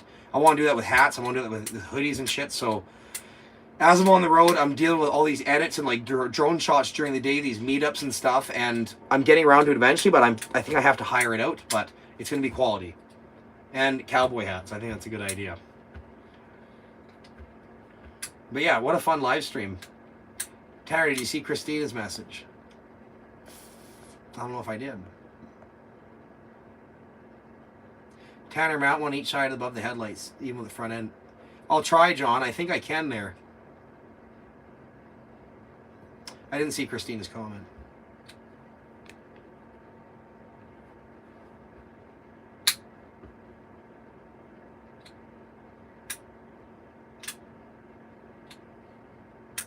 Squeaky Packer shirt.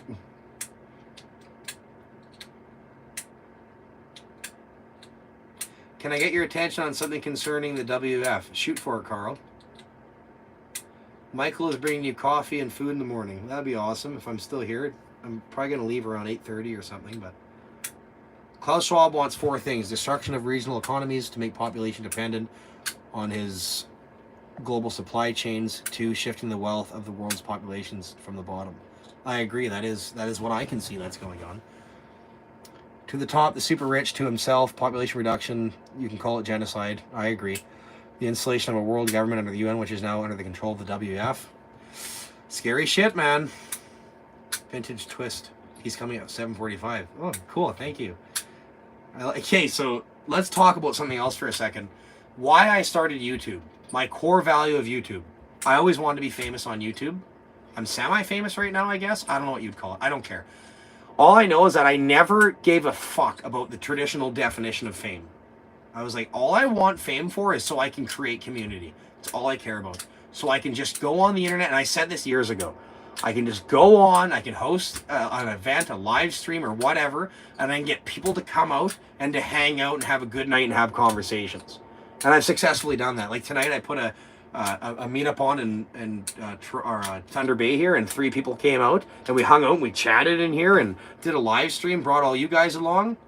Bro, stream with YouTube.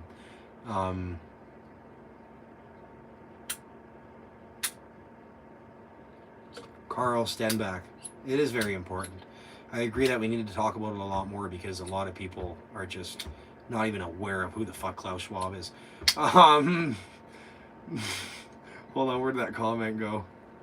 Wonder Bucket. Corn Pop was a bad dude. Fuck Joe Biden. Oh, God. It's funny how up to date we all are with politics, see? Like, we can just say this kind of shit and we know exactly what it is. You know, Corn Pop was a bad dude. Oh, the clicking, sorry. This is a switch I brought from my, I bought from my light bar. And it's got like, it's the nitrous arming switch, which is hilarious because these are cheesy. My actual nitrous car, my drag car, doesn't have this switch. It just has the regular old toggle. But it's like, you got this one, you're like, I'm gonna fucking do this. And I'm gonna be like very aware that once I lift that, the next step is nitrous. And I hit the nitrous, right? It's like the nuclear launch, eh? I'm gonna do it! I'm gonna fucking do it! The switch is up! Boom! Kevin Ronald Airsman! Oh, God. K-Dog. I've seen you in here before quite a bit, K-Dog. Watching since left Alberta, meeting you in Niagara the other night. I remember meeting you, bro. That was dope. It was like meeting a celebrity in my eyes, bro. Thanks for waking up most people. It was good meeting you, K-Dog. I'm glad I can be a voice and provide a voice for other people on my channel.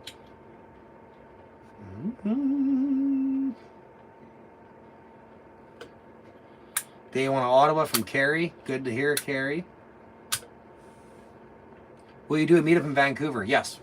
So my plan going forward after this is I'm going to go home for a bit, refresh, get some work done on the house. I'm going to be participating in the Calgary convoys every weekend. Every weekend I'll be going out to Calgary. I'm going to show you what's going on in Calgary. It is cool. And then after a month or so or two, I'm going to be hitting the road and I'll be showing you the Vancouver protests. But more importantly, I'll be heading down to the Vancouver Island to show you the Victoria protest as well.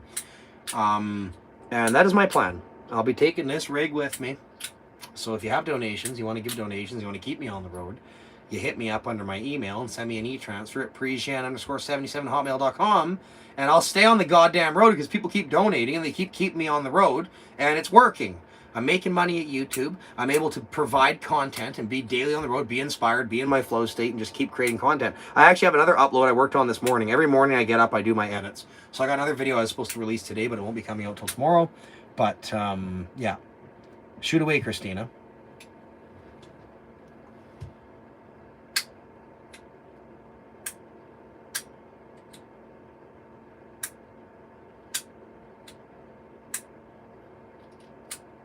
Tire Roaster's Garage, all honesty, we're spiritual, human, infinite beings. We are finite beings. I agree. Likewise, in my part, Tanner, you polish those Molsons. Yeah, I'm just getting into one. Christina, K-Dog, I have a renamed position of Trudeau as the dishonorable Prime Minister of China. Yeah, right on. So I want to talk about something with Calgary, which is why I'm so excited to get back there. This weekend, I'm having a party in Manitoba. So if you're around the area, come on out down to Balder Hotel in Manitoba. We have parking for RVs. We have, we're going to have a fire, I think. Dude, it's going to be such a blast. Saturday, Tire Roaster's Garage, big old greasy Manitoban reunion. She's going to be lit. It's going to be like something out of the movies. So we're pumped for that. Now, Calgary the following weekend, I'll be at the protests. Calgary protests are a very important subject right now, and I'm so glad I live so close to there. It's my city. Listen to me.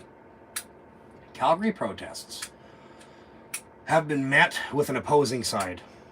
And here's the hilarious, ironic part of this. All these people who disagreed with the Freedom Convoy and just hated the message, blah, blah, blah, they all said, yeah, police brutality. Yeah, cool. Cool, police brutality. The people who don't agree with us, beat them. Throw tear gas at them. Pepper spray them. Fuck those people. Let's do it. Anyone who doesn't agree with us, beat them down. Fuck yeah. So, that's what happened in Ottawa. Whatever. Calgary has counter-protesters who are very vicious. And they started adopting all the same slang from their brethren in Ottawa. They started adopting all the bullshit talk. They're like little children, copying each other's words. You know, oh, they're violent and I'm scared to leave my home and blah, blah, blah. All the people in the Beltline, all talking shit. So they came out and they started participating in illegal blockades, blocking down roads, 30, 40 people wide, to prevent a legal, peaceful protest, a march from the Freedom Convoy protesters well, they were not the Freedom Convoy, they were just protesters before. Calgary has its own wild movement, which has grown into what it is today. Tens of thousands of people sometimes marching down 17th Avenue to get their point across, to legally 100% peacefully protest in their march. Every weekend, it's only on Saturdays, couple hours, it's over. So these counter-protesters decided to build a wall to illegally block these people from moving. So Calgary police responded to these counter-protesters by ramming them and pushing them back. Now all of these innocent victims of the Calgary anti-protester protest freak show are now all crying. The cops were ramming us with their bikes and they were hitting us and pushing us and saying get back. It's like, oh, so now it's on the other fucking side. As we said, when it comes to your side, you're not going to think the same because you're fucking hypocrites. So guess what? I'm coming to Calgary. I'm buying a gigantic megaphone. And I'm gonna fucking yell some funny shit, and I'm gonna live stream shit. I'm gonna show you what's going on in Calgary, and we're gonna make asses out of these fucking assholes. And I mean, yeah, okay, we're not supposed to fight these other people. We're divided and blah blah blah. But you know what? Fuck them. They're such pieces of shit. That's where I'm at with the Calgary protest. That's what's going on. That's the reality of things, and I'm excited to participate in it because these victims, these woke agenda pushing pussies, they're about to see some shit. Yeah, they're throwing things at people. They're spitting on people. They're being violent. Oh, they're scared to come out of their houses. Yeah, they're the violent ones. Hilarious. Hilarious. And I can't wait to get to Calgary to fucking show these idiots for their true colors. Because no one else is doing it right now in Calgary. Like, you got Rebel News people reporting, but nobody. I have no paid incentive. There's no one paying me to say a certain thing. So when I go there, I will talk shit. I will have a megaphone. I will make them look like goofs. I will make fun of them. I will make light of the situation, as I always do. And I'm going to show their true colors. They are pussies. They are straight up pussies. And they need to go. When am I going to Calgary?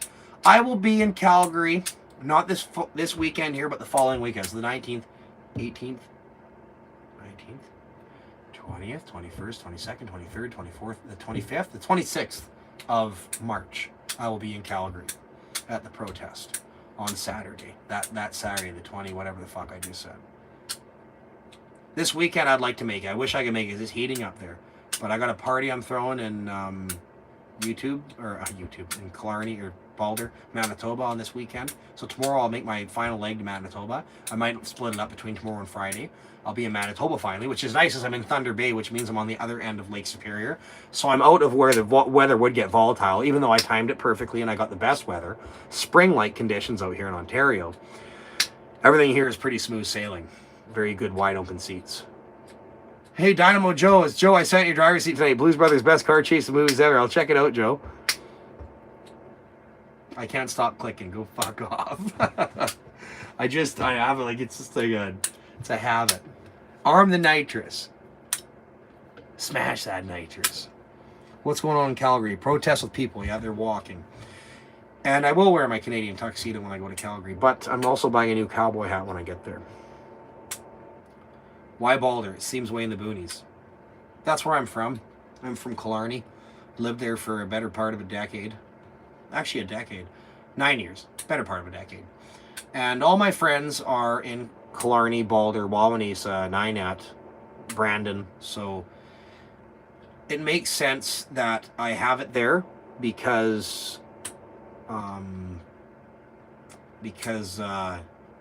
was looking at halls, renting a hall, and it was getting too expensive, too much commitment, too much legality with the liquor and shit. So I know a person who owns a bar there that is more than willing to host a good little fun time. So that's what we're doing. And it's going to be fun. We have a friend of the farm just down the road where we can park all of our RVs and stuff. We're going to be there Friday to Sunday. And it's going to be seriously legendary. And here's what I'm saying.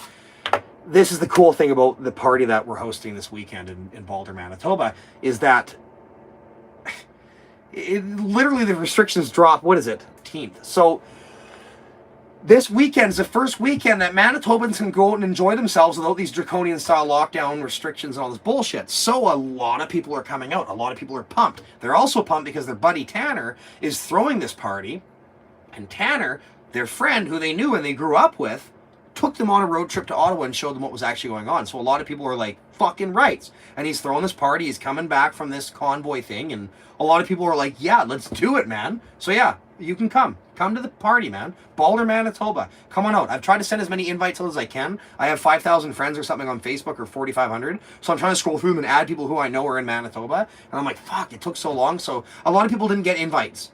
But a lot of people are invited. If you don't have beef with me, you don't have a problem with me, if you're a good person, you're happy, you stand up for freedom, you want to be there. Even if you don't oppose mandates and vaccines, I don't give a fuck. If you're a good person, come out. Come on out, man. Ramona, man, I'm glad I finally got to catch a live feed. I'm glad you did too. I would like to start preparing these more strategically, more organized by time, like maybe 3-4 days in advance. I say, hey, I'm doing a live stream on this day so more people know about it. But right now it's kind of like I'm on the seat of my pants. I'm traveling. I got a generator underneath this thing. I fire my generator up. I pull my computer out. I edit videos in the mornings. I travel during the day. It's been fun. Will you be live streaming from the party for a bit even? Yeah, I'll be live streaming for a couple hours. BC are bringing back the mask. No kidding, just don't comply. Fuck BC. Fuck Bonnie Henry. She's a psychopath. And John Horgan. I'm very sad to hear he has cancer. Like I actually am. It's sad he has cancer. I don't wish anything bad upon anyone, but fuck John Horgan. Fuck, he's just a flip-flopping snake. You know, good old turkey gobbler on him. Look at this. I'm gonna do it. I'm gonna fucking smash nitrous. Boom! I don't know if BC's really bringing back masks. I would imagine they aren't, because if they were, it would completely go against the science they all preach about. But a lot of people are doing that right now.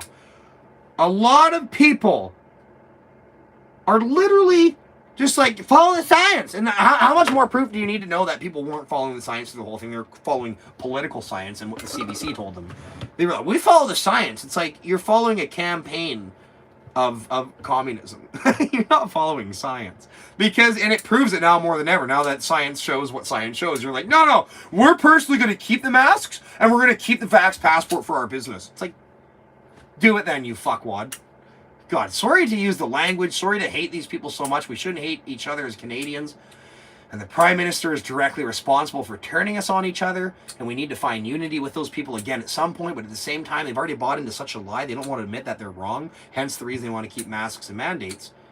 But, yeah, they're following orders blindly. Blind allegiance to their tyrannical rulers who put them into fear for years and made them buy into that fear porn. Because what do people love more than anything? Fear porn. They love it. Their ancestors loved it. They love it. You know, oh my God, fuck, the world's ending. There's a blood red moon in British Columbia, and we're going to get people into the caves in 1980s or the 70s, and that guy got everyone to go into those caves, scam them out of all their money. They're like, oh, we love fear porn. The big blood red moon, the world's ending. It's always the world's ending. Oh, fuck yeah, you want to be prepared for this. Fuck, man. The fuck was that? Oh, box drop. Fuck. Truck fuck.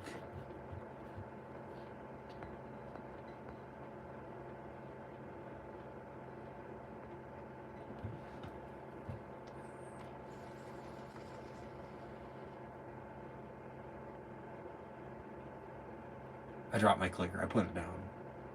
I got the vape. Let's talk about my smoking habit the last month. Here's the brilliant thing about me, if I have to say so myself, is that I've never been addicted to nicotine. I've smoked on and off since I was 18. I got into it here and there partying. I'm a social smoker. My lungs have a six-pack, let's just say that. Never got addicted to smoking. I'd smoke when I was out. I'd smoke a lot of OPs, other people's. They'd be like, you want a dart? I'd be like, yeah, can I have a dart? Bummed a lot of darts. Call me a skid, whatever. I always smoked when I was at parties and socializing. Like a Canadian. Smoking darts, firing back darts, having a conversation, whatever. But like I'd go 3-6 months without smoking, wouldn't drink. I never had a craving. Never was like, oh, I need a cigarette. Never. Never. I've always been like, you know, I've been smoking like for a month straight when I was on the road traveling in BC in my van. Hanging out with hippies and stuff. We're smoking all the time, blah, blah, blah, whatever. As soon as I get back to Alberta, I'm back on the road home. I don't smoke. I don't have no cravings. I just drop it cold turkey. I've never been addicted to it. I do have an addictive personality. Hence is why I'm addicted to live streaming, creating videos, participating in freedom movements, building race cars. I'm addicted. But like smoking was never, and alcohol was never a thing. I always knew they were very bad to be addicted to and dependent on. So always developed that brain structure. But on this whole convoy thing, I rode out with Keith out here. He smoked. He'd give me a cigarette here and there. Okay. It is a mental thing, Robert. It is. So I'd smoke with Keith, and I was smoking. I'm having fun. And for the last almost 2 months, I've been on a party. I've been on a socializing endeavor. So I've been smoking a lot. Buddy Jason gave me a pack the other day from his res darts. He's like, take a pack. I'm like, I'm not taking a pack. He's like, I have a dart. I'm like, have a dart with me. I'm like, I'm not taking a pack. And I'm like, oh, I'm going to the Freedom Convoy party tonight. I better have a pack. I'm like, whatever. I'll take a pack. So he gave me these reserve darts, which are really good. And I take them, and I just finished them yesterday. And today, I realized I've been smoking for almost 2 months, on and off. And I had a couple cravings today. And I'm like, oh, I'm like, okay, well, like cold turkey. Like, I'm not like someone else where I'm nicking out. But I'm like, I wouldn't mind a dart right now. It'd be nice to drive and have a cigarette. I'm like, I don't want one. So I just went and picked up one of these little one-time vapes. And the guy was trying to sell me a full-time vape that you replenish. And I'm like, I'm not buying that. It's only $4 more. I'm like, I don't want that. I just want a little vape from the rest of my drive. And when it's dead, and I'm done. It don't matter. Res darts are so Canadian, and they're cheap.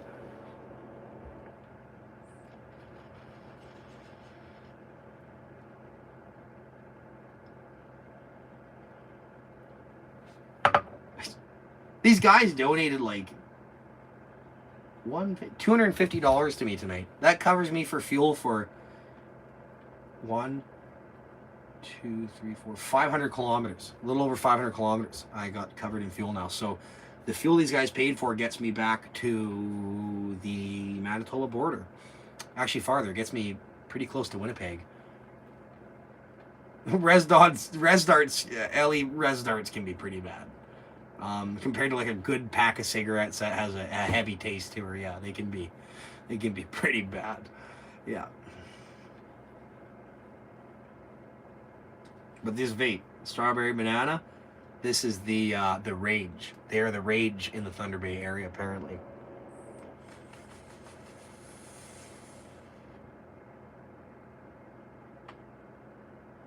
If you smoke a dart in the morning, you'll crave them all day. And here's the thing my dad always said. He's been a smoker his whole life. My dad's always like, you know what? Smoking's such a habit that he'll smoke 10 cigarettes in a day. He only enjoys 2 of them. There's only 2. And then when I started realizing that when I was smoking during the day and I'd have a pack and I was working on the drilling rigs and stuff, he was right. I would enjoy my cigarette in the morning and a coffee. Like, actually really enjoy it. You get that head rush. You have it and you just smoke it and you're exhaling through your nose, you're tasting it, and you're like, yeah, that tobacco tastes good. But then you would have a couple of habit after that, like every hour, and it was like, ugh, they didn't taste good. They felt guilty. They tasted like ash. Then you'd have one after work and at 5 o'clock, and it'd feel good after work. A fucking cigarette, just like you'd have that second one, that second wave, and then, But the 10, the 8 other, they didn't taste very good. They felt guilty.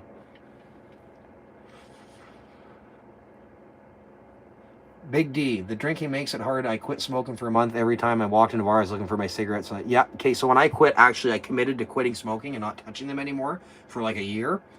Even socializing, I did pretty good after the 3rd or 4th bar outing. I just reject them, and I was like, fuck, I just want to go outside. I'm like 10 beer deep. I just want to go have a cigarette. I'm like, don't do it. Just get involved in the conversation. And eventually I beat it, and I never smoked when I was drinking, which was pretty impressive. But then I started doing it again like a year later, and I'm like, whatever, here and there.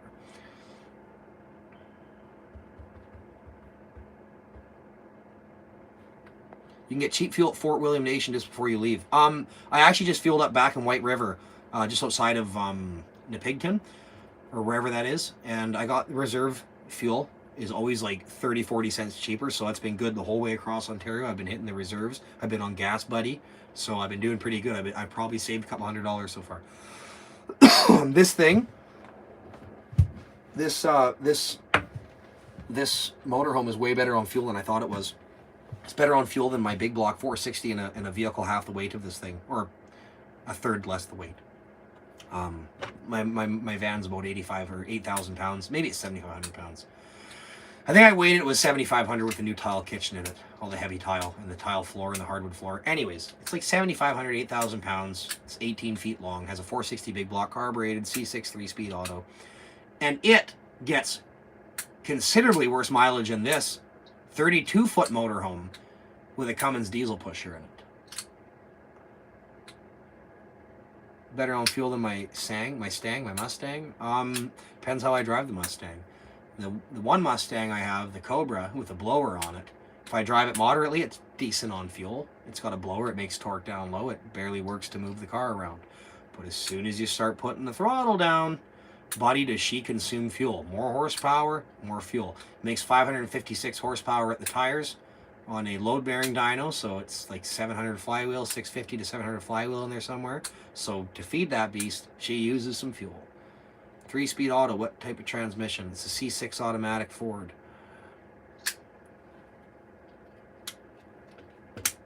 This is a fidget switch. It's a $10 fidget switch. I like vaping. It doesn't make me smell like an ashtray. Yes, 100%. Just like my 73 Z28. Fuck yeah, I love 73 Z28. Is that still the split bumper in 73? Those are cool. Come to Southern Ontario, I'll buy you a tank. Fidget switch. Funny, the older diesels get really good fuel mileage compared to the cleaner emissions trucks of today. Well, it's hilarious. This is a VE pump, Cummins 12 valve. It's the old school. And yeah, you always hear these guys talk about how bad things are on fuel. They talk about their ass. They clearly have something not connected right or something not doing right, because these old motors get great fuel mileage. Your 82 Stang, just watch that video of you at the track. That's a fucking, I love that car. I like how you have the 79 Cobra hood on your profile picture, Babylonian too. Do you have a 79 Cobra or an 80 Cobra with that graphic on the hood? Because man, that was the equivalent to a 79 Trans Am with that Phoenix on the hood, but I thought the Mustang Cobras did it better. They really had some cool 80s psychedelic vibes. Make sure you have a Persian for me before you leave Thunder Bay. I had one, the first time I ever had a Persian was when I rolled into Thunder Bay almost 2 months ago, when we came into the convoy and this guy comes up in this old beat up Dodge, And he's like, you want a Persian? I'm like, a what? A Persian? You want a Persian? I'm like, sure. So he gives me one. It's on video on one of my channels, or on one of my videos, and I had it, and it was the most delicious thing I've ever had. I have a 70s Buick Coupe with a 3-speed auto, but it's a turbo hydromatic 350. I have a turbo hydromatic 350 in my old Parisian. Richard Newsman, 4-speed M21. The old M21 Muncie. Then you had the M22 Rock Crusher that came behind the big block cars. Those were cool. I'm an old soul. I may have been born in 91, but I'll tell you, I know all that shit about them 70s and 60s muscle cars. My car knowledge dates back to the 50s and the 40s.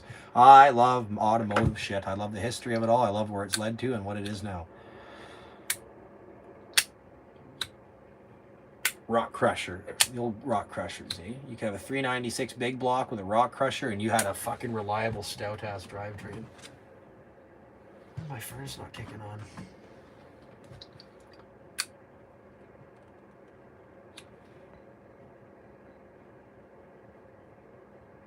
You're lucky you don't smoke, Susan. Never be addicted. My son calls me my guy now after watching a few of your streams with me. I love that saying now, Tanner. My guy. It's what's up, my guy. It's a good universal slang, isn't it? I would have thought you're the same age as my son. I'm 30 years old. Born in 1991.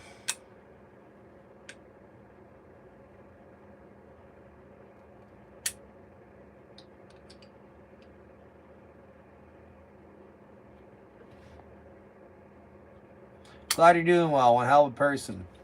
I'll get a fucking raise. Thank you. Thank you, Brett.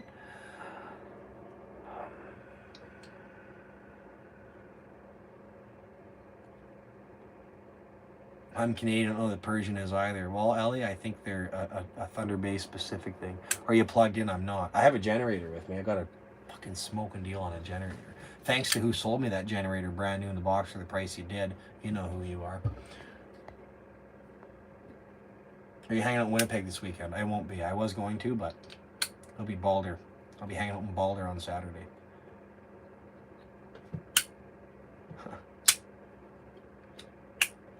Oldsmobile Cutlass Supreme 354 barrel rocket with a Camaro posi rear. Funny, John, those old 350 rocket engines are actually entirely different than a regular small block 350. Big, wide rocket engines. Strange units to look at them underneath the hood when you're used to a traditional 350. Persian invented in Thunder Bay. It's a cross between a cinnamon bun and a donut. That's exactly what it is. Most delicious thing I've ever had in my goddamn life. They don't make cars like they used to. That's true. I got all old cars. I think I have, oh God, how many vehicles do I have? Let me count. Mustang, Camaro, Trans Am. That's 5. Okay, right? That's those ones. Okay, so I have the motorhome. So dumb. The Yukon, the other little Ford Explorer thing. I got the Beetle. That's 10. I got the what is it? Not a Cutlass. A Malibu. 81 Malibu 4-speed. I have Parisian, 55 Chevy, 65 Impala, the Raptor Quad, the dirt bike, the 450 Honda. I have the Triumph motorcycle. That's 17 vehicles right there. I know I'm missing one. And that one. Oh, the sled. It's 18. The M8. Oh, and then I got the pickup truck. That's 19. The 98 Chevy minty teal truck. Yeah, so I got 19 vehicles I can count right now. Whoa! How? I have 19 vehicles. What the fuck? Whoa! That's how fast they add up. I have 19 vehicles. I have 19 gasoline-powered vehicles. Actually, one of them's a diesel. That's this one. So I have 18 gasoline-powered engines. My Yukon's a 2012 Denali. Did I count that one? I might not have counted that one. So maybe I am at 20. I didn't count the Yukon in that. I have a 2012 Yukon Denali with a 6.2 liter Vortec and a 6-speed automatic. I have 20 vehicles. What the fuck? Sell me your RV, it become one less. I don't think I'm selling this thing. I don't think I will. It's too nice. It's too me. It allows me to be me on the road. Gives me lots of room. You need a Dodge. I don't have one Dodge. They're all Chevys and Fords. Yeah, I don't have a Dodge, surprisingly. If I got a Dodge, I'd have to pick... What would I pick? Hold on. I don't know why my furnace isn't popping on here. I may have spoke too soon about the capabilities of my batteries. My furnace is not kicking on.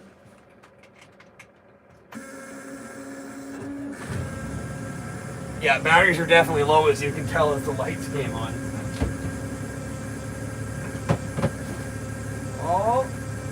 Oh, Das Boot. Das Boot. I can't remember the person's name who gave this to me in Niagara, or Niagara region, wherever we were that night we had that meetup, but thank you so much for this care package you gave me, including this boot and the food. That sandwich was delicious. I wish I had another one right now.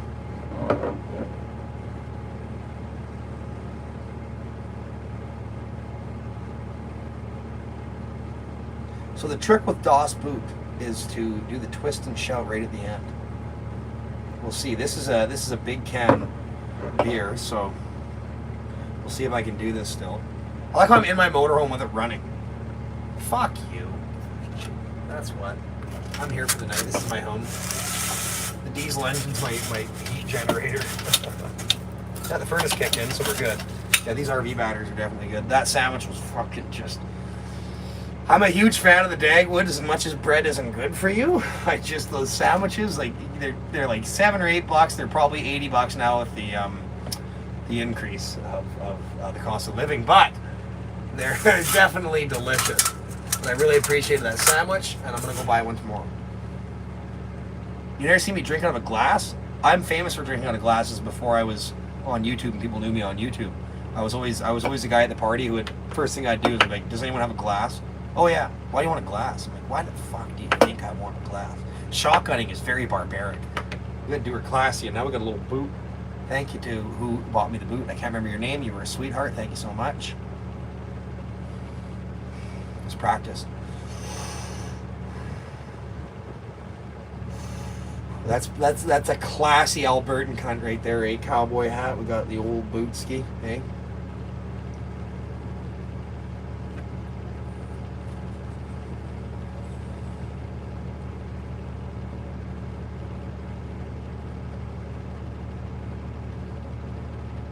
That bake tastes good.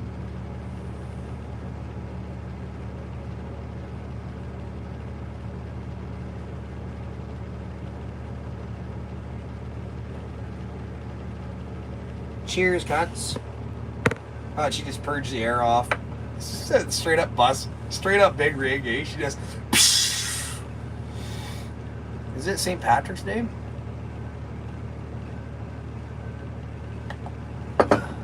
Oh, it backfired. Oh. Oh, God.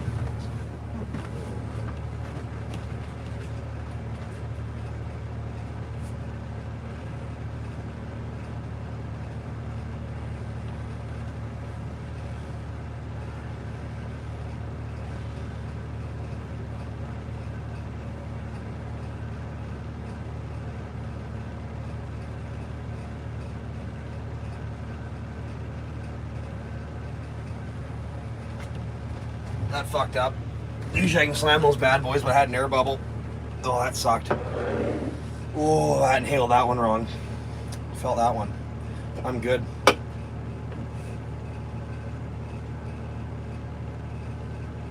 Oh, God. Oh, God. BRB.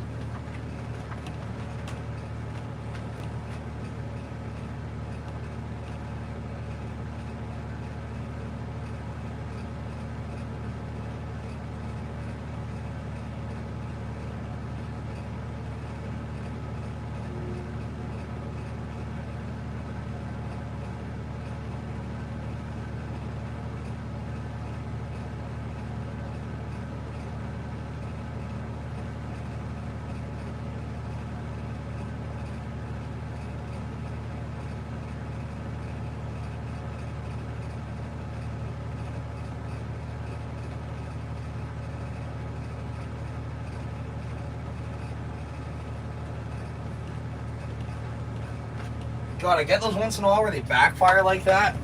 You take it down and you got like an air bubble. Oh, and it just hurts, eh? Oh, God. We're good, though.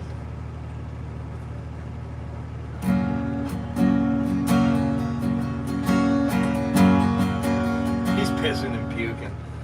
I could almost throw up. You hear the Cummins idling? Nice growl.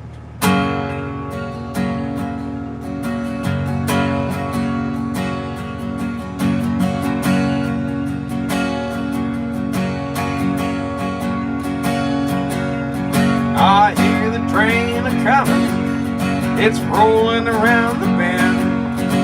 I ain't seen the sunshine since I don't know when. Oh, I'm stuck in Folsom Prison, and time keeps dragging on.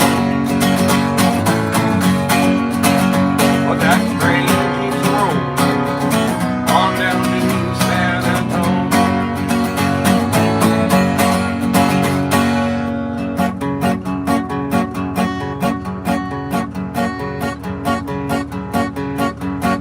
Oh, Canada, our home and native land, true patriot love in all of us command. How's it? What's the lyrics for Oh Canada? Someone write the lyrics for Oh Canada for the next verse right now. Write it. Oh Canada, our home and native land, true patriot love in all of us command. Play it right now. Type it. I was doing this earlier. I got a good verse to this.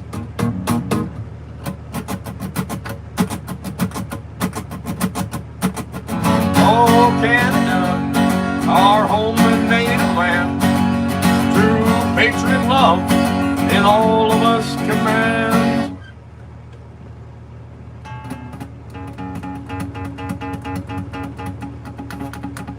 Through glowing hearts we see the rise.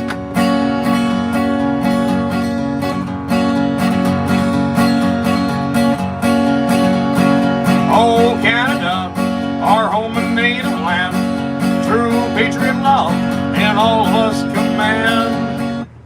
Through glowing hearts we see the rise, the true north strong and free. Oh, Canada, we stand on guard for thee. I hear freedom a-comin', it's coming around that bend. Time to say goodbye to Trudeau and his commie friends. Well, I think they knew they had another coming. I didn't think they'd realize they'd set us free through unity. Oh, Canada, we stand on guard for thee.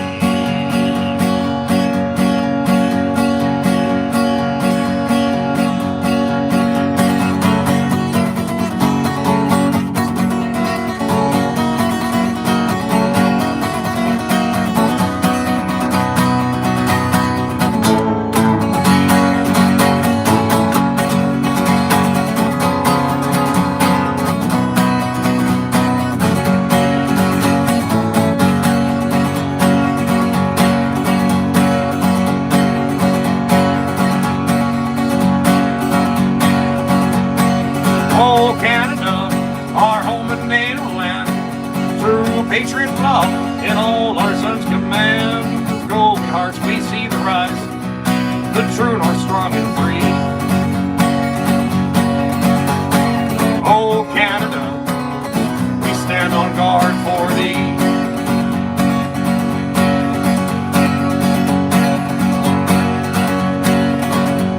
I hear freedom a-comin', it's rolling around the bend. I ain't seen the freedom. Nope. I hear freedom a-comin', it's rolling around the bend.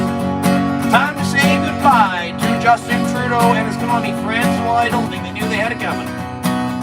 They didn't realize they'd set us free through unity. Oh, Canada, we stand on guard for thee.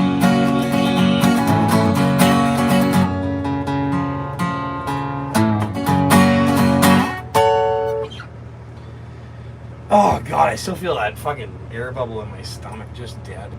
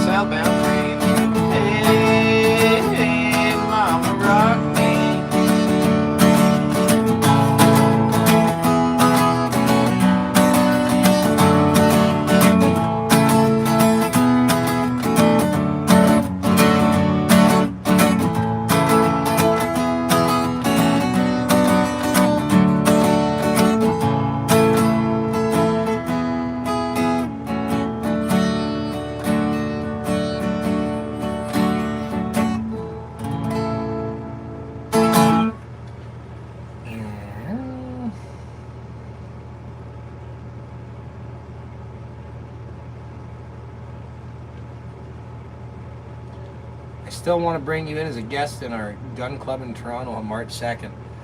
And hit you up on Facebook. I said, did you not reply? Check your Facebook messages. Sorry, Lewis, my messenger on Facebook is so blown up I can't even possibly begin to start responding to the messages. There's so many I can't get through. I'm trying, but yeah, sorry, man. I'd love to come to your gun club,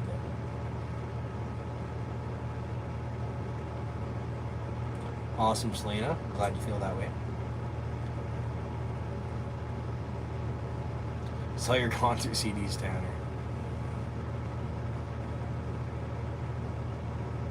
So the party's in 2 days. How far is it from where you're at? So I'm about 1,000 kilometers from my location, and this thing's been timed out perfectly. We're close. Tomorrow I'll be able to do most of it, maybe all of it, depending how I feel. But the idea was, when I left Niagara region, was to time this out over 500 kilometers per day, and if I got there Friday afternoon, we'd be doing exactly that. But if I make it there tomorrow, I could double my kilometers in one day. She's a little slower in the Sun Clipper.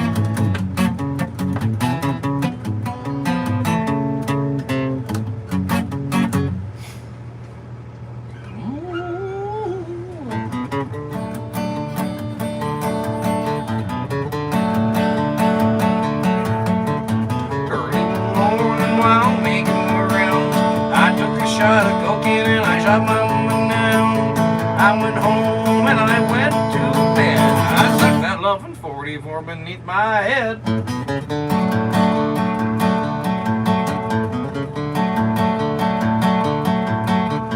Got up next morning and I grabbed my gun, took a shot of cocaine and away I run. Made a good run, but I run too slow. They overtook me down in Juarez, Mexico.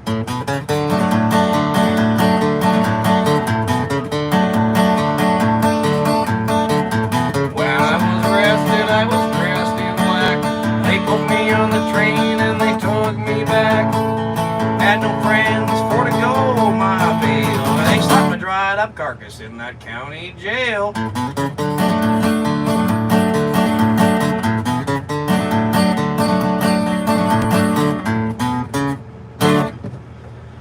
Ooh, thanks, Selena. I like being a great person. Why I like me now.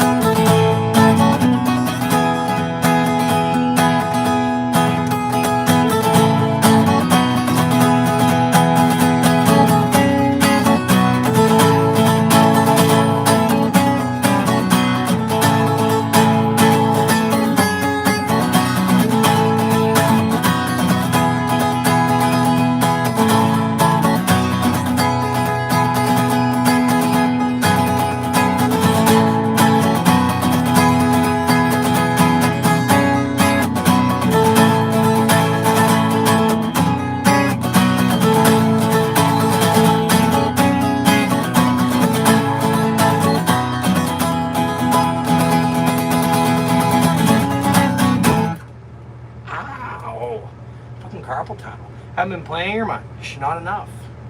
Burning Love, Elvis Presley. Ooh.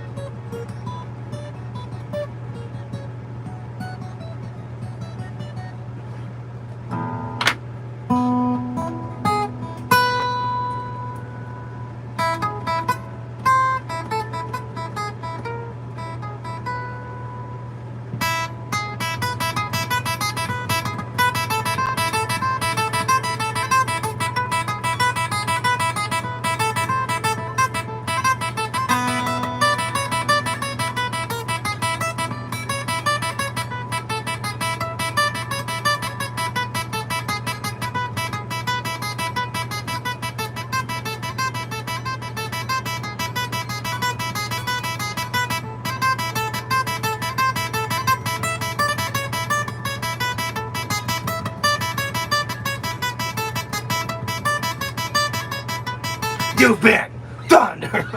Oh goodness.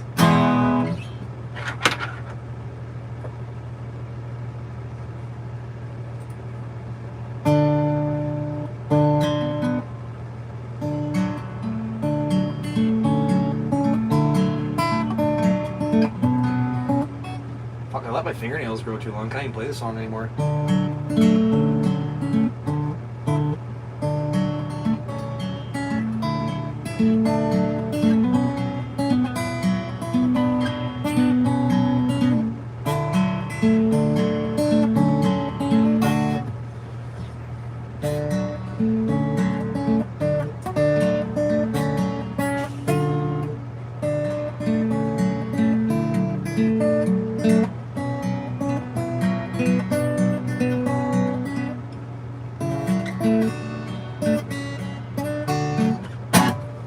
Fucking fingernails way too long.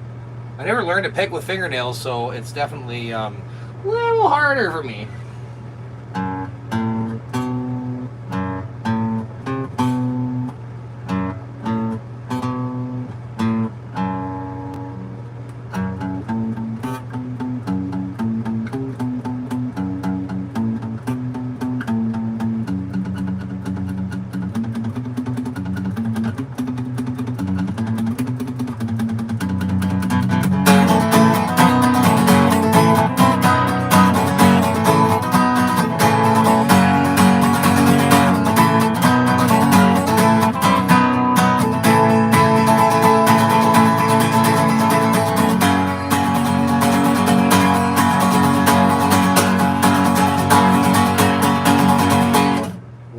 That rings, eh?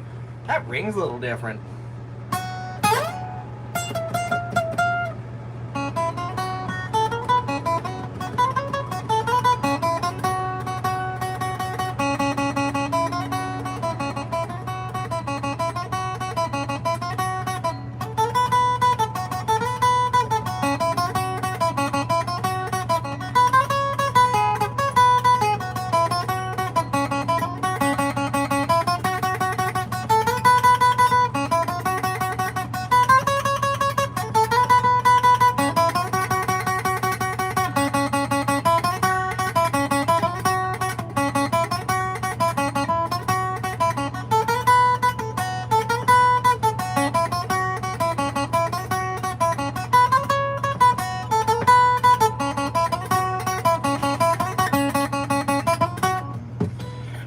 So surfing, let's go on a fucking ride,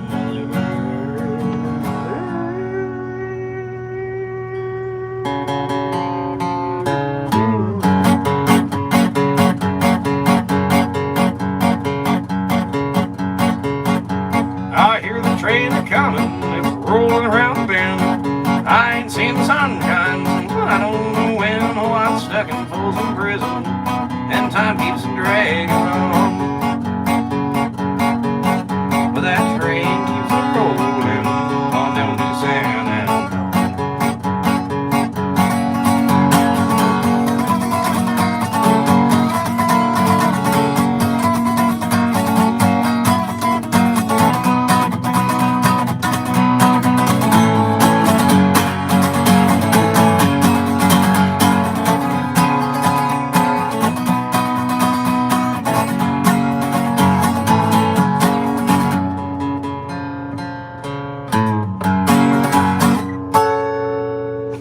Ringer.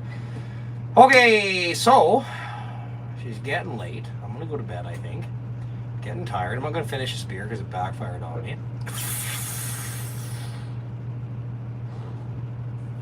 It's been nice hanging out with you all tonight. I appreciate you coming by. I appreciate you spending some time in the live stream. I hope you got value out of tonight's content, and if you did, smash that like button. Let's get the algorithm working in my favor. And subscribe to the channel if you aren't already, which I'm sure you already are. Put the notification bell on so you get notified every time that I go live or I post a video. So if you don't have that notification bell on, you're wondering why you're not seeing my lives. That's probably why. And yeah, consider donating to the channel, all that good stuff. And we'll catch you in the next live stream of Tire Roasters Garage. Love y'all. Catch you in the next.